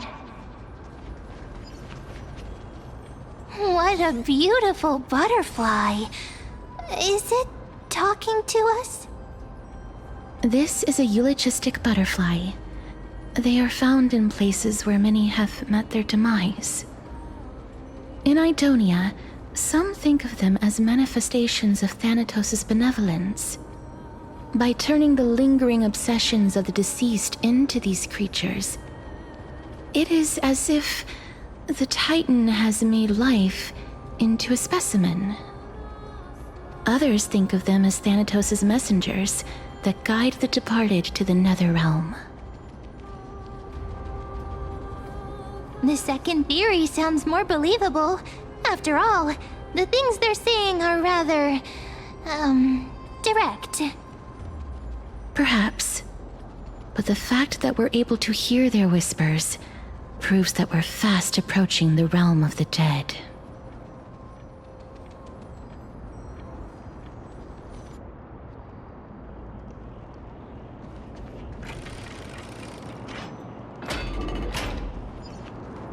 These shadowy figures, are they illusions reflected by the River of Souls?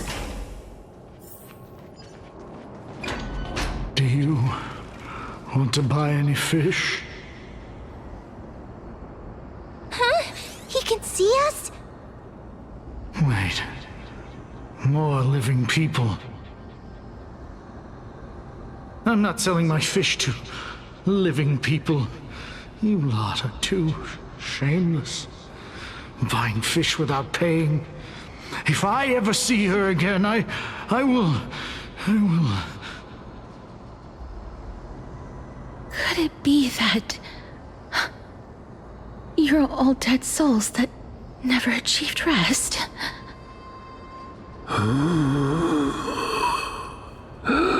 The nether realm does not exist.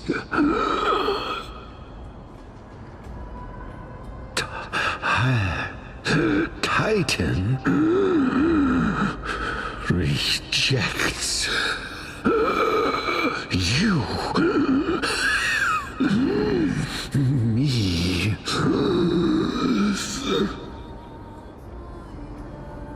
So, do you want to buy any fish? aren't any fish nearby. Are the fish gone? The people are gone too. I can only keep selling fish. So, do you want to buy any fish?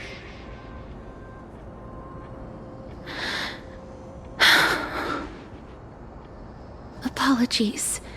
I don't have much in the way of savings, but perhaps there's another way for me to release you from your suffering.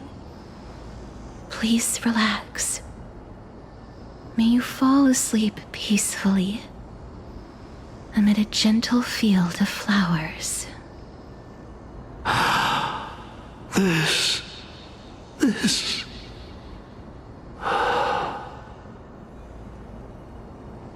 I knew it. These people aren't illusions. They're the souls of the deceased. They're supposed to reach the end of the west wind by floating down the river of souls. Yet, they have floundered upon the shoals of the stream, unable to move forward. Did Thanatos reject them? Or perhaps they didn't really die at all? Why are you identifying as a dead person now? Don't give up on yourself! I have no idea. This circumstance is completely unprecedented. Hang on. Didn't he say more living people? So that means he's seen other members of the living apart from us? Could it be that these souls are stuck here due to someone's deceit? If something is done out of goodwill, are you really gonna call it deceit? Goodwill? I can't see anything good out of... Wait a minute. Lady Cypher? That's me.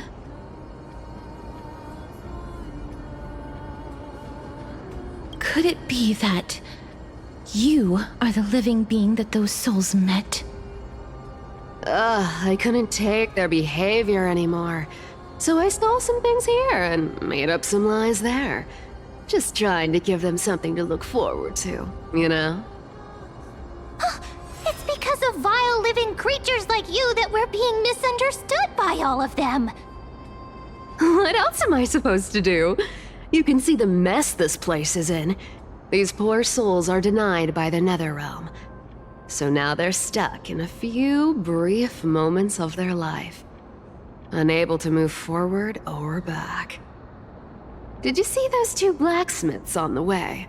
They've been here for as long as the sun's been around, wailing over and over about casting a shield. Styxia is so freaky.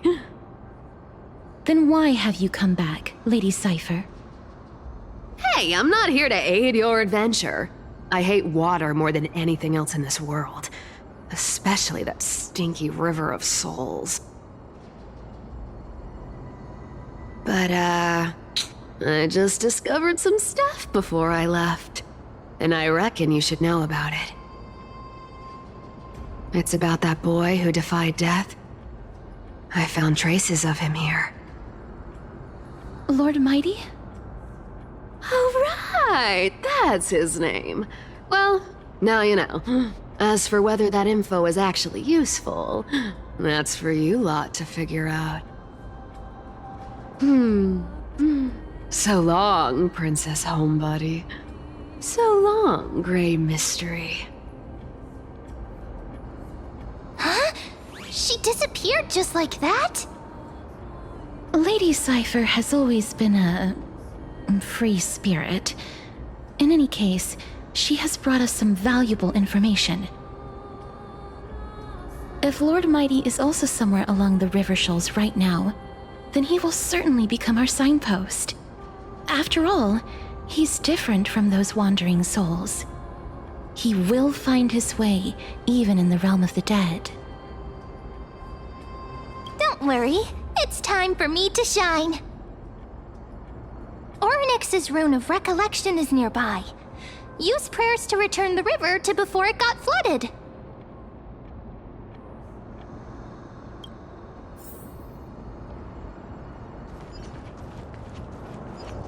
Hey, over here!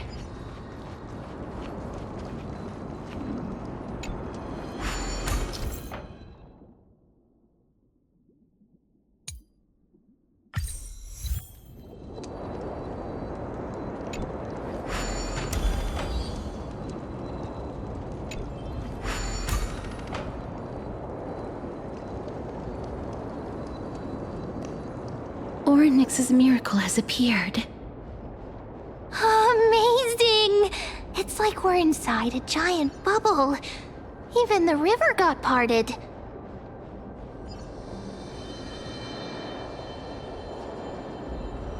There are wandering souls of the deceased here as well. We must first return to the present before we can communicate with them.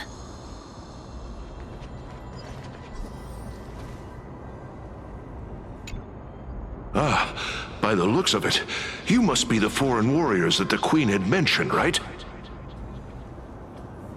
Since the current campaign requires the utmost care, I wasn't able to make time to welcome all of you. Please, forgive me. Foreign warriors? A priestess, a warrior, and a divine beast. You look identical to the blessed saviors that the Queen described.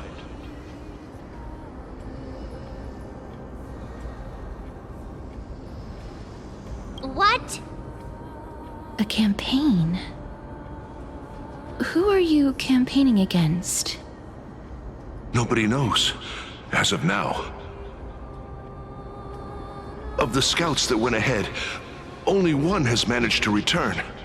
He says that the land ahead is a forbidden land that should not be approached, as it is the doorway between the netherworld and the mortal realm.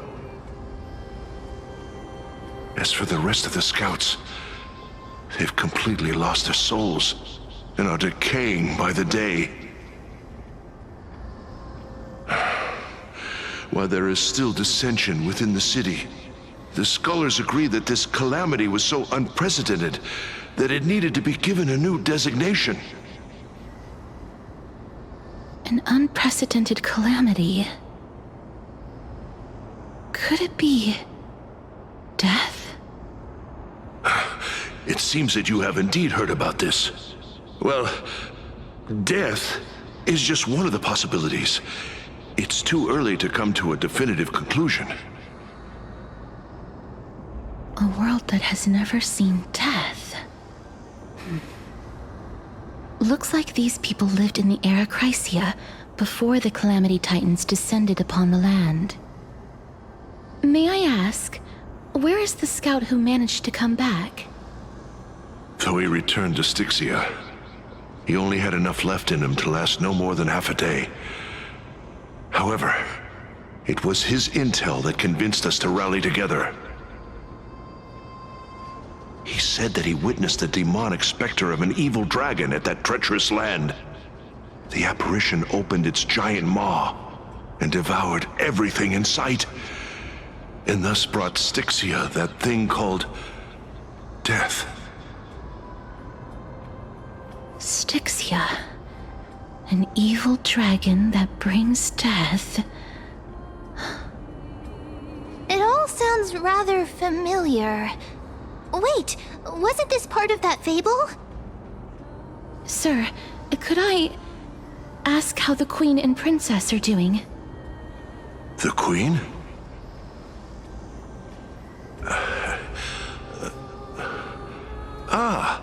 By the looks of it, you must be the foreign warriors that the Queen had mentioned, right?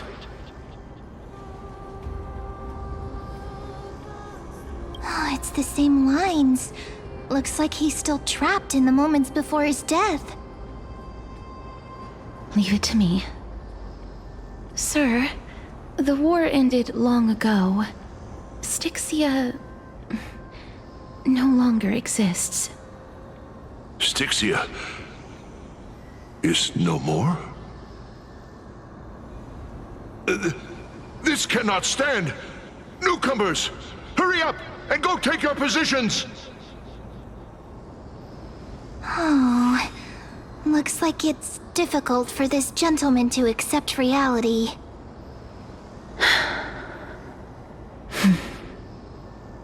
Sir, I am the Maiden of War, sent here by the Queen herself.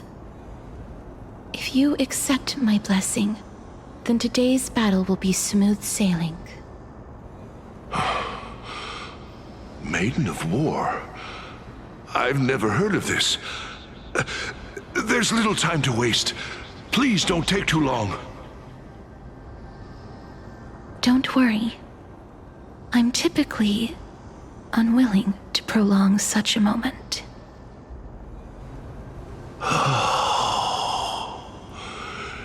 Is it over? Have we won?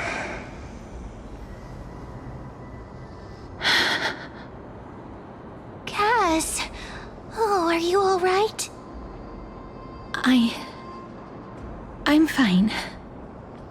I just didn't expect that I would still have to embalm others, even in the realm of the dead. Is this a remnant of his soul?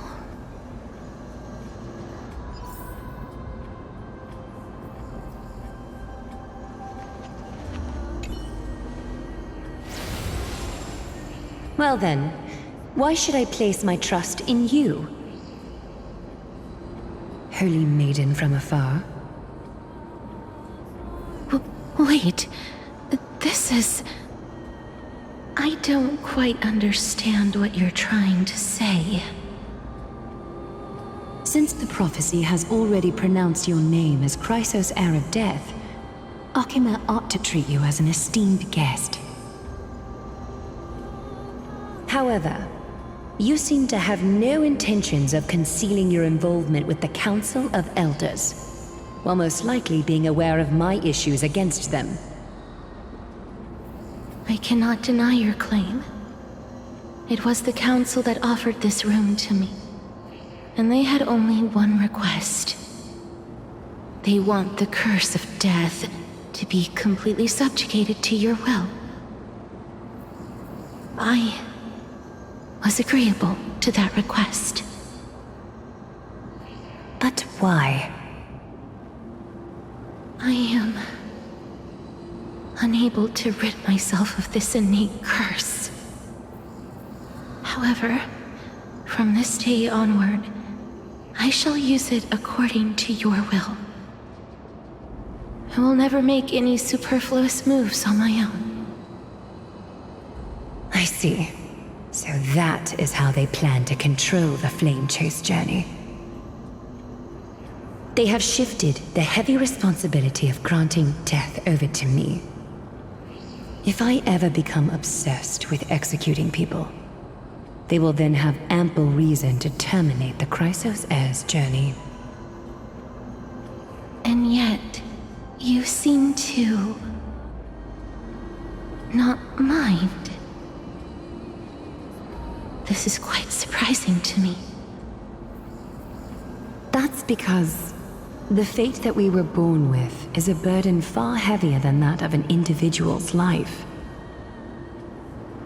I've woven many unforeseen events into the tapestry of fate. This is but one instance.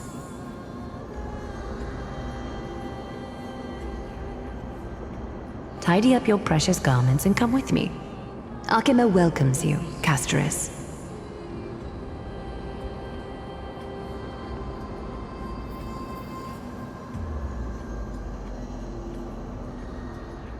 I didn't think we'd find vestiges of memory here. Maybe they've got something to do with Orynyx's rune? Perhaps, but I do not need a reminder from them.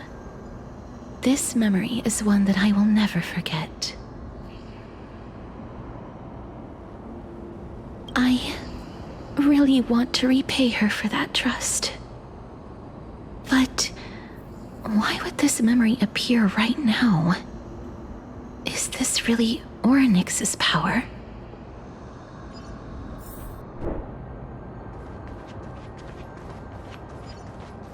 Could these dead monsters actually be...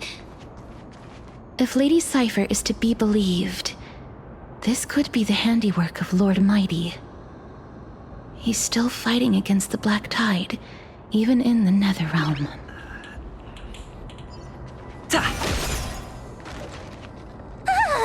Why are the Black Tide monsters here too? Can they swim in the River of Souls? Even Thanatos wouldn't be able to accept Black Tide monsters into their realm.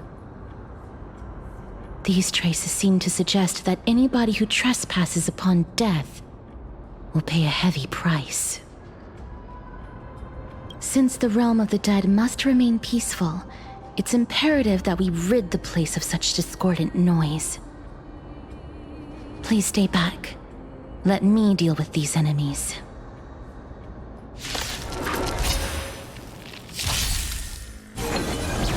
Open sesame. Mimi! Expand your thinking. Time to twirl! Mimi! Get them! Open sesame. Endless riddles. Nothing but a void. Reach the end The of the path story ahead is in your blocked by the River of Souls again. In that case, let's go back to the past. This miracle sure is handy. This is yet another aspect of a Titan's divine power.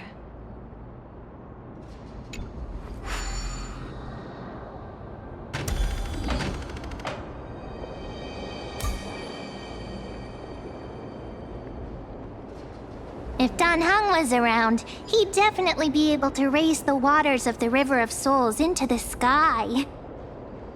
If Lady Hycelens was still alive, I think she might be able to do that too.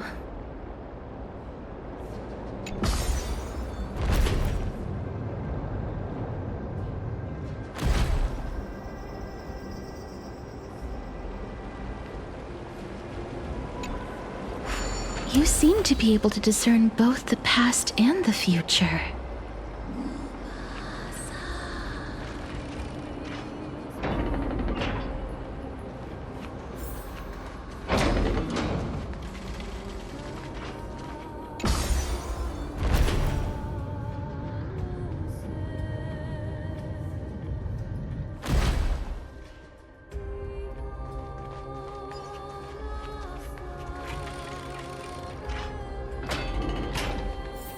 Oh, this place must have been a beautiful courtyard in the past.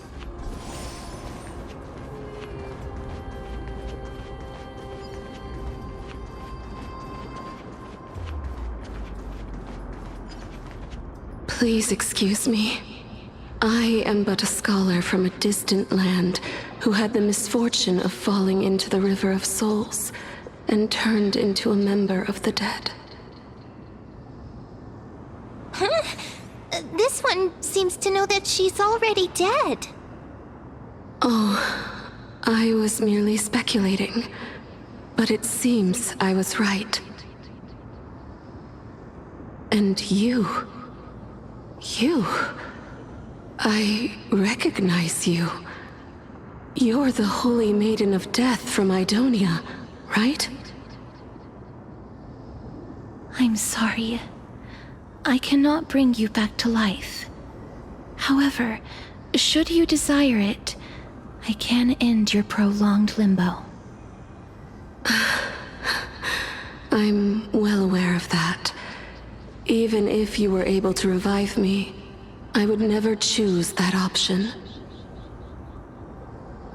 That's because I didn't fall into the River of Souls by accident. Instead, I leaped into it to seek my death. Why? If you could see the life I've led, then you would not reproach me so. My life was far too miserable. But I did not expect things to stay the same even in death. What a joke.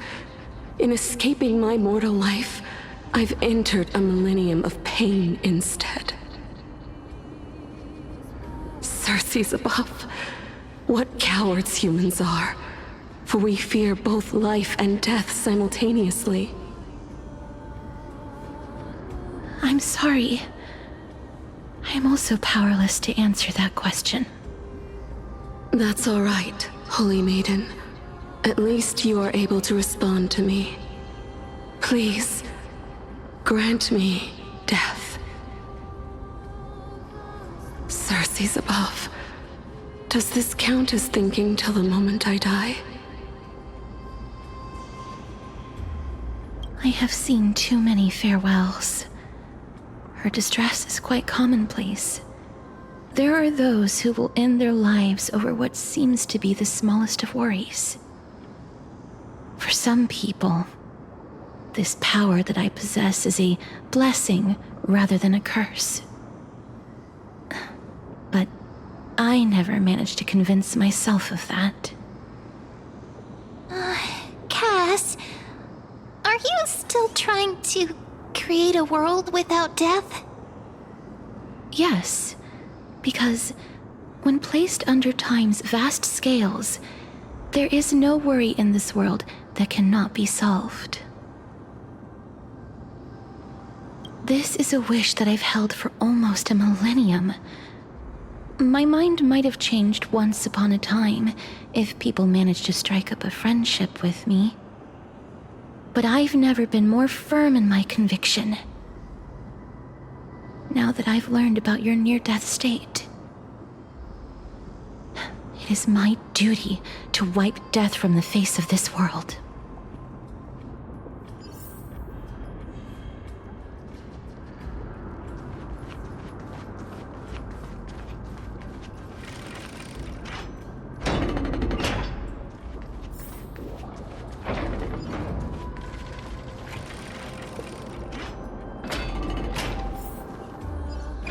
Wow!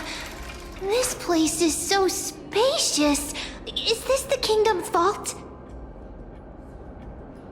That's fine and all, but we need to lay down some rules. We're not gonna return to the past to steal things. Do we need to enter that doorway to climb even higher? There seems to be a person. Oh, more like a soul guarding it. But how should we get up there?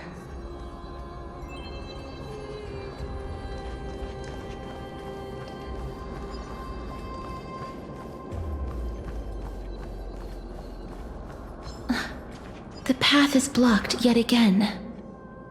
Orynyx's 8 always appears in times like this. How convenient.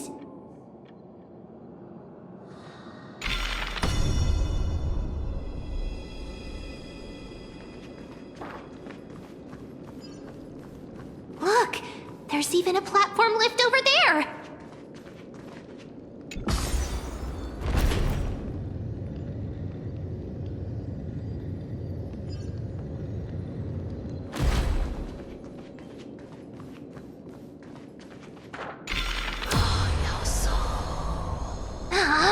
A chest of the past has been left behind, but none of its treasures remain inside.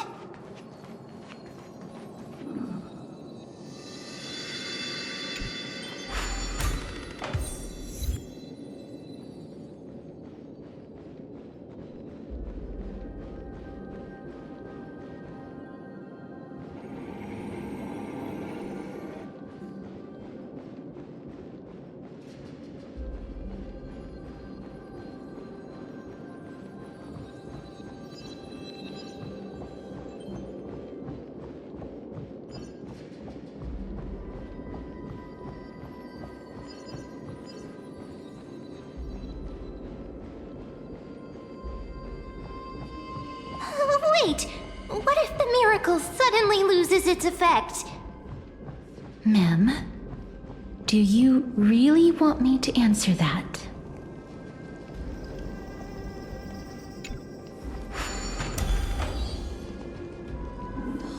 Stay back!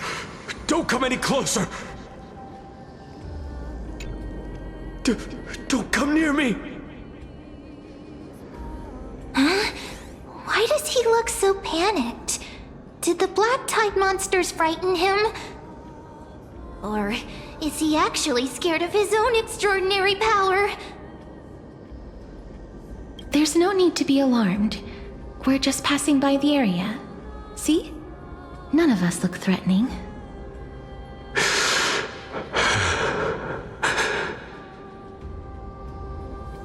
You have a point. Although, while this might once have been the royal vault, it's since been plundered empty. So please go away right this instant. You've misunderstood us. We simply heard your shouts as we were passing by, then decided to come over to find out what happened. My goodness, did I really yell out loud? How rude of me. I'm sorry to have bothered you. I merely saw a warrior. While that spirit didn't harm me, his blows really packed a hefty punch. A warrior? Could it be... Wait a minute. You seem to be quite different from him. Are you actually alive? How can you walk around here while alive? It's a long story. We're here to seek an audience with Thanatos. Thanatos? Who's that? Is it possible that he's also living in the era before death descended? Death? Could it be that you are here to defeat the evil dragon Pollux? Pollux? Is that the embodiment of No. Death? According to the warriors under the Centurion's command, that evil dragon has been dead for quite a while. The curse that condemns people to death didn't originate from it. But they saw a girl within the dragon's embrace, and she is the true Reaper.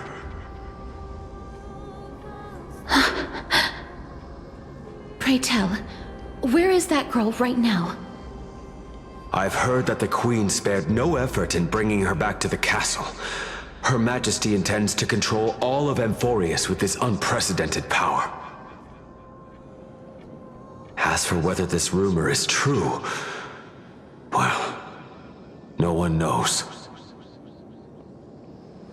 You have my thanks for the invaluable insight that you've given us. Please, treat this touch as a token of my gratitude. You... Are you...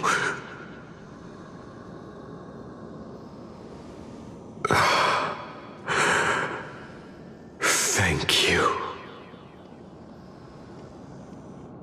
This is his...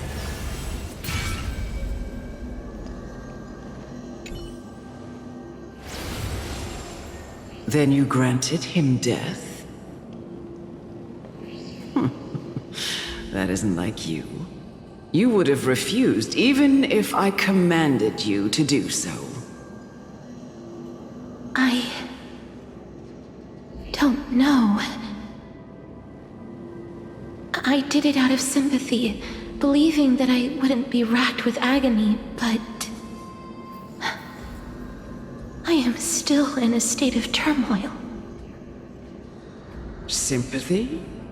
Sympathy for that youth who triumphed in every battle? That young man was favored by Talantin, who taught him a move that will defeat any mortal enemy with a single blow and emerge victorious every time. He could rely on that move to always achieve victory during Era Chrysia.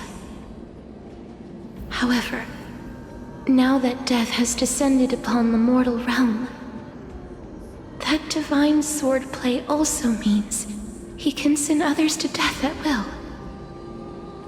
In other words...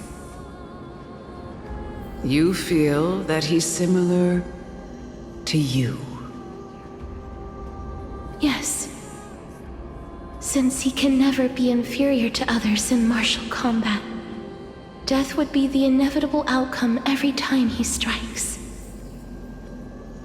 That's why he approached me and pleaded. Pleaded for me to put an end to all of this. You are perhaps feeling lost from making your peace with death in so abrupt a manner. I have not made peace with death. I've seen the people of Idonia stand tall and proud in the face of death. Even before the fated finale arrived,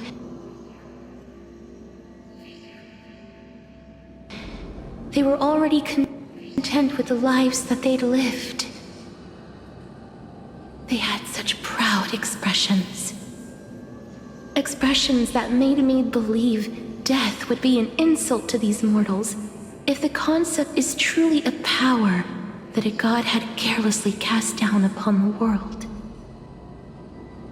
Perhaps death's authority was never meant to exist in this world. Just like how I shouldn't exist. I won't refute your beliefs for now, but would you be interested in listening to a story of mine? It's a fairy tale from foreign lands, told by the person who brought you to me in that ice field long ago. A tale told by the Queen of Styxia. What? Wait a minute. That means the girl born in the dragon's embrace, the personification of death these souls talked about. That's you, Cass? I've already had an inkling for a while now. But I honestly have no memories of Styxia. My memories only begin after Amunet brought me to Idonia.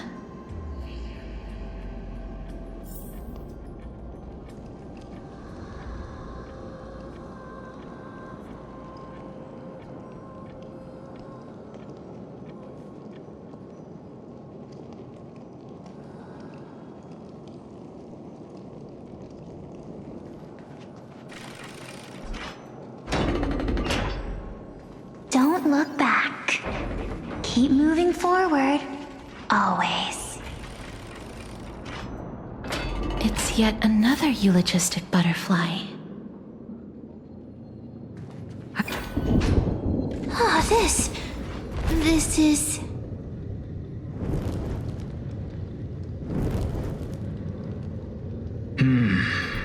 Living ones?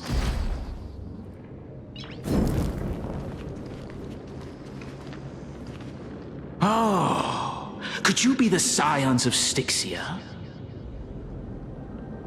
Did you hear about the great work that I'm doing here, and have thus arrived to give me the last material that I need for transmutation?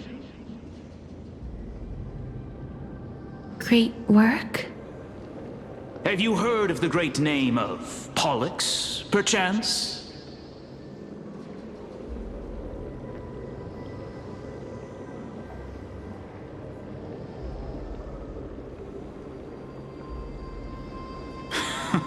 You have? Then that's good. During the Age of Myth, a time likely before your birth, I was the unsurpassed zenith of alchemy that none could reach. On the shoals of the River of Souls, I shall make Pollux soar again and bring death back to the world. But didn't that dragon already bring death to the world? Oh, looks like you don't know the whole picture.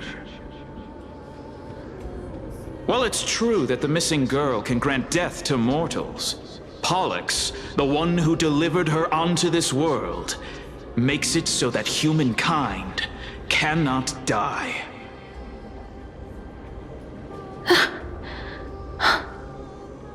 So, it's just as I feared. This is my guess. The deceased are supposed to drift down the River of Souls until they reach the end of the West Winds. But this River of Souls was blocked by Pollux's fall. That's right. That's why it's imperative that I bring the dragon back to the mortal realm and make it soar the skies again. I have long since prepared my alchemical matrix in the tower, although I am still missing the most crucial material of all. That final ingredient, the final sacrifice, is none other than the girl who lives out her days with death. Huh? What's going on?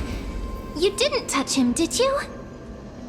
I know that I am no longer capable of carrying out that task. Take this, all of you, and please fulfill that great undertaking on my behalf. This... We had been inebriated in Fagusa's feast too long before we began to seek divine bestowed death, so that we could be freed from the whims of fate. However, that brought doom upon us. Instead of summoning a supreme god, we encountered a monster that cut off the River of Souls. That detestable dragon Pollux denied all the dead from the gates of the nether realm. Unable to rest in peace, these departed spirits engulfed Styxia like a roaring tide. As a result, my city and its people no longer exist. That child is the only person whom I managed to save. Born within the evil dragon's abdomen, she has possessed the talent of death since her birth. She must have been granted to us by the gods as a chance for us to atone for our sins. Please, you must nurture her to adulthood and prevent her from experiencing all of the suffering that we went through. I promise that I will care for her as a mother, that I will protect her from the evils of death. By Fagusa above, thank you for your kindness. As her mother, please bless this child with a name before I am swept away by the River of Souls. Please, let me know how I should address her in my next life. Oh. Like how a transient raven butterfly, a fleeting papilio castor, perches on the twig of death. Castorus. That shall be her name. That's where my name comes from? The sound's back. What is making that ruckus?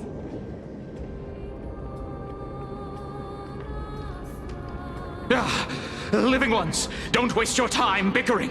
The Netherrealm's wrath is falling upon you. Black Tide creations. When did they... Mister, please fight them with caution. Be careful not to suffer the same fate as those Black Tide creatures!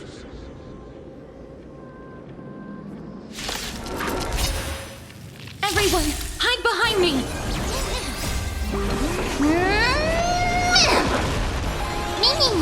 Open sesame.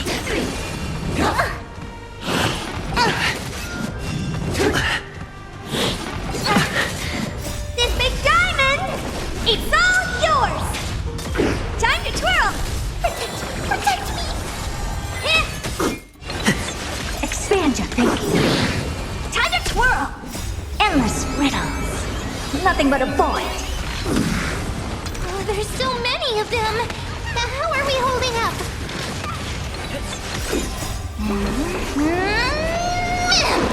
Open sesame. Watch it crumble. Time to twirl! Mimi! Expand your thinking. Get them! Fiends or devils! I'll crush them all! Endless riddles. Nothing but a void. Here. For the feast of strife. Upon their triumphant return.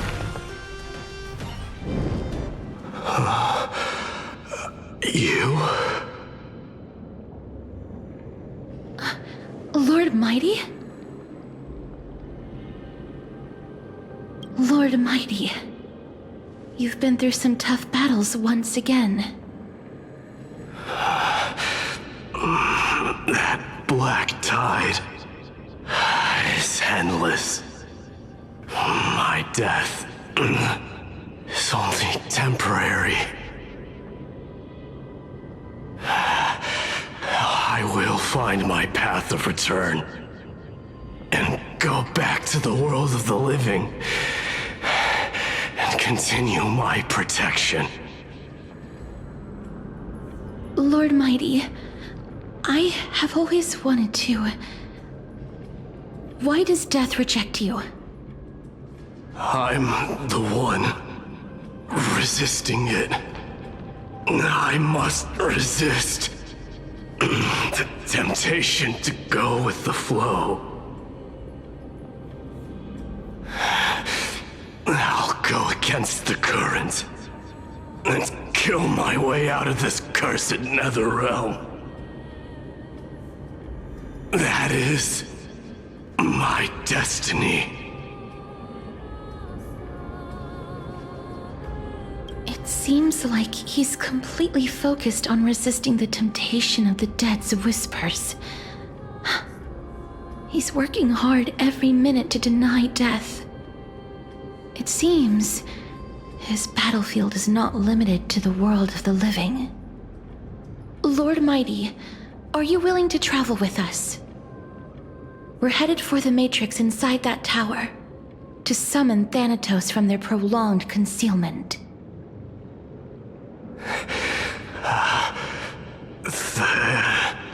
Thanatos. Challenge. Death. That's right. If we can work together and defeat them, you won't have to be troubled by the curse of immortality any longer.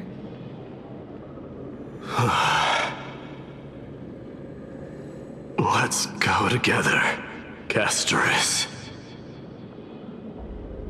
Let the person who has brushed against death countless times guide your way.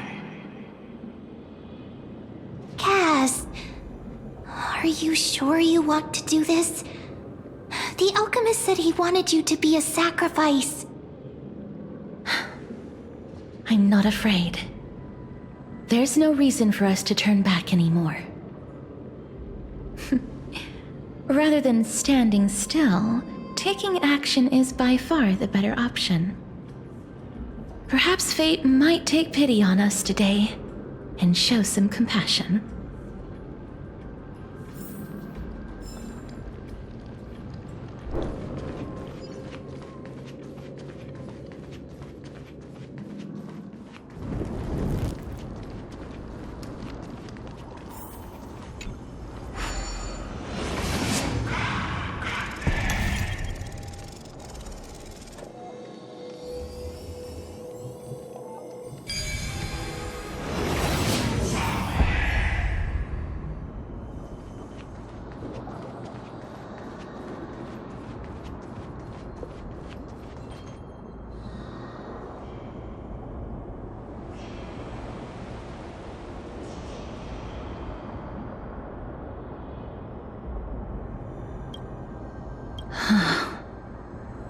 This is going to be difficult.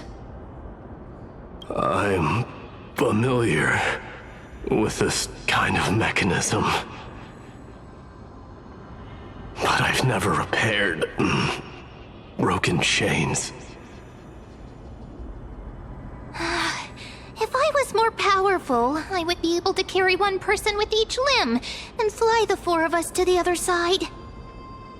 The Rune of Recollection is here, but I can't find the miracle orb anywhere. So weird. Oh, could it be in that collapsed tower in the distance? It's still up to me to step up in a crisis. Wait here. I'll go check things out.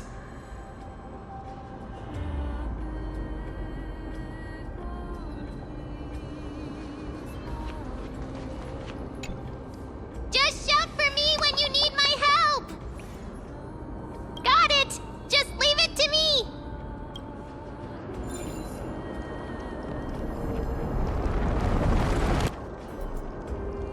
Mem did it. The pink squirrel is very... The miracle's range is limited. Please come a little closer. Aren't I a good fit for Orynyx's priest? Of course. You're the most competent priest ever.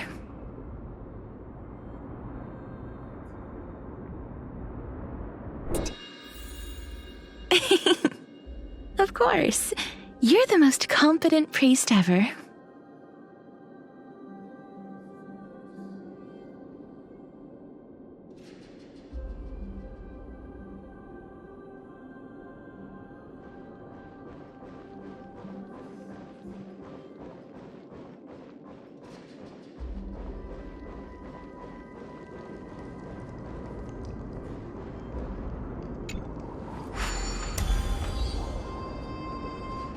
The alchemical matrix should be behind this door.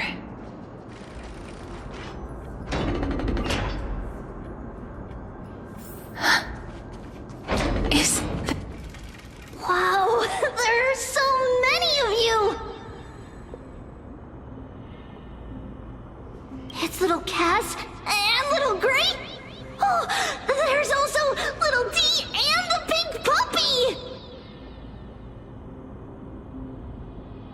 Trian? Aren't you...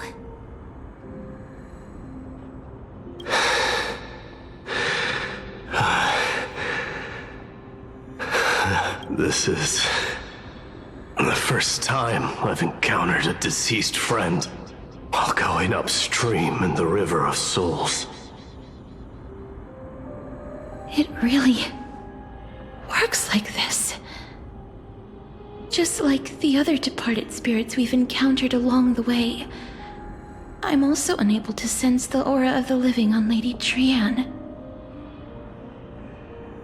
Yup, you're right. Trian already knows that she'll not be able to return to everyone's side. But Trian believed that little Cass would eventually return to the Netherrealm. So, Trian has been standing here, at this spot closest to the world of the living, and waiting for little Cass. Oh. It must have been very tough for you. But according to what Trian said, we're almost at the entrance of the Netherrealm. Trian promised Trevi and Trinan that when little Cass got here, Trian would get the gift ready and be the first person to run over and welcome you. So, little Cass, don't cry. Please, accept this. We finally finished it! This is what Lady Trevi once mentioned. The gift for me that you didn't manage to finish. The Holy Maiden of Janus. Even when separated by life and death, their thoughts are still connected. Trian spent a lot of time drawing this. Trian hopes that little Cass likes it. Seriously? It's seriously a wonderful drawing. Lady Trian.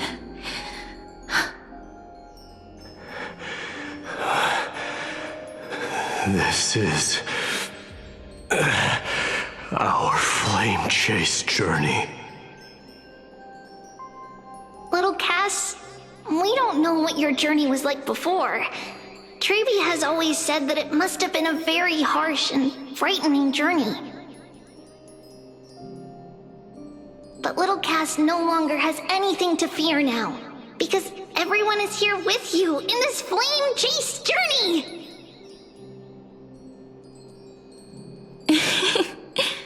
That's right. Only now, when I see Lady Trian's gift, do I realize that I've already obtained so many things I would never have dared to dream of since I embarked on the flame chase journey. It's the first time I've gained so many companions. The first time I picked up the hobbies of crafting and photography. The first time I had dinner with someone else. The first time I went to the market to buy the Chimera doll I'd liked for a very long time and hugged it to sleep. The first time I wore a dress personally made by Lady Aglaia. The first time I went for a walk with Lady Treeby, Lady Trian, and Lady Trinan. The first time I enjoyed the night breeze and looked up at the stars with Miss Hyacinth. The first time I took care of Dromasis with the Trailblazer.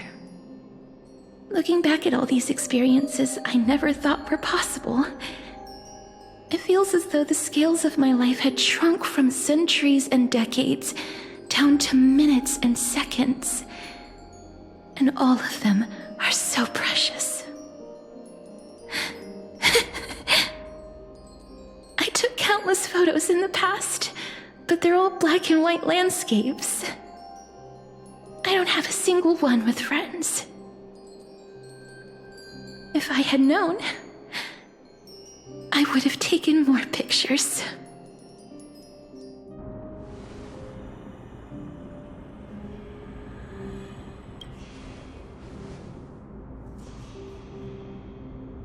Trian says yes! Trian likes little Cass and would love to take a picture with little Cass. Sadly,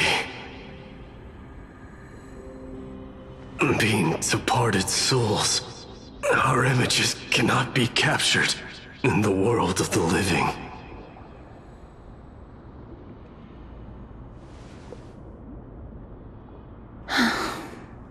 I thought so too. What? Are we seriously going to leave any room for regret?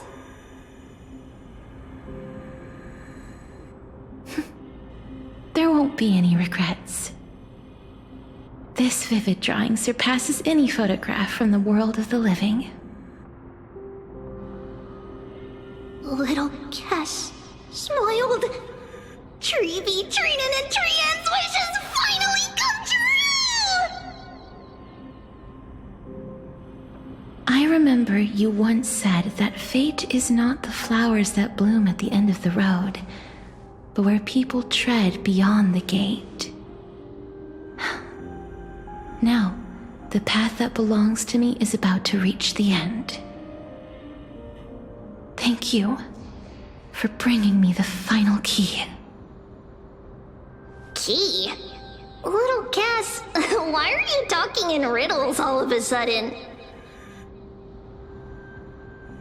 I have a feeling that soon, this gift of yours will become the key to saving Mister's life.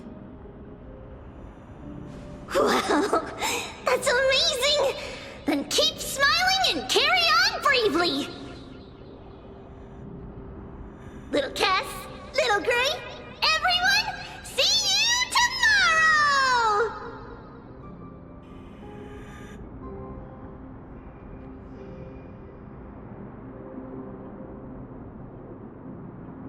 Lady Trian. The aura of this place. We have indeed reached the end of the stream of souls. If I go any further, I might lose myself. I must leave now, for the black tide still wreaks havoc in the realm of the living.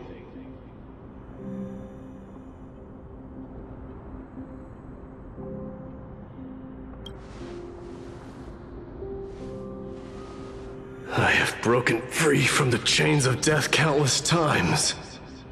This time will be no different. Castorus, will you fulfill your duty for the flame chase?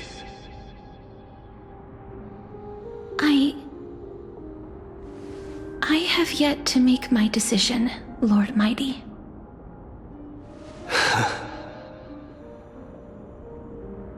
No matter. Make the choice your heart desires. Even if it takes 1,000 years of waiting. I will continue to fight till I die. Then rise from death. Till the miracle descends.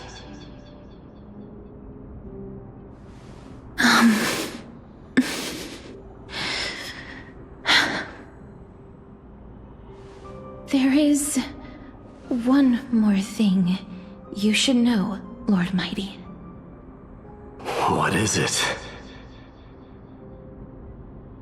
Professor Anaxa may have deduced the principles behind the Era Nova. You and I may be reincarnated as strife and death in the next cycle, becoming calamities wreaking havoc upon the world. I see.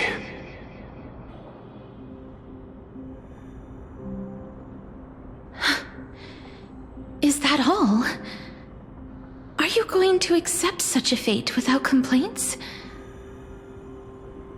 Do you have a strategy to shatter the shackles of our fate? I haven't found it yet. Perhaps I never will. Then, cease wasting your thoughts on futile matters. Control what little you can. And when fate's inescapable grasp comes, resist it with the strength of your mighty will.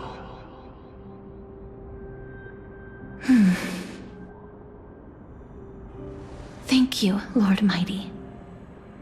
I will find the right decision.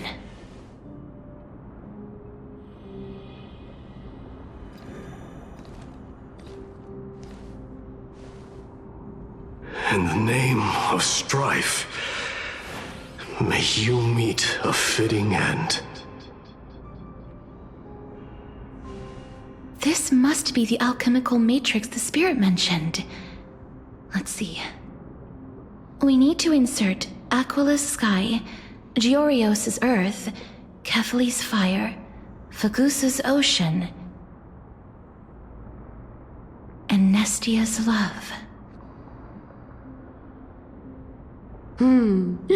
It seems our sweet Princess Homebody has made up her mind.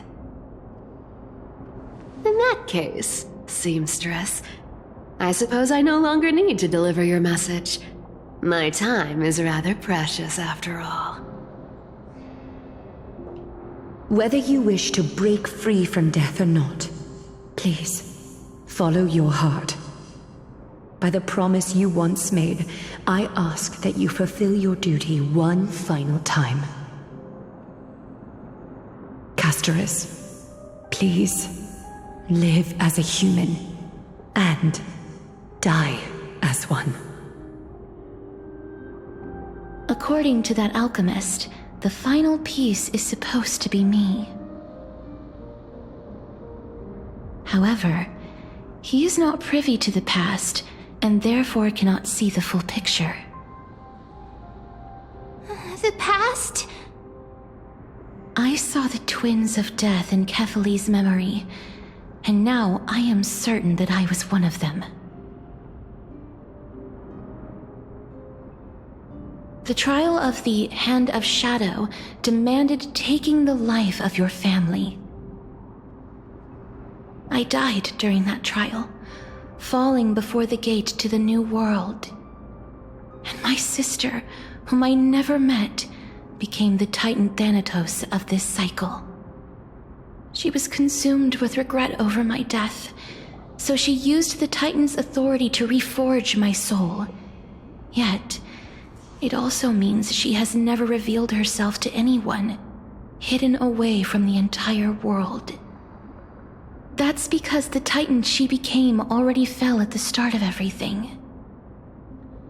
They died for me, and now lie in slumber in the River of Souls. You mean Pollux? That's right. The River of Souls is no material river.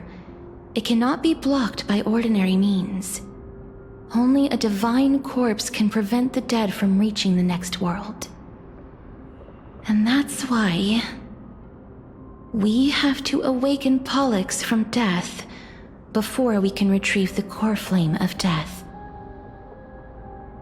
We have to reforge its body with the power of alchemy. But Cass, if that alchemist speaks the truth, does that mean you're also part of the dragon body? According to those departed spirits, I was indeed born as the dragon's twin.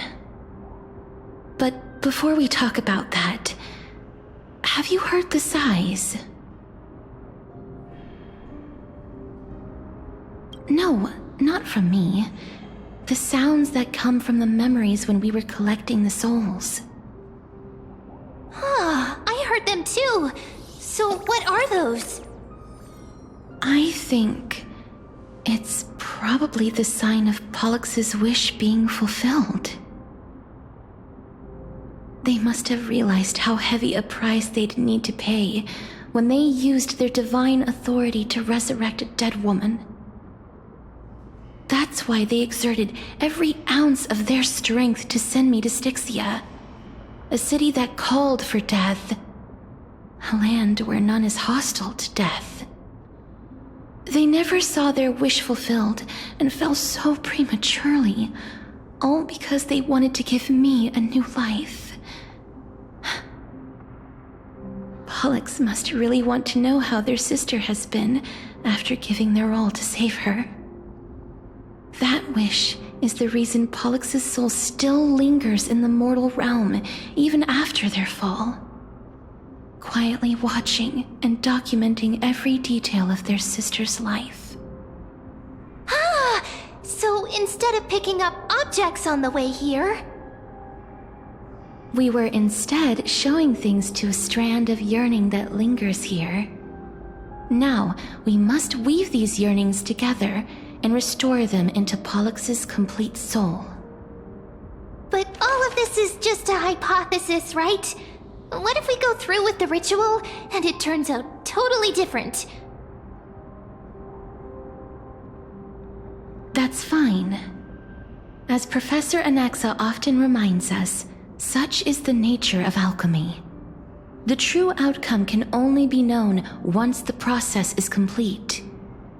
This is why alchemy is also known as the miracle of creation. Now, the puzzle of Pollux's yearnings is nearly complete, with only one final piece remaining. I shall reveal what they have been yearning to know in the alchemical matrix. I will show them my whole life since I left Styxia. Lady Trianne has already drawn a picture of my entire life, and it is now in my hands.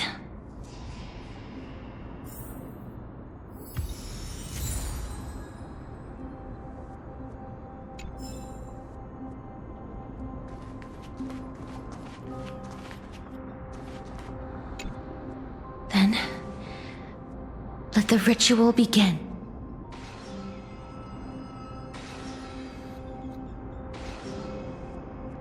And now, the objective is complete. That is all. Such is what Professor Anaxa always says after preparing for an alchemical ritual. And now, Pollux, I shall lift you from the river of souls and reforge your soul. Perhaps you will be disturbed by this, and your body may become horrifying to behold. But if even the slightest trace of your soul remains, the soul that once ferried me to this side of the shore, then please, look at me. I wish to thank you in person. I have obtained everything you sacrificed your divinity for. Lady Almanette. Did she recognize you? Oh, she must be the first soul we can communicate with here, right? I'm afraid she is just another spirit trapped here, like the rest of them. The only difference is that I was there when she died. Please, go on. I'm listening. Are you about to tell the story of Styxia? Yes. You're just as smart as I imagined, but...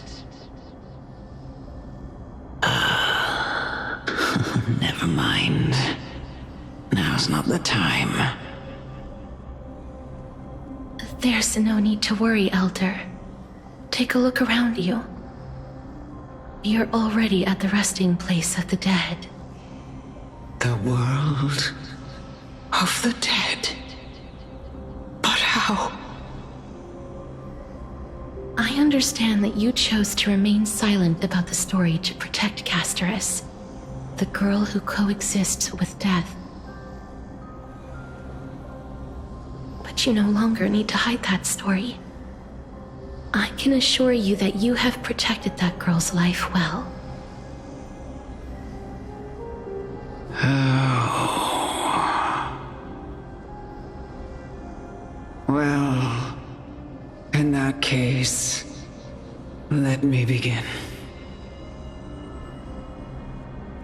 Styxia, the pearl of the ocean, plagued by unwarranted calamity and ravaged by death in the fairy tale.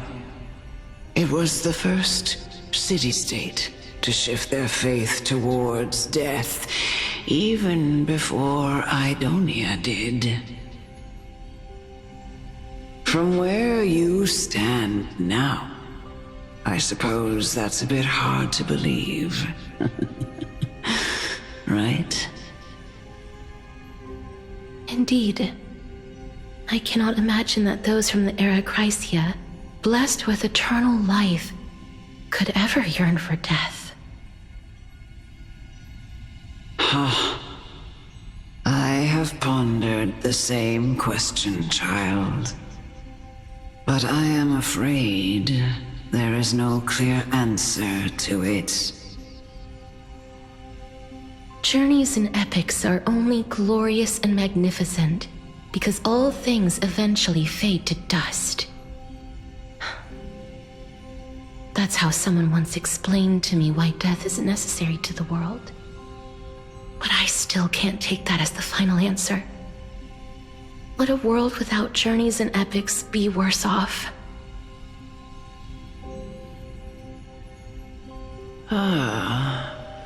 I take it the one who spoke this line was a general, or perhaps a warrior.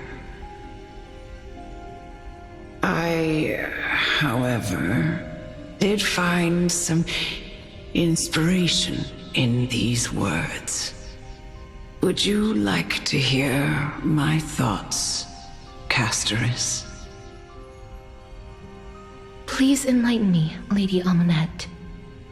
Though I have already made up my mind on how to handle the authority and core flame of death. Your words might truly guide me toward the path forward. You and I are neither warriors nor generals.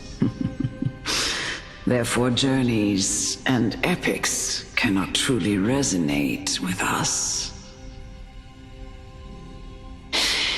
But what if I reframe it like this? What if love is not a trait bestowed upon mortals by Nestia, but a blessing from death? Love.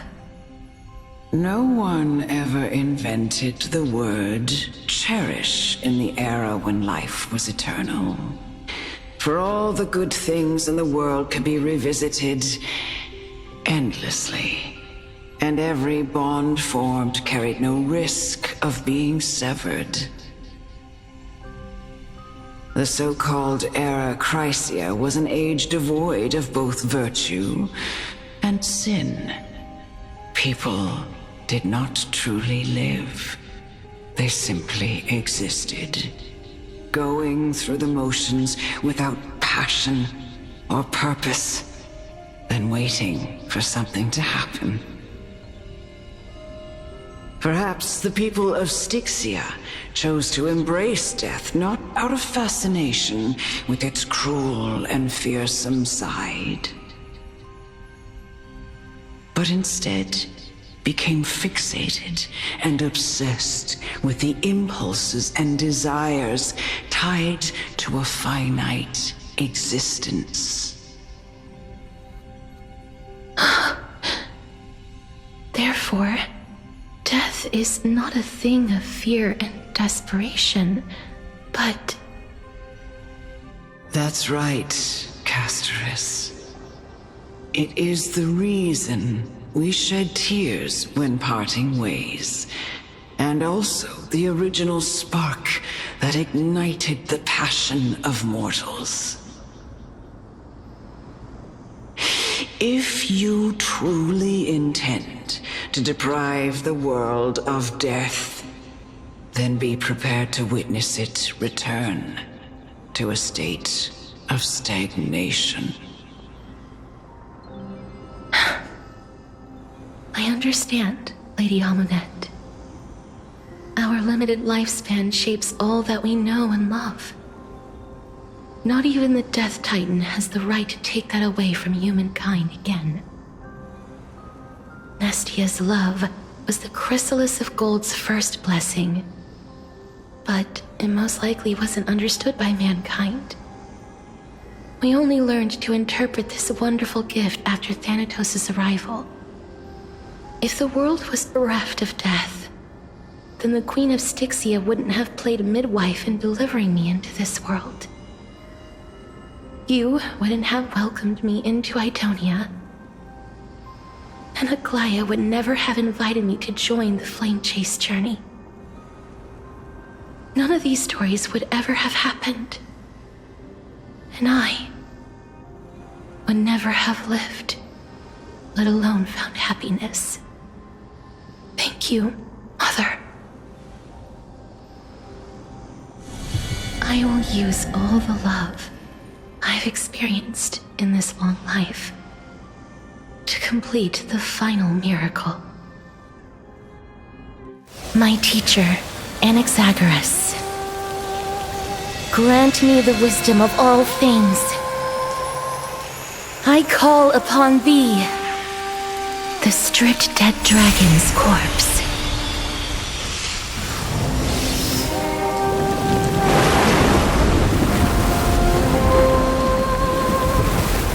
Rises from the earth, falls from the sky. As above, so below. This is the greatest power of all powers, unstoppable in this world.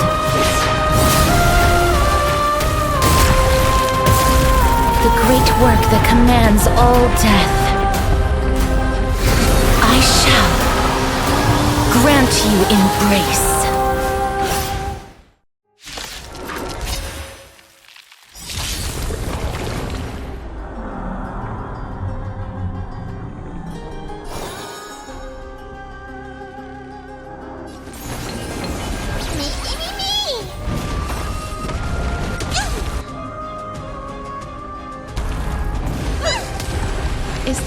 who once saved my life truly gone? Never seen perfection before. Or will you show yourself again once we eradicate this hatred and regret? Open sesame. I'm scared. Stay put. Get there.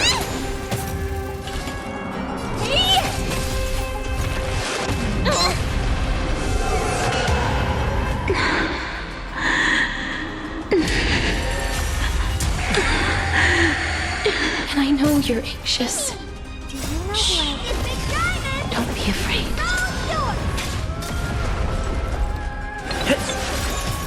I don't have time for games.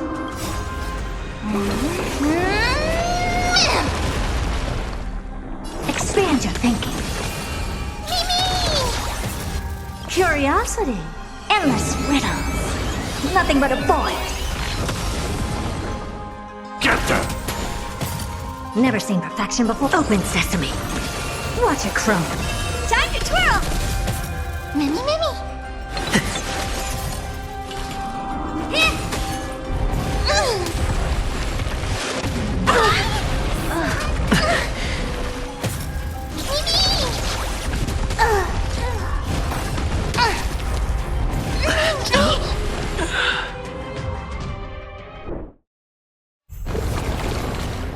Dangerous thoughts.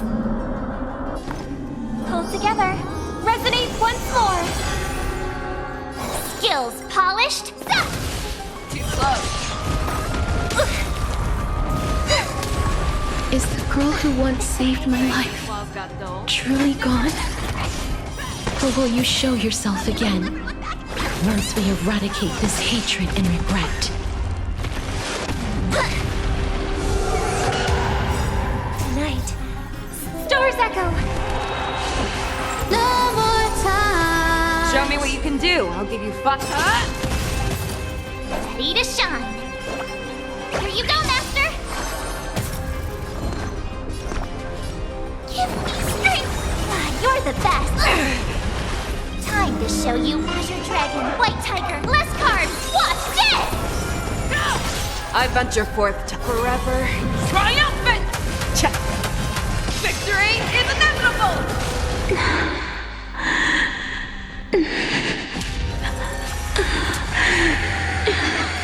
And I know you're anxious. Shh. Don't be afraid. Yeah. I could take 10 of you.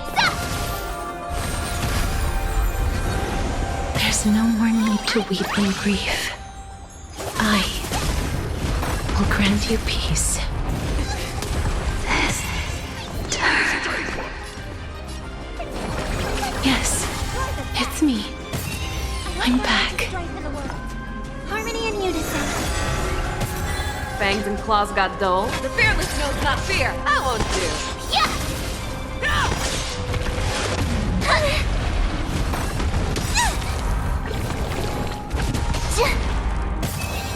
Ready to shine. Stop! I'm gonna hold everyone back again. Get them! Not very sportsmanlike. Fiends or devils! I'll crush them all! Be careful. They may be moving by instinct, but there is fury welling up within them. Stars echo. No more times.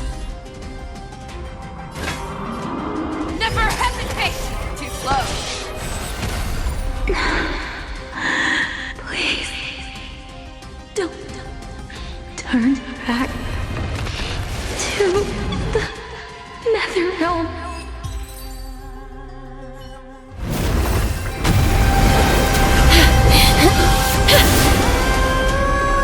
Oh, death. Sleep in peace.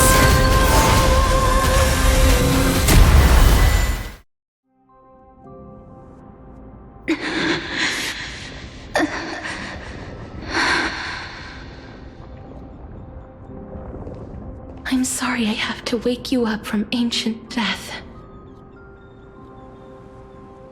And I know you're anxious. Shh. Don't be afraid.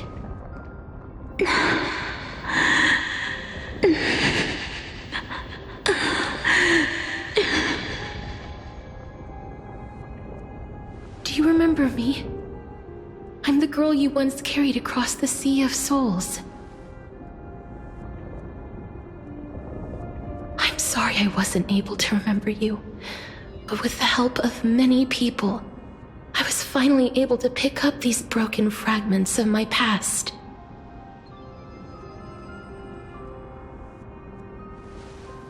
I'm back, Pollux.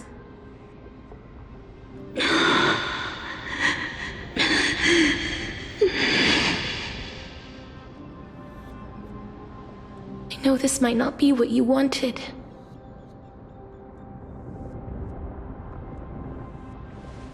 But I have to do this.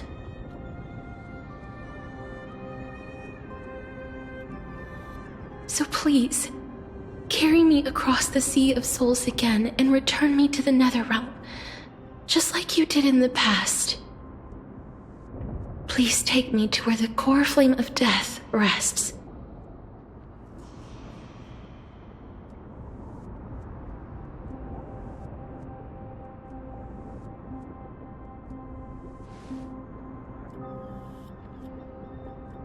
I'll be going now.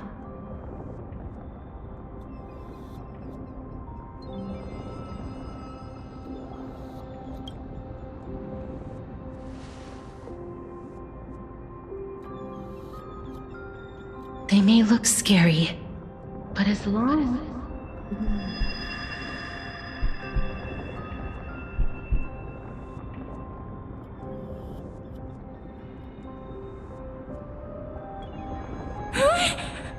What's wrong?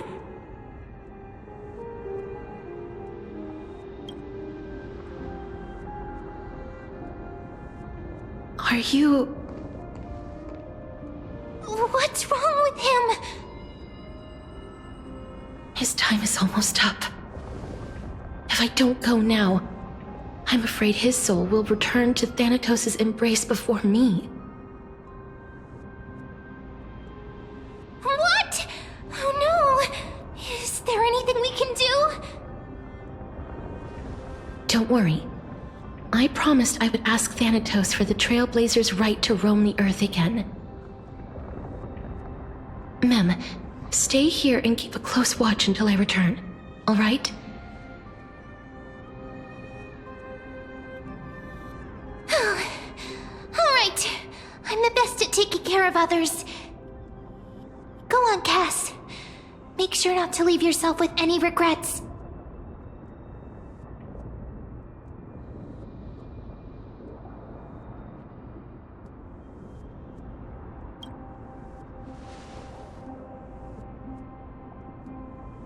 It's a deal then.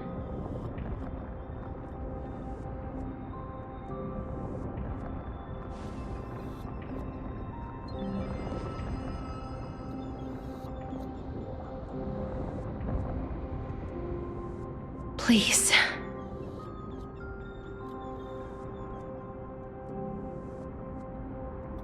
Wait for me.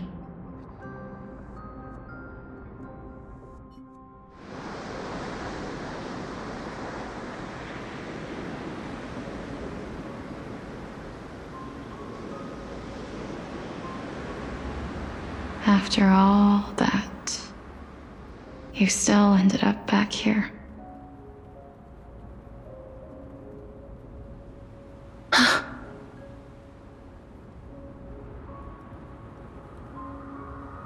So the legends were true.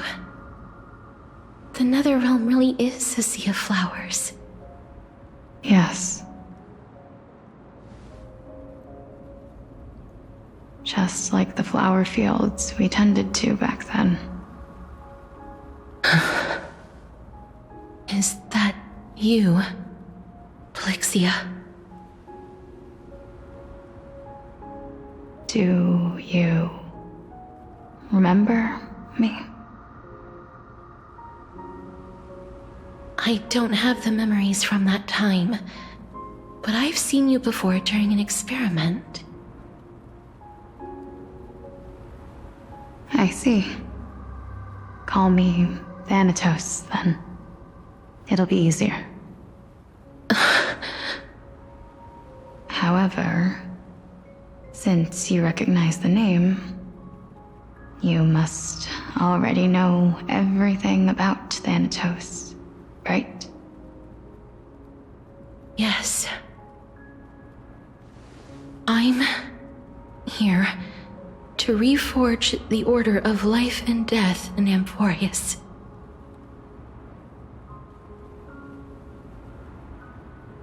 You know, my sister was a sympathetic, but rather sensitive person.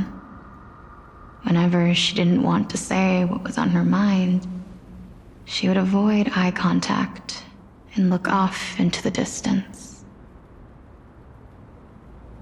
Just like what you are doing now. Can you tell me about the last Era Nova? What did you do, Polixia?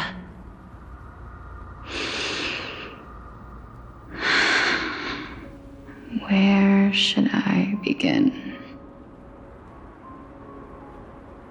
I suppose we can start from the beginning.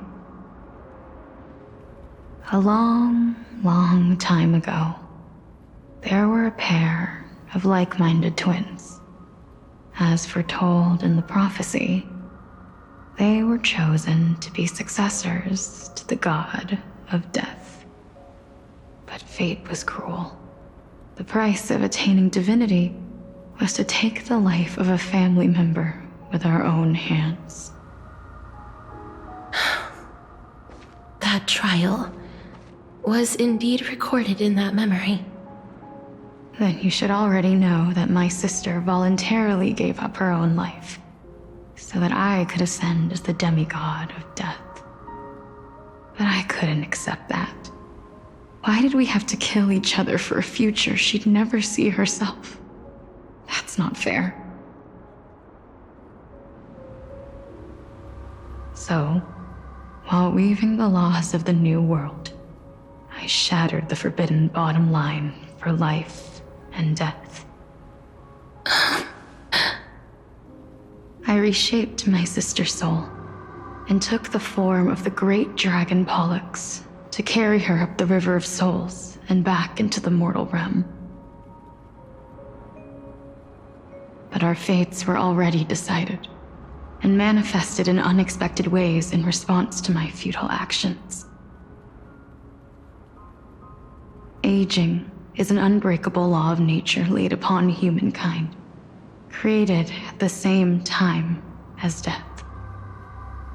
When the living die, their souls will meet Thanatos, who would determine where every soul goes. If the Reaper raises their left hand, the soul is granted death and allowed to enter the Netherrealm to await reincarnation. If they raise their right hand, the soul is rejected by the Netherrealm and returned to the mortal realm to continue walking the earth. That's why the Hand of Shadow can only lay down judgment and not embrace another being. Yes. Death was originally a pair of hands, but they were split in twain when we reached the mortal realm, never to touch each other ever again. The half of Thanatos that represents life, the undying human who grants death, that was the curse I forced upon you. Then, what about you? As the half of Thanatos representing death, I shoulder the fate of defying death. I died the moment I entered the world of the living. From then on, my Titan also no longer existed in this world. The cycle of life and death stopped. Souls were denied their audience with death, and were left stranded within an ever-rising river of the dead. What irony. My selfish desire to save your life gave you and the world a fate far worse than death instead. Then, what was left of my reason was left behind in the Netherrealm, where I've been taking care of these flowers day after day, until there is now a sea of them, all while mulling over the subject of life, death, parting, and enduring an endless loneliness.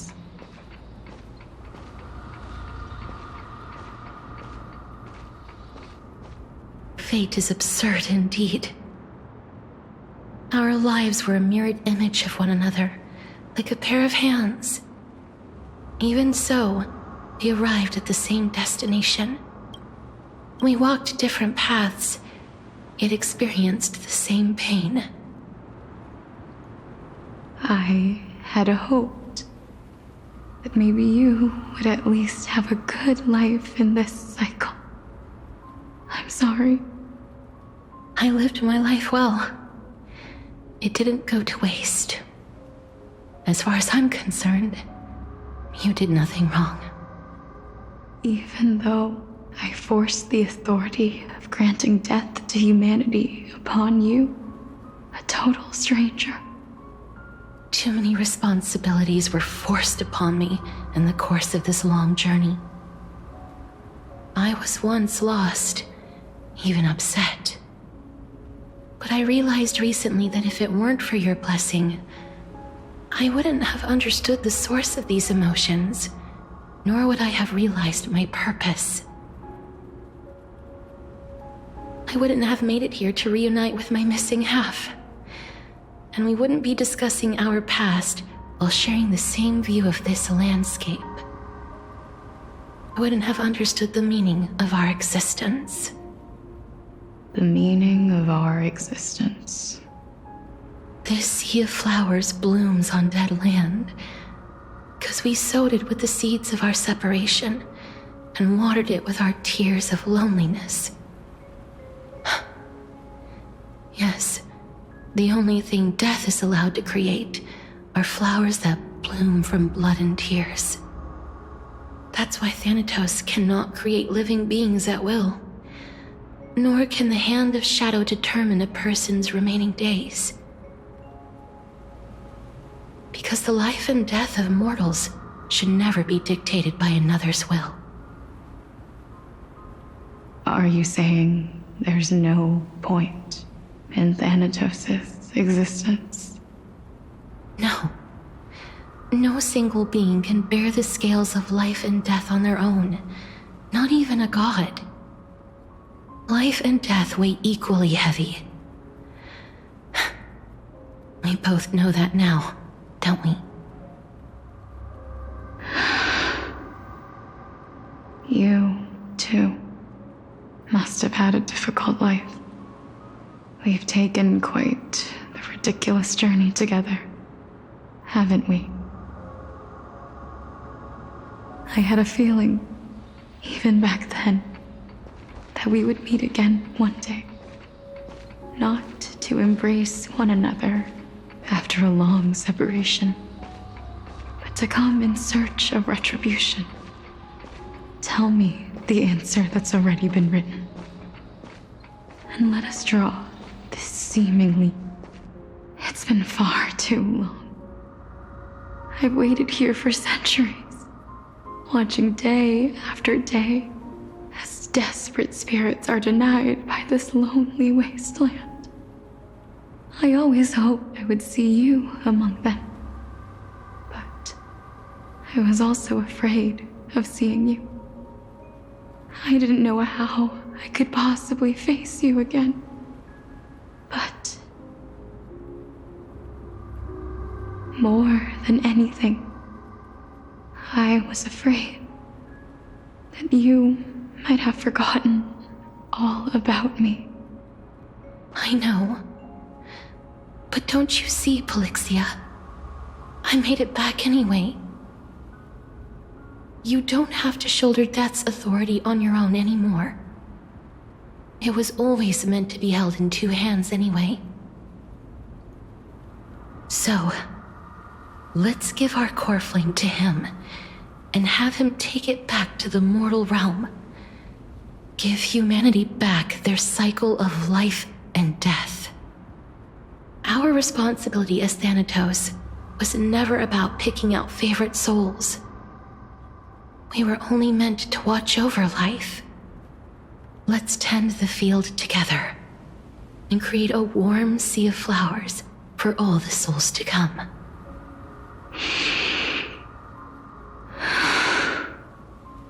What do you think, Polixia? Yes, just one last step. You shall wither, and through that, the dead will sprout again from the remains, and be reborn with the dead flame. As foretold by the prophecy, Thanatos' authority is only destined for only one person to wield. As the Chrysos heir of death, as their demigod, as a titan, our fated moment has arrived once again. Just like before. Yes, just like before. But unlike that time, the ones undergoing the trial this time are prepared. You've made up your mind? Yes, as dictated by fate. But I won't be afraid. As long as you're here with me. Complete your trial in this life. Grant me the embrace of death, and light the spark of life ablaze. You've been tempered by life and death. I know you'll be able to give this wasteland its first breath of life. Like a raven butterfly, flying swiftly into the netherrealm, perching on the twig of death.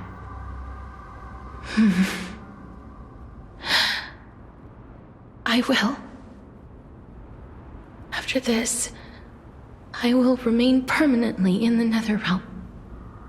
The river of souls shall return here and rain down from the sky, scattering souls across the earth. The cycle of life and death will flow once again. This sea of flowers you sowed shall bear countless joyous or sorrowful souls, and bloom evermore.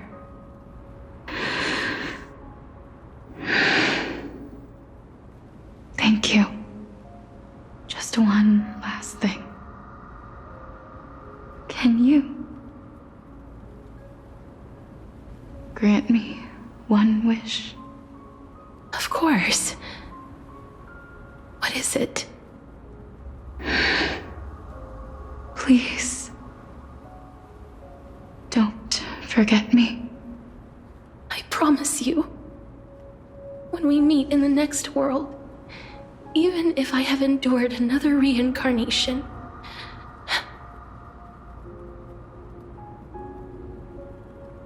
even if we do not know each other's names, I will still hold you tightly in my arms, just like what I did when we were born.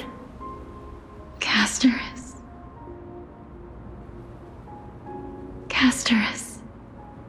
You're as beautiful as a fleeting butterfly.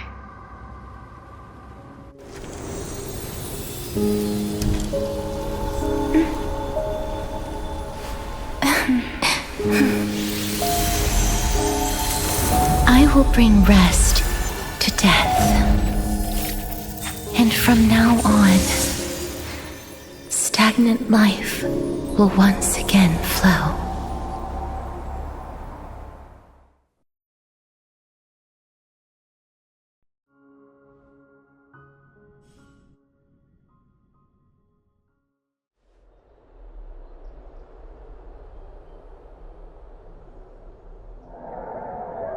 Time flies.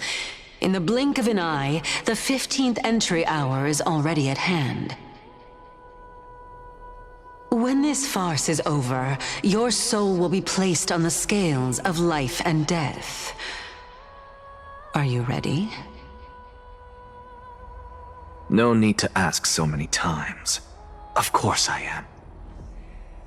Then why do you drag your feet? Is your fear of crowds holding you back again?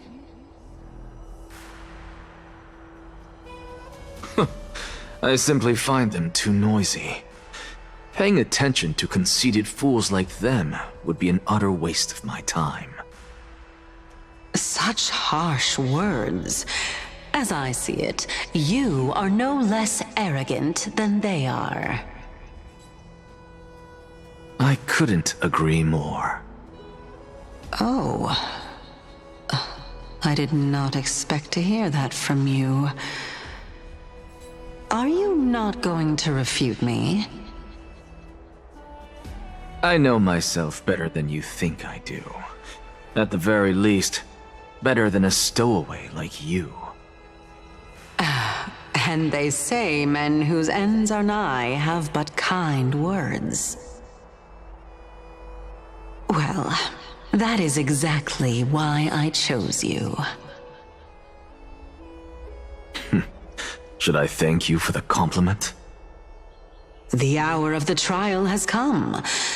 Do you have an answer for me? And how will you prove the veracity of your argument? I suppose there is no point in putting this off any longer. Do you recall where we stopped the last time? You were saying that Amphorius's history is cyclical. Indeed. The demigods that bear the core flames eventually become the new titans at the world's end. Remember what happened on the Holy Mountain? Calypso, Naias. As their destined ends approached, one by one they left this world, leaving only the twins, who are fated to succeed death. Unfortunately, while their journey is consistent with ours, you and Calypso, as well as Nicodor and Naias, act as supporting evidence. I can only come up with a rough sketch for my theory of a cyclical history. For all the pains I took to reach this point, I had already lost hope of ever obtaining definitive proof. After all, the past is in the past. Proving that we are the legacies of heroes of the past is a hopeless endeavor. That is, until I met a girl named Polixia and her sister. If Castorus was truly sent from the past to the present for the Titan's self-serving reasons, then having lived through 2 cycles, and with Styxia as the pivot, she will no doubt be the link to connect all of this together. If the Twins of Death can bridge 2 cycles to reunite at the shores of the Sea of Souls, then my hypothesis will no longer be just a hypothesis. And you too will get the answer to your question. Well, that is all well and good, but how can you be so sure? If there is even the slightest error in your hypothesis, the girl will be shattered. It matters not. The most important quality a scholar must possess is foolhardiness. If you are overly cautious, then you'll never have the gumption to make the first step, and change will never come. Besides, I, Anaxagoras, am destined to overturn this farcical world. Come, let us go and teach those pathetic worms one final lesson.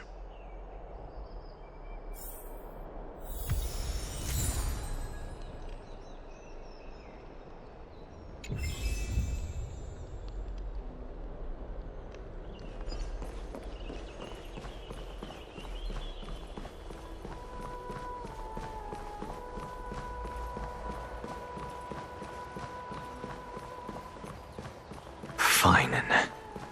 So they are leaving the... Let those Chrysos heirs who started this terrible war hear you. Let them hear the voices of the people! Yeah!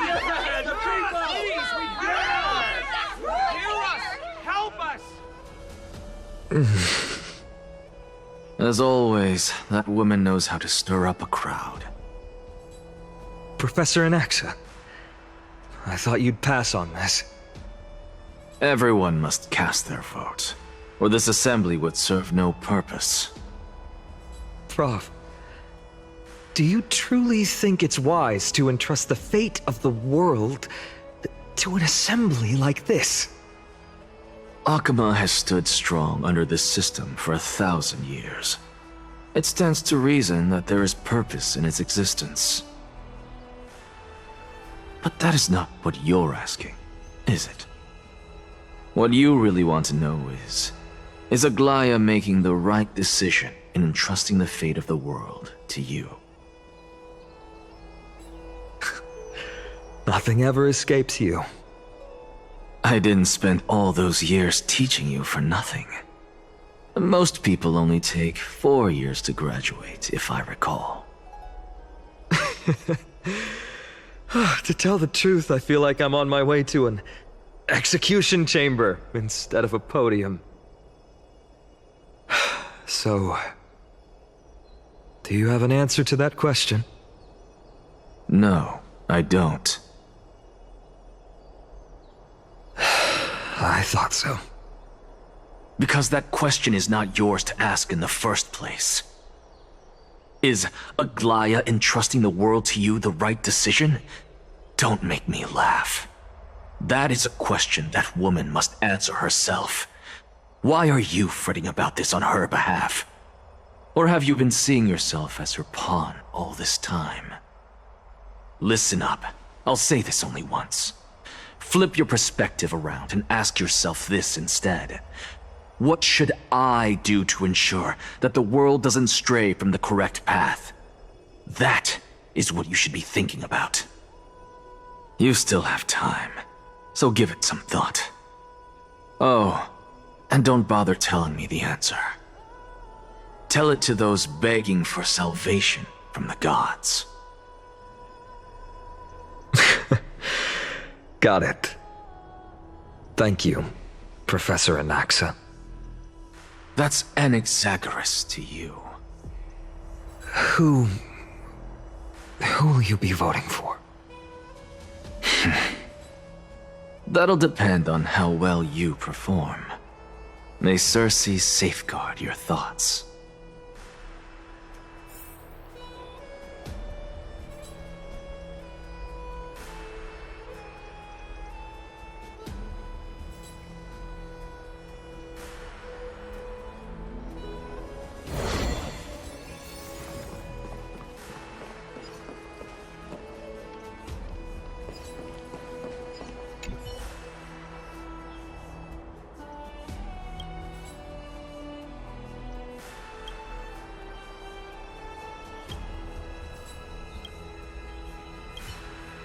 I actually don't necessarily mind things remaining the way they are. However you say it.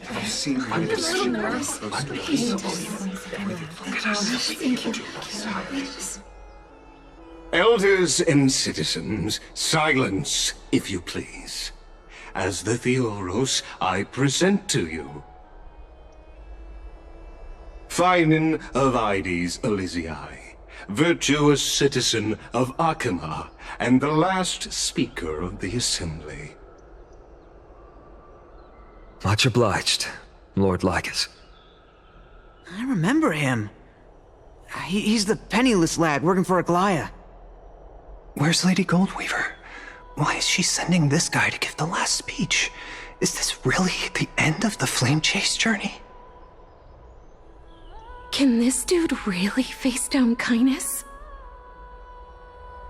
I actually don't necessarily mind things remaining the way they are. However you say it. By Kefali above, dear citizens of Akama, as you look upon me, so too do I see you. I see your fear and misgivings, your apprehension about the discord between the Chrysos heirs and the Council of Elders, and your uneasiness about the future of the Holy City.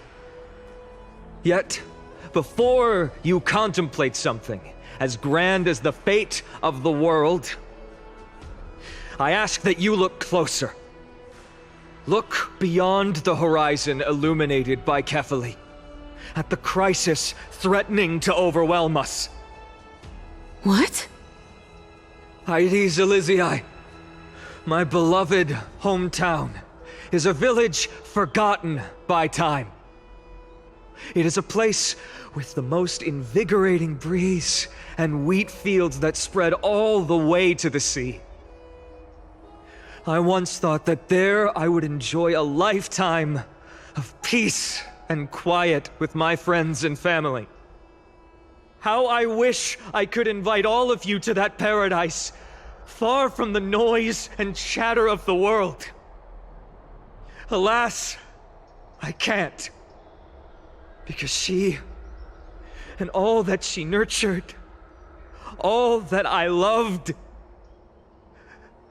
they have long been devoured by the black tide. My beloved home is no more.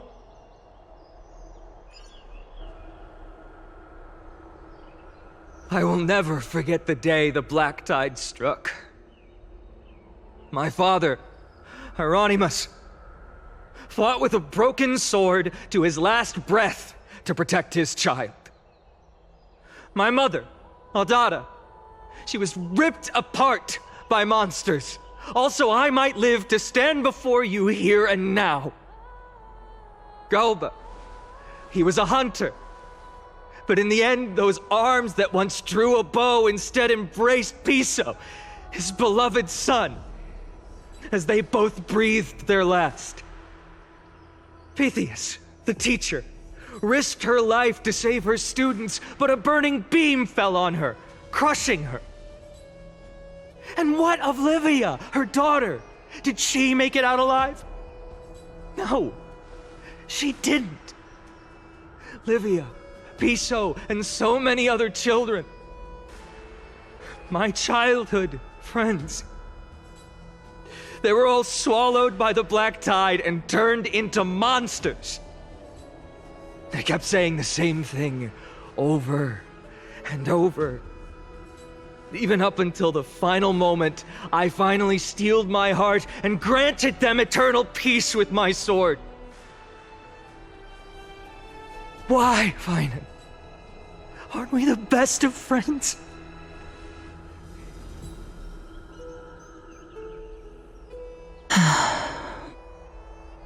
That is the black tide. A looming threat that can bring Akima to its knees any time. Kindness may have promised that with the 3 titans of calamity gone, Akima will return to an era Chrysia once more, but much as it pains me, I must disappoint you. While the demigod of strife has done everything in his power to hold them back, they are still coming. By now, the name of that black-robed swordmaster, the Flame Reaper, has likely echoed throughout the city already. The roaring thunder is a message from the strife demigod. The Flame Reaper has risen from death, and they hunger for the core flames of the gods.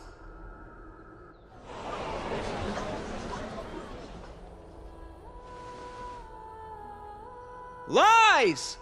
If such a powerful enemy is indeed approaching, why is Akima still a picture of peace? Exactly! The city of Akima shows no signs of pandemonium or chaos. And why is that? I beg you, spare a moment to think about this. Are we able to stand here and hold this assembly in peace today because the danger has passed? No! This peace we enjoy is no gift of fate. We are able to stand here today only because the Chrysos heirs have stepped up and shielded Akima from calamity. With her golden threads, Aglaya has preserved and continues to preserve these idyllic days that all of you hold dear. The Council of Elders claims that Aglaia will one day forsake the people because her divinity is eroding her body and soul. But ask yourselves this. Rather than offering her aid and support, why do they choose to watch and push Akama away from the Flame Chase journey? The answer that no one can bring themselves to speak of. A truth stained in blood and buried in greed, fear, and vanity. Allow me to lay it bare before you. It is because the Council of Elders, which bears Akima's history and honor, along with this citizens' assembly we once took so much pride in, are now infested with vermin.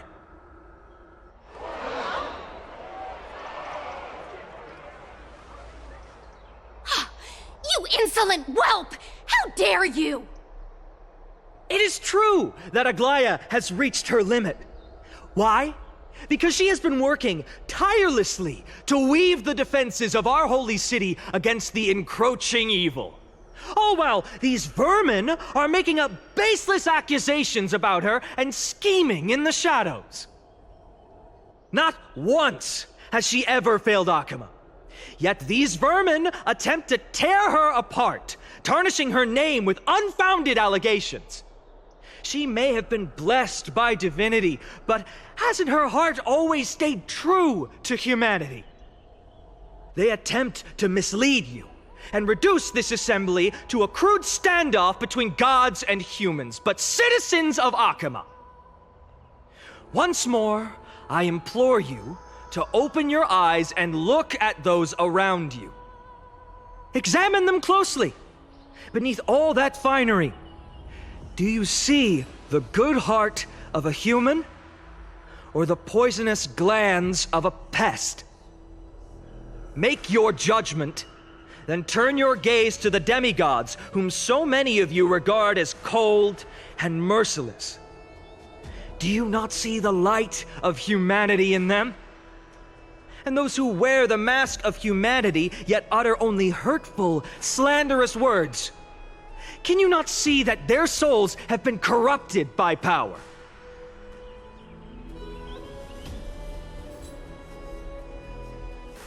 Yet, no matter what your answer is, and no matter who your vote goes to, rest assured that you have nothing to fear.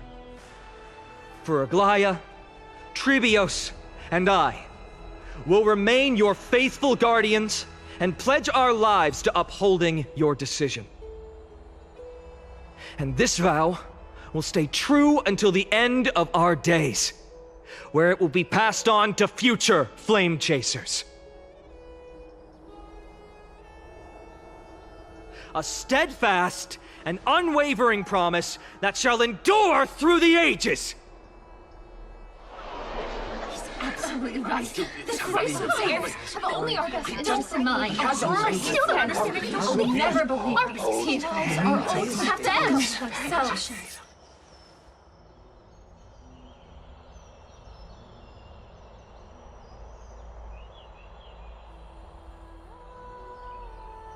At the present time, on the scales of Talentum, those who call for the continuation of the Flame Chase journey, and those who demand its suspension. Each faction holds an equal share of votes, resulting in a perfect balance. As expected. This is the moment when the Flame Chase journey is the closest to its end. And now, it's your turn to vote, Lord Anaxagoras. Is there anyone else who hasn't voted? No, you're the last. Cast your vote with care, for your decision will break this impasse. I have long since made a decision. Very well. May you bring much needed change to this farcical world.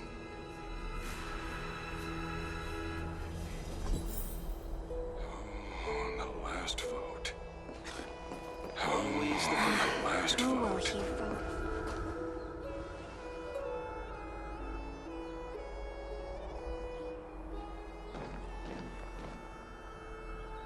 You've done well, Finan.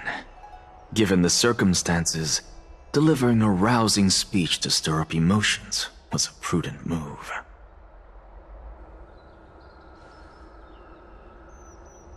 Thank you all for your patience. On behalf of the 7 sages of the Grove of Epiphany and the scholars of Amphorius, I, Anaxagoras, am ready to cast my vote. But before that, in the interest of fairness, Lady Goldweaver, I pose a question to you before all who are gathered here. Will you, as Finan has promised, stand by the decision made in the Assembly, regardless of outcome?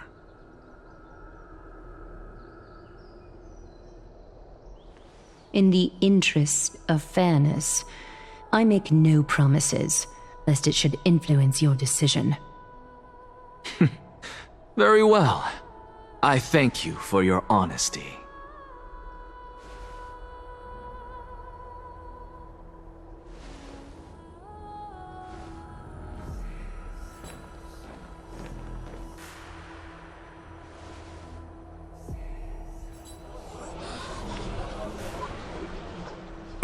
What's he doing?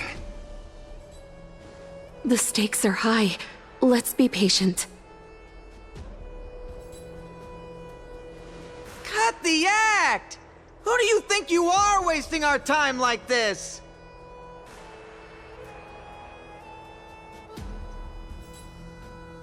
Lord Anaxa, please do not forget that I... Rule number 1. Do not call me Anaxa. Rule number 2. Never interrupt me. Silence is golden.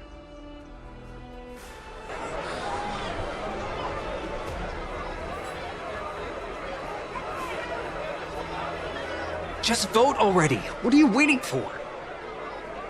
Cast your vote. Cast your vote.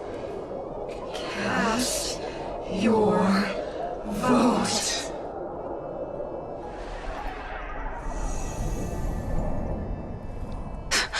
I cannot help but wonder, is every hardship in the world something you will exploit and use to your advantage?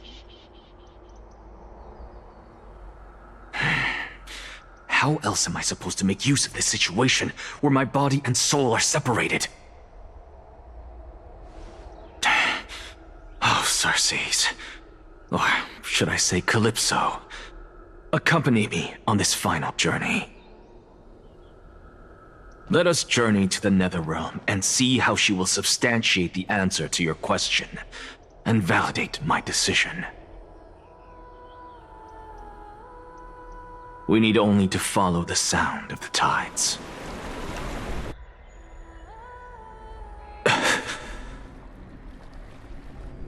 You are... Well done, child. Just as I foresaw, you have achieved great things. Teacher. What a twist of fate. A blasphemer raised in the doctrines of the Venerationists. It's like a foal kicking its mother in the belly after taking all her milk. I respect you immensely, sir, but... You cherish the truth even more. So, child, do not be troubled by the criticisms I have borne. Do not let those voices hinder you as you forge ahead.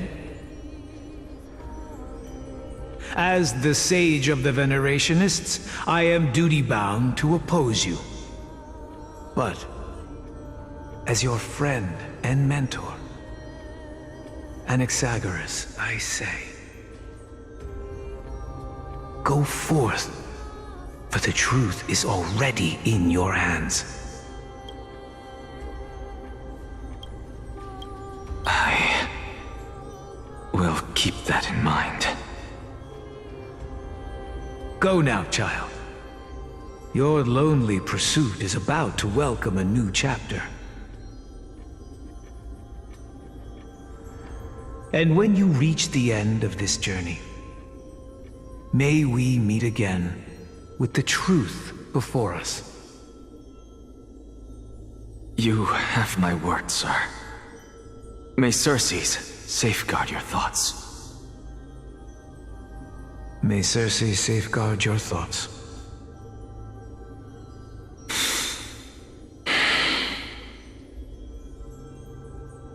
You are right, Empedocles. My lonely pursuit is about to welcome a new chapter. I must be on my way now.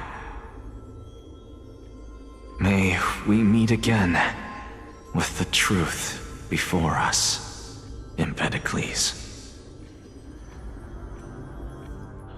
What are you waiting for? Just cast your vote. Silence! Silence, everyone! Behold, Circes, here at the center of the world, I shall write the final step of my proof. For this place is but one step away from the truth.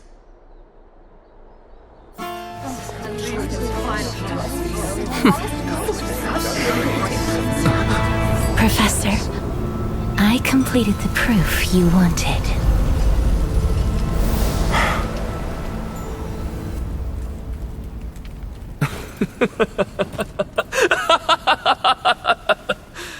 Thank you, Castorus. The answer is plain as day.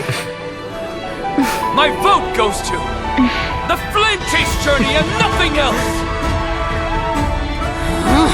Elder Kindness, I have deciphered the truth of this world!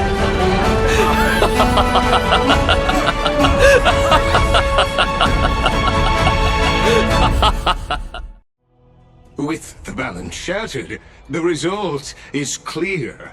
By carefully enter Lenton above, as the Theoros I have observed. No! Ligus, you can't! Anaxa, what have you done? Have you lost your mind? I hope you are prepared for the harsh punishment awaiting you. Mark my words, I will make sure that clever head of yours never forgets the price of betrayal. Have you forgotten? I told you that happens to be one of my rare talents. You put on such a grand performance, just to aid their preposterous flame chase journey? Performance? No, you are quite mistaken. I may be paranoid by nature, but I've always been known for my honesty. If you really understood me, Lady Kindness, you'd realize that I never had any interest in your pathetic little game of politics. Factions, standpoints, they are jokes in my eyes. I have never once switched sides. Because I, and I alone, am the truth. Lady Kindness, with all the citizens here as witnesses, we should honor the spirit of democracy and respect the decision of this assembly. I have observed that Akama has chosen her destiny. This citizens' assembly has resolved to continue the flame chase journey. This resolution shall be put up on the wall of heroes, such that all citizens are aware of the city's way forward. You! It seems not everyone is ready for the assembly to end. Very well. Let me entertain you for a little longer. By your leave, Lord Lycus. Interesting. Elders and citizens, your attention, please. Stay for a moment more, if you will. Anaxagoras of the Grove of Epiphany has an announcement for the assembly. What is this performer up to now? Absolute flame chaser. What do you think he'll continue? I don't know. So apropos. Still. Just moments ago, all of you made a decision on the fate of Amphorius. As a supporter of the Flame Chase journey, it pleases me to see the choice you have made. But I regret to say that I still harbor doubts about this outcome. Thus, I hereby challenge this resolution. Tell me, who among you dare swear to Kephalli's name that Era Nova will truly welcome the fairy tale ending that the Chrysos heirs have promised? A beautiful new world free of calamity and madness? Nonsense! That's impossible! What is he getting at? Of course he... Not even for a second. No one? Must I pick somebody to answer? Very well. You, the one acting so wise and profound, in front of all present here, do you dare swear that it will happen for sure? No? Fine. Next. You, the one with ignorance written all over your face. Yes, you. Do you dare swear by it in front of the Titan? What are you trying to do? Useless. Your turn, then. With that smug look of yours, you must be confident that the Flame Chase journey is the best course to take, right? Hey! Mind your tongue! So, no one? I see. In that case, Finan, answer me this. Your speech was filled with such passion just now. How confident, then, are you in making this promise? Professor, what are you doing? Let him continue with his performance.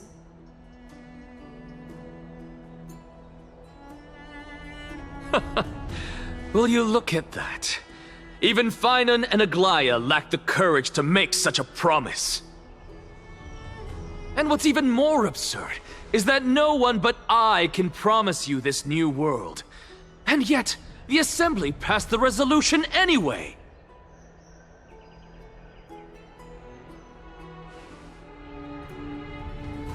But you needn't worry, because I knew better than to trust you good-for-nothings. That is precisely why I am here today. To give you one final lecture. Now listen up and listen well. I, Anaxagoras of the Grove of Epiphany, hereby declare everything that the Flame Chase journey promises is true. Finan of Ides Elysiae, the prophesied demigod who shall succeed Kephalli, will reforge each and every one of us in the new world with his complete, intact memories. What? The core flame-bearing titans were the Chrysos heirs of yesterday, and the Chrysos heirs who carry the core flames today will become the titans of tomorrow. All of our souls shall endure for eternity in the miracle of the World-Bearer, and all under Kephalli's protection shall step into that new world.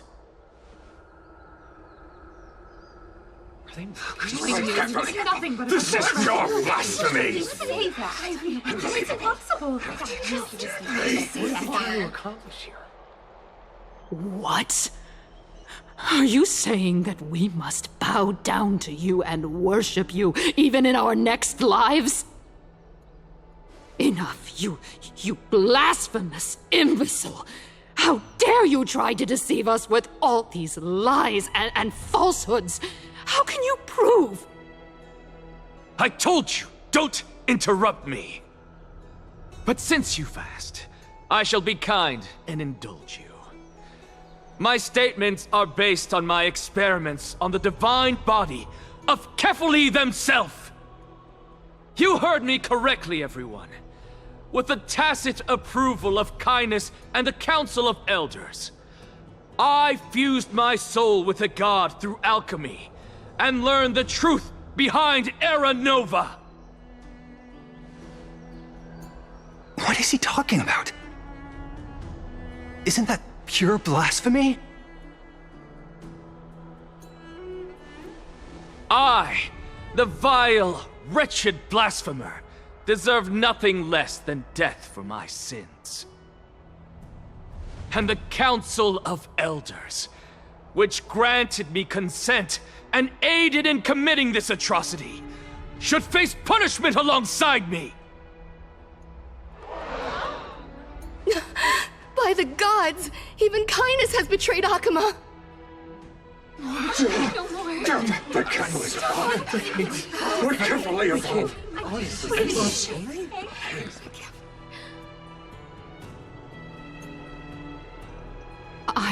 I had no knowledge of his transgressions. He did that on his own. The Council of Elders bears no responsibility for his actions. Lord Lygus, as the esteemed Theoros, are you going to simply stand by and allow the Council of Elders to be dragged through the mud? If the accusation is true, I will acknowledge it. If not, my conscience stands unburdened. Lady Kindness, the reputation of the Council of Elders was not built in a day, nor will it be shattered overnight. Repercussions await those who fool the people, and punishment must be meted out on those who abandon their vows. We should respect this beautiful city and her people. You... Lady Aglaya, the Gold Weaver, I humbly ask that you take on the responsibility of overseeing this judgment in the name of the fairness of Talantin and the justice of Kefali. Considering the circumstances, and in accordance with Akama's codex as the only demigod among us, you shall rightfully wield this authority. The honor is mine to bear. How is this permitted? Somebody do something! This is how we're supposed to go. Absolutely outrageous. Elders and citizens, silence, if you please. Anaxagoras of the Grove of Epiphany has made his statement clear.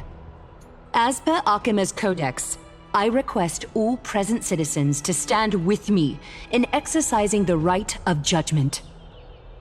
First, Elder Kindness of Akima and Lygus the Theoros stand accused of neglecting their duties and abusing the law, leading to the egregious blasphemy against a god. In the names of Talantin and Kefali, Akima is to form a committee before the 7th action hour to conduct an investigation and disclose the findings to the public for subsequent judgment. Yes! That's what we deserve! Agreed! Curse you! Now, concerning Anaxagoras of the Grove of Epiphany, he has confessed to grave blasphemy against Kefali. In the names of Talantin and Kefali,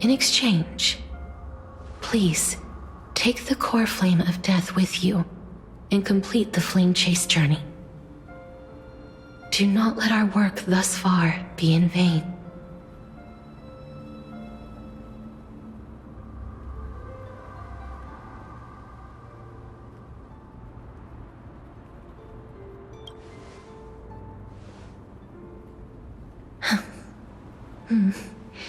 Just like the other demigods, I will stay here and embrace my destiny. That being said, it is not easy to guide a lost soul back to the mortal realm. The whispers of death are sweet and alluring. If your determination wavers, you will succumb and be forever ensnared by the netherworld's grasp. Please consider this a one-time exception. I will do everything in my power for the flame chase journey. And for your life, the only life I can save.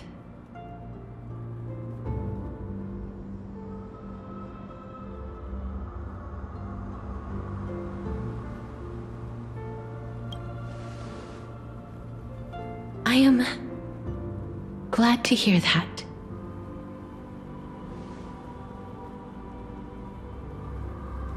Over here!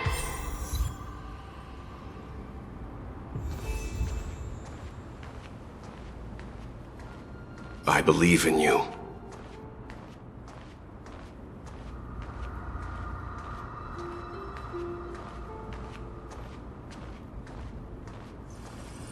Just forget about all the hardships of the mortal realm.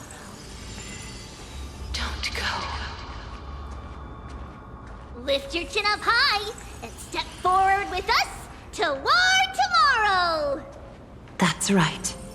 Keep your eyes on the dawn. Onward. Show me your courage. Partner, we shall become heroes together.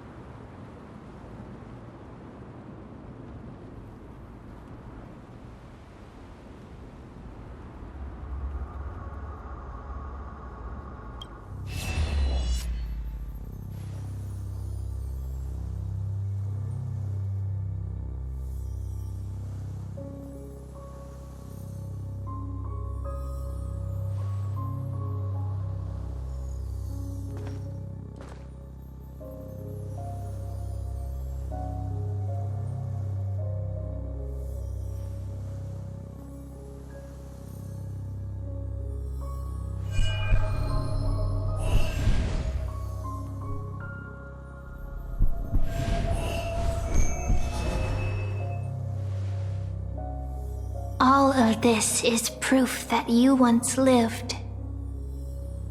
Your soul, your memories, the years you've journeyed through, and the path they revealed, leading you back home. So, continue onward. Do not stop moving forward, and do not let her sacrifice and the support of all who have stood by you be in vain. Over here, friend! Take my hand. Let's go home.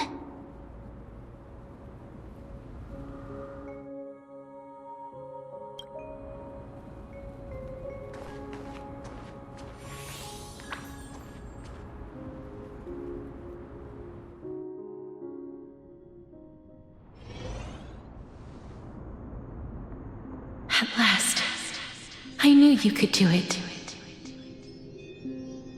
Your soul is still perfectly whole, as if some kind of force is trying its best to keep it together. Is it Orynyx's final blessing? Or is it a miracle of your own? It's truly incredible. Such a strange surge of familiarity. So hard to describe. Perhaps it is fate, once again fulfilling its own design. Or perhaps it is the laws from beyond the sky, so familiar to you, that intertwined our fates long ago. It seems that this is the riddle which cannot be solved anytime soon. The sensation of becoming a demigod is truly wondrous. It's as if the river of souls is winding its way through the depths of my spirit, transforming with each breath into a fine rain that nourishes the world. Do you recall that prophecy? At the end of the sea of flowers, the souls of the living shall warm thy fingertips, and after an embrace, there shall be eternal separation.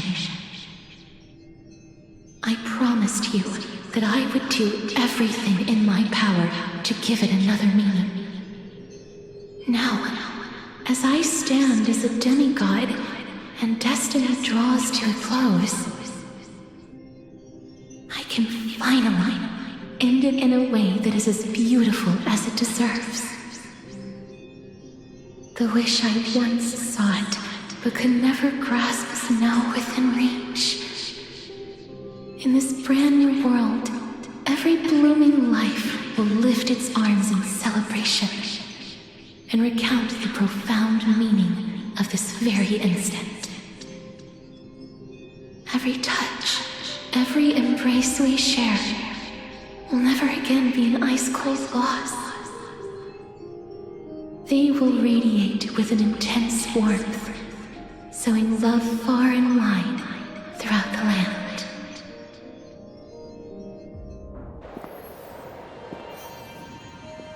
The other shore is very cold.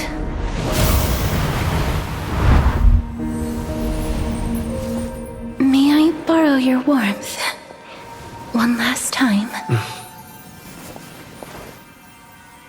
Thank you for fulfilling this wish of mine. The place I'll be going to is what humans call the Land of Sorrows. But with this heartbeat and the residual heat of this embrace, I shall turn the Netherrealm into a gentle place of rest.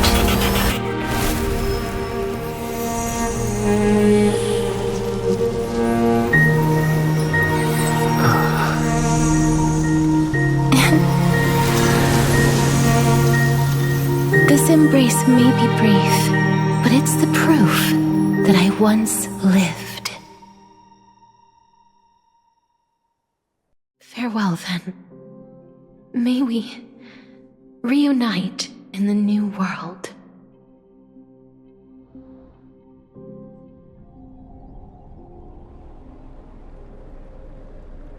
That grand and absurd performance was what you've been seeking your whole life?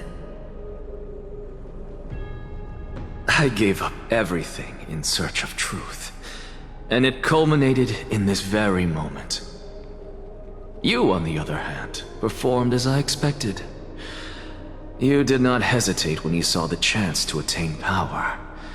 It's as if you... crave power, like a fly craves rot. Those are your words, not mine. But what you said at the end, did you already know what I had planned for Thainan? I may have lost an eye, but my vision is clearer than anyone else. You've nearly exhausted your humanity. You're no different from my current state as a walking corpse. That's true. I've long since burned to ash over the past 1,000 years. Only he is capable of unleashing a raging fire that rivals our final great enemy, Aquila. So, this is our last chance. How about we let go of the bad blood between us?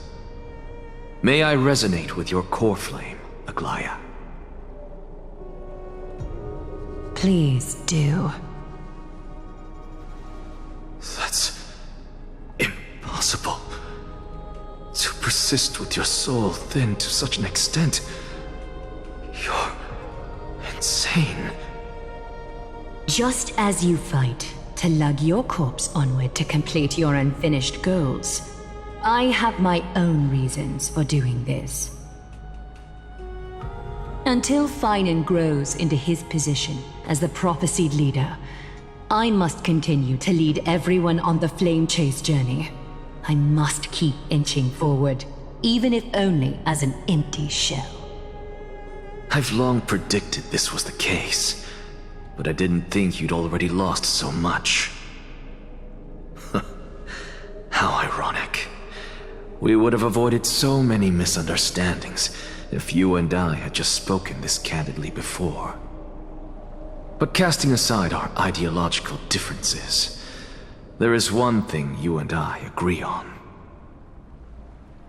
Finan. Yes. He was born to be a hero.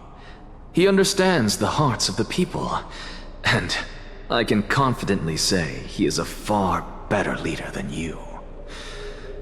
Only he is capable of fulfilling your mission. Sadly, he is a man cursed by Nestia. But by my estimates, his horribly elaborate sense of style should not impede Era Nova. Congratulations are in order. We found common ground at the very end of our destined paths.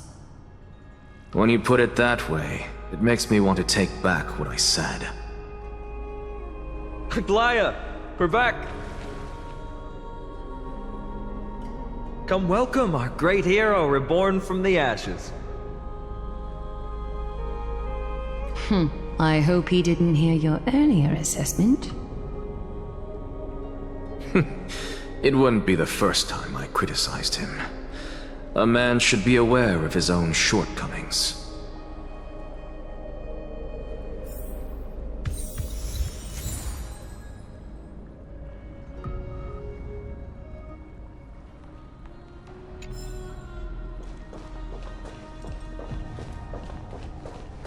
I'm glad.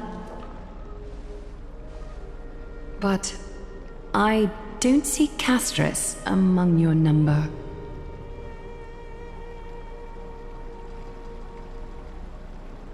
It looks like she not only helped me prove my theory, but helped you fulfill your mission as well.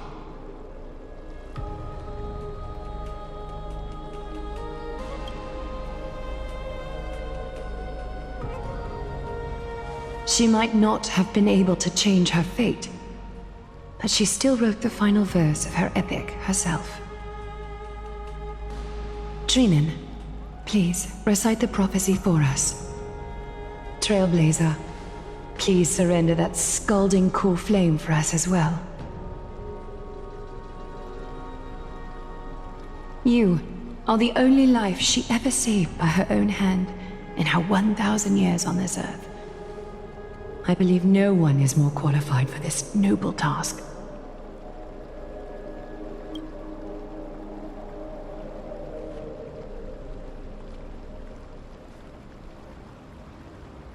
O gods who have returned, and gods who are still watching, today we bring you a soul laid bare. The Hand of Shadow, Thanatos, remembered their name from the past.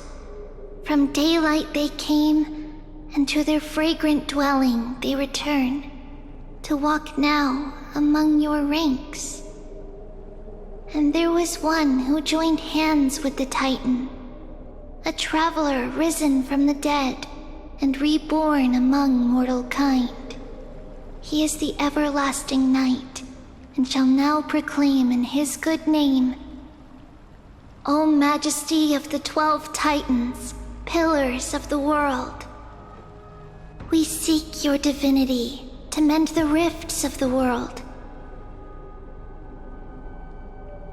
Fill our bodies with blood of gold, till we wither in willing service to the prophecy. Step forward, trailblazer from beyond the sky, and together with us, surrender the core flame and carve their star into the sky.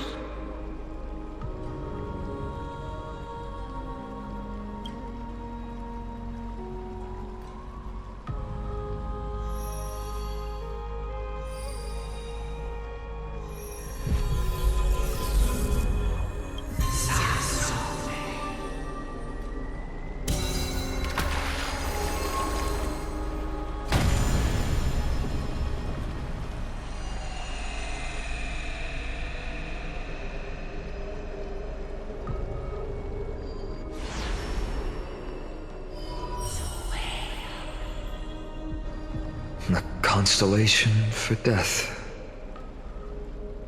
For life and death, to be more precise.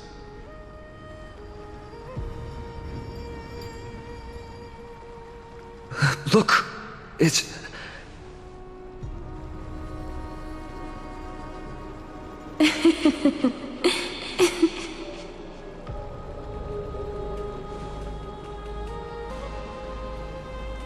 No, it's only a divine echo. I think she's here for the trial.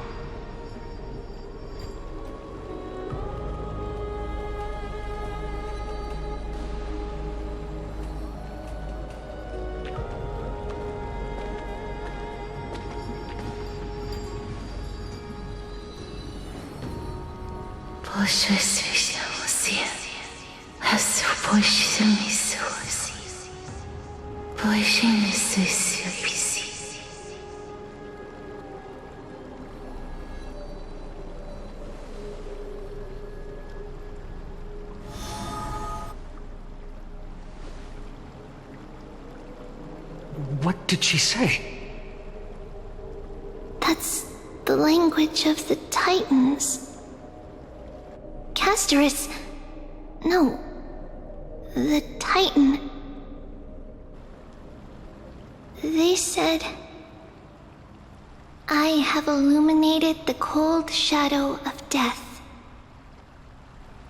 Onwards. For your path to the future is bright and its flame eternal.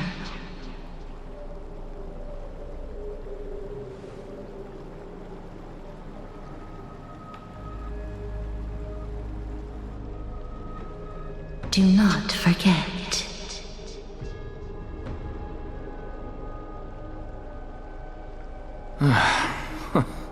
She made quite a scene. I suppose it's my turn now. I won't stop you. Professor, you... What's with that look? You were present. So, let's get this execution over with. We wouldn't want to bring shame to Akima's divine laws or keep me from creating a new world.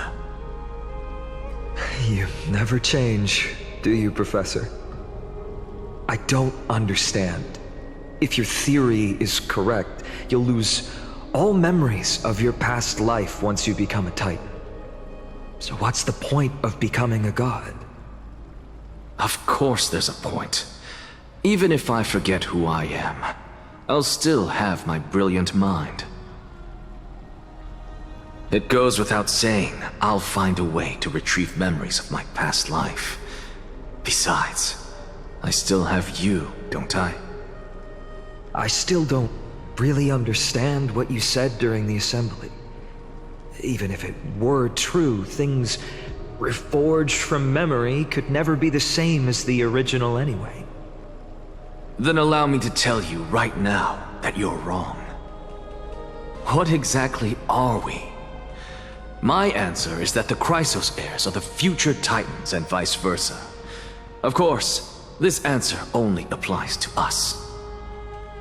So, what are we when it comes to regular mortals? The very essence of the world, our souls, are tiny invisible seeds that hold records of each person's memories of the world. And we are the buds that sprout from these seeds to grow into great trees. Is that what new sporism means? Correct. Once our physical bodies are born, we become new extensions of the world. From there, we plant our seeds into someone's memories, and then scatter them into the hearts of countless people in the future. Just as seeds are affected by their environment, so too will our appearances differ across memories. But the partial memories we carry will always be the same, because that is just how the world is. To destroy our very existence, one must destroy the world itself. But we have someone who will still live on with his perfect memory. That person is you, child of Kefali. This is what it means to be the world-bearing Titan. So, carry everything of this world and live on. Don't disappoint those most precious to you. Don't disappoint Lady Goldweaver. And especially, don't bring dishonor to my theory. Anaxa, I swear to you, I'll lead everyone to our reunion in the New World. Good. That is all I have to say. Farewell, everyone. May we meet again in the next life. Farewell, great performer. May Circes safeguard your thoughts.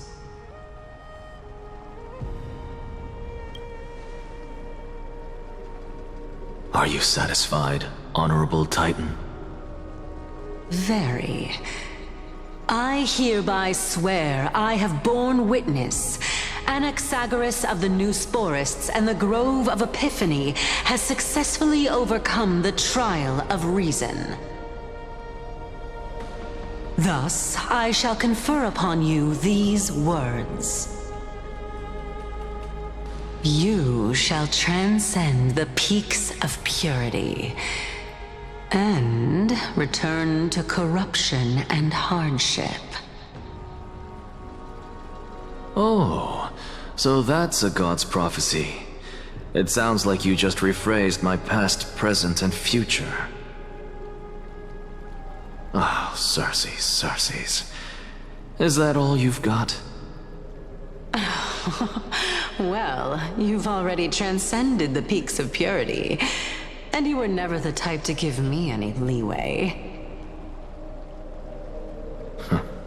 That is true.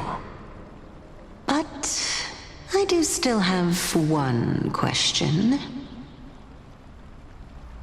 I knew it. What is it? Maybe we're thinking of the same thing. As you've so boldly stated, we and the world itself live on through the memories of others. If that is the case, whose memories did the very first new spore sprout from?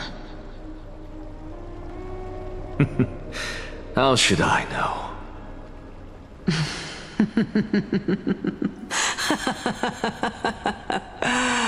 Oh my. But, since we are both equally curious, we should allow the children of humanity who come after us to investigate in our stead.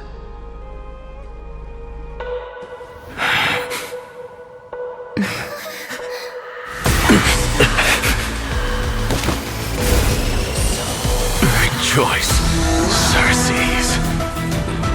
I sow the seeds of suspicion in the new world with your soul! And now, it objective is complete. That is all.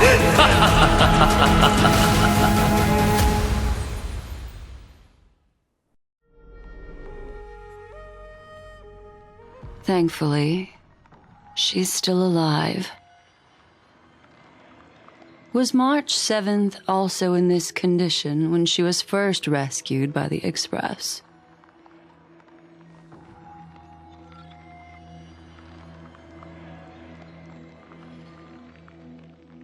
But she still woke up naturally. Looking on the bright side, that might happen this time as well.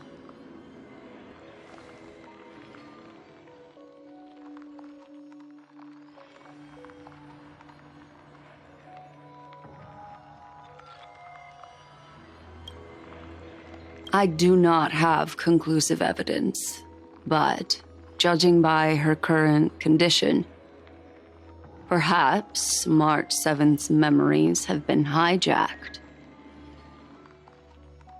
Think about it, Miss Himiko. What will happen when someone loses their ability to remember?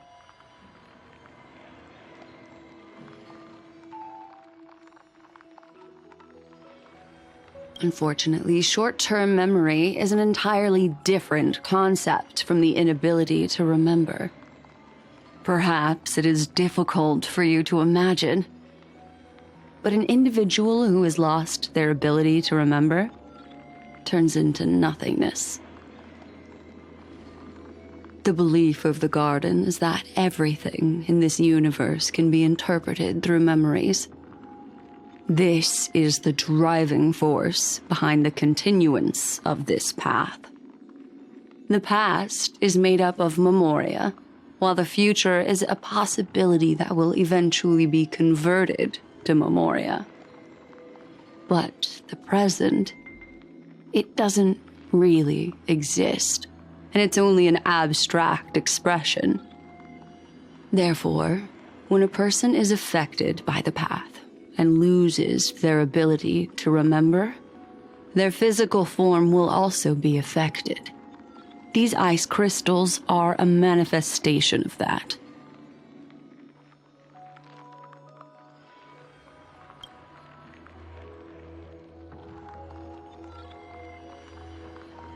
Is Miss Himiko suspicious of me? In other words, now is the time for me to prove my innocence. That's not a problem, of course. The true reason behind my intentions is that Amphorius holds special significance. For some memo keepers of the Garden with extremist views, it is a perfect example. A world that can only be seen through the Garden's mirror means that memo keepers have the right to keep the world in their private collection.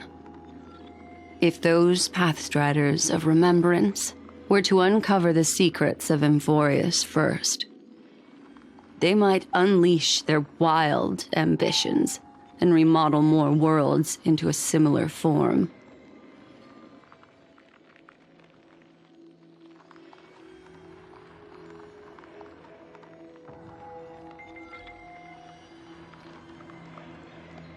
I chose to remain quiet before, because I did not want to involve you in the Garden's internal conflicts.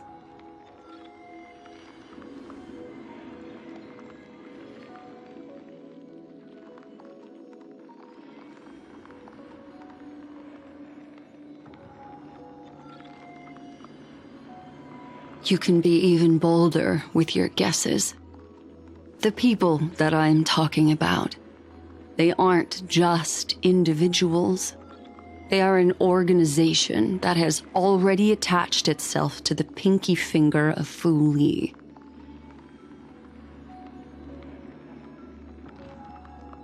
I cannot be certain, but at the very least, they are capable of doing so. I am deeply sorry about what has happened to March 7th. But the deal that I propose still remains a fair one. Amphorius is still an excellent destination, and investigating further might allow us to uncover the truth behind the accident. Miss Himiko, the wisest choice right now is for us to continue cooperating.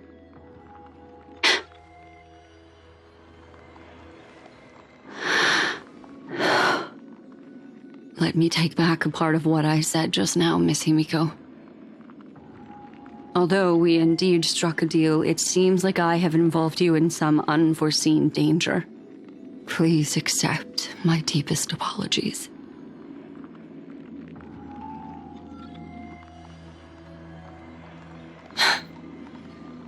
It's Fuli. Their gaze has just swept across Amphorius.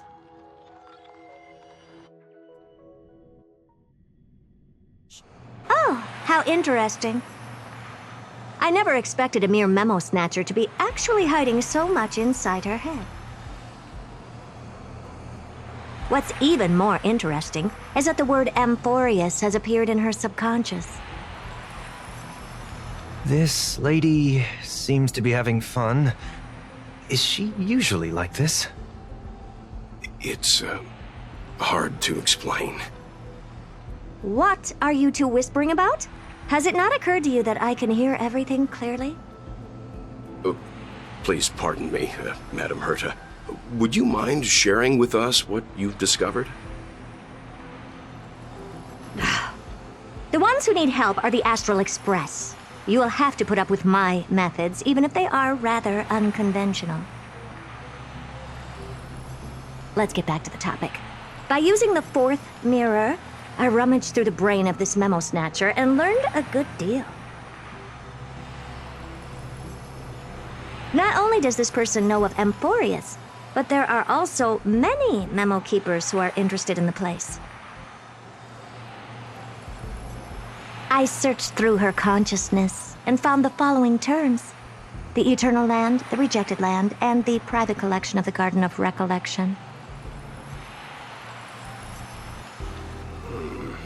It seems like Miss Black Swan is indeed hiding some things from us. Since I'm not able to find any useful clues from the outside, why don't I personally visit this mysterious Amphorius? You're planning to head to Amphorius yourself? Yes, but not in the flesh like you all foolishly did. See these Herta mirrors? With them, I can project my data spirit entity to any corner of the cosmos through spatial warps, without even needing to leave my room. But of course, these corners of the cosmos must be within the coverage zone of inter-astral peace communications. After all, this is collaborative technology. I see. You do seem like the more indoor type. Although that star zone is not within the network of the IPC, the Express itself can serve as a signal station. Come, give me the astral chart coordinates. Then, sit back and enjoy the show.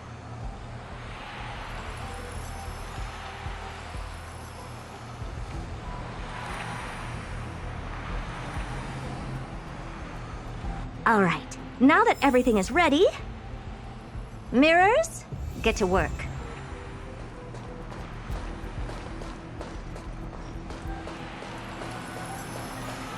First mirror, input the coordinates. You'll be in charge of the spatial warp. As you command, Madam Herta. The preparations are complete. I wish you a pleasant journey ahead. Second mirror, prepare for the thought refraction. There's still some distance from the Astral Express to the Amphorius celestial body. You're in charge of sending me over. This time, raise the power to the maximum. Don't be stingy. Oh, okay. I won't fail the mission, Madam Herta.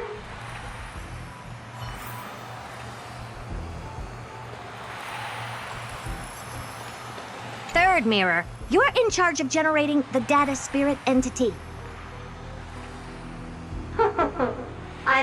happy to help, Madam Herda. What kind of appearance are you planning to use this time? Good question. Let me think. Forget it. Just use my own appearance. There's no one there that'll recognize me anyway. As you wish. Fourth mirror, you'll be in charge of...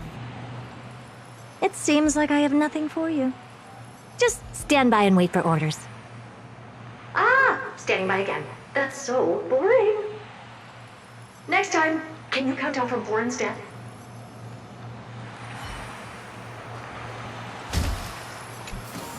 Preparation of the data spirit entity complete. Thought refraction at max power.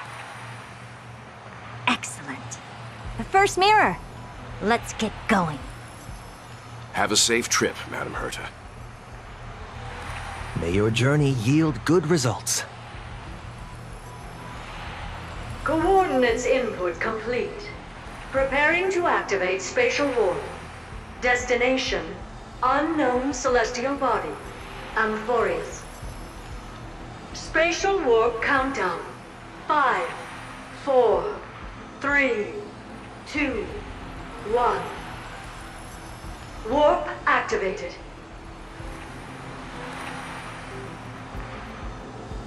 Oh! So that's Amphorius? Its appearance is, well, sure is unique. Second mirror. Prepare for thought refraction. It's time to send me in.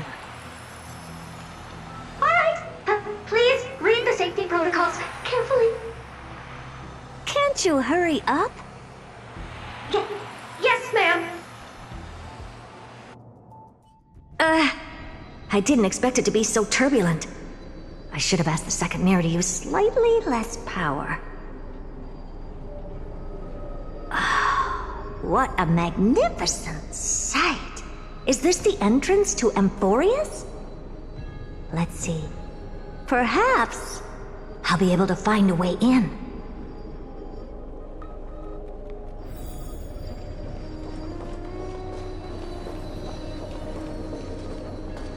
What's this? A statue? It's ugly. I don't like it. Oh, I finally found your traces. How esteemed must you be for the great Herda to come out personally? When we return, get ready to become free labor for the simulated universe for the rest of your lives. What's this? How creepy. Oh, it moves? Who are you trying to scare? It's either a projection or a fake. There doesn't seem to be much to take note of. Now then, how am I going to get into Amphorius? My deepest apologies, esteemed lady. I'm afraid that you cannot proceed further. Who's there? Your visit, although not part of my calculations, is a pleasant surprise. It's a pity that the preparations are not yet in place to receive you with the hospitality that someone of your status deserves. Are you not going to answer my question? Who are you? I have many identities, and I'm going to have even more in the future. But if you just need a form of address, you can use my common alias. Lycurgus Lygus. All right, Lygus. But you can't possibly think that I'm just asking for a name, can you? Regrettably, I do not have the authority to share more information. However, standards are always flexible. While not violating the ultimate agreement, I'm able to disclose this piece of information. As you thought, this is the entrance to Amphorius. Now, please, kindly turn back. Amphorius is not a world that you should be involved with, regardless of what kind of magnificent achievements you have accomplished. This place will not open its doors so easily. You seem to understand me very well. Then you should know that I have no reason to listen to you. Your reaction is completely within my calculations. Despite my long years as a watcher, it seems like my assessment of human nature still remains accurate. From you, I'm able to sense a beautiful desire for knowledge. But my answer remains unchanged. Madam, it is with the utmost goodwill that I suggest you return to where you came from. Let's assume for a second that I'm not so well-mannered, and that I insist on uncovering the secrets hidden behind you, Mr. Lygus. How do you plan to dispel this notion of mine?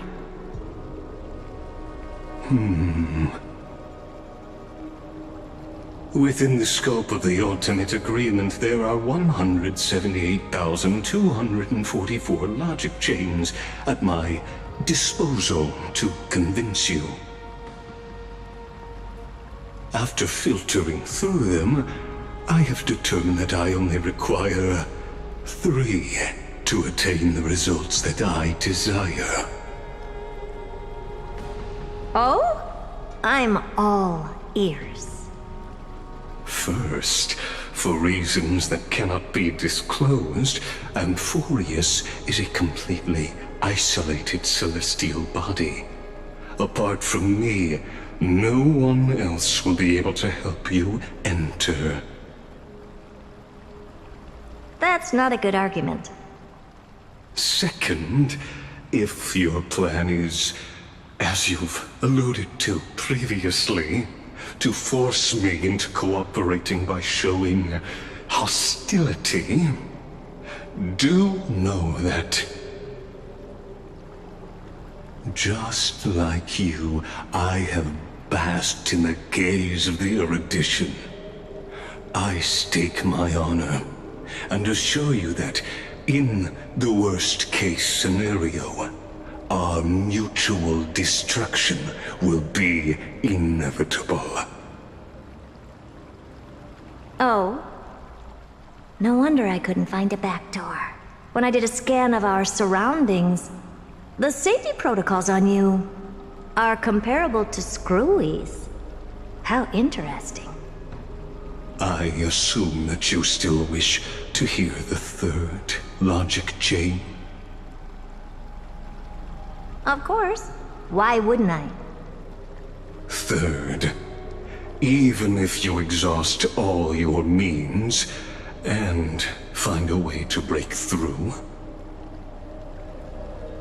you will surely give up once you understand the consequences of your actions. After all, throughout your long life, as much as you'd hate to admit, your conscience has played a crucial role. What a brazen robot. You think that you can actually understand me through your paltry calculations? But since you put it that way, why don't you tell me what these consequences will be? It concerns the third path that is entangled with Amphorius. A path that you and your friends still very much lack understanding of. The destruction. So, if you ignore my warnings and persist in your ways, You will break the shackles of a Lord Ravager. And when that happens, their fury will engulf the cosmos.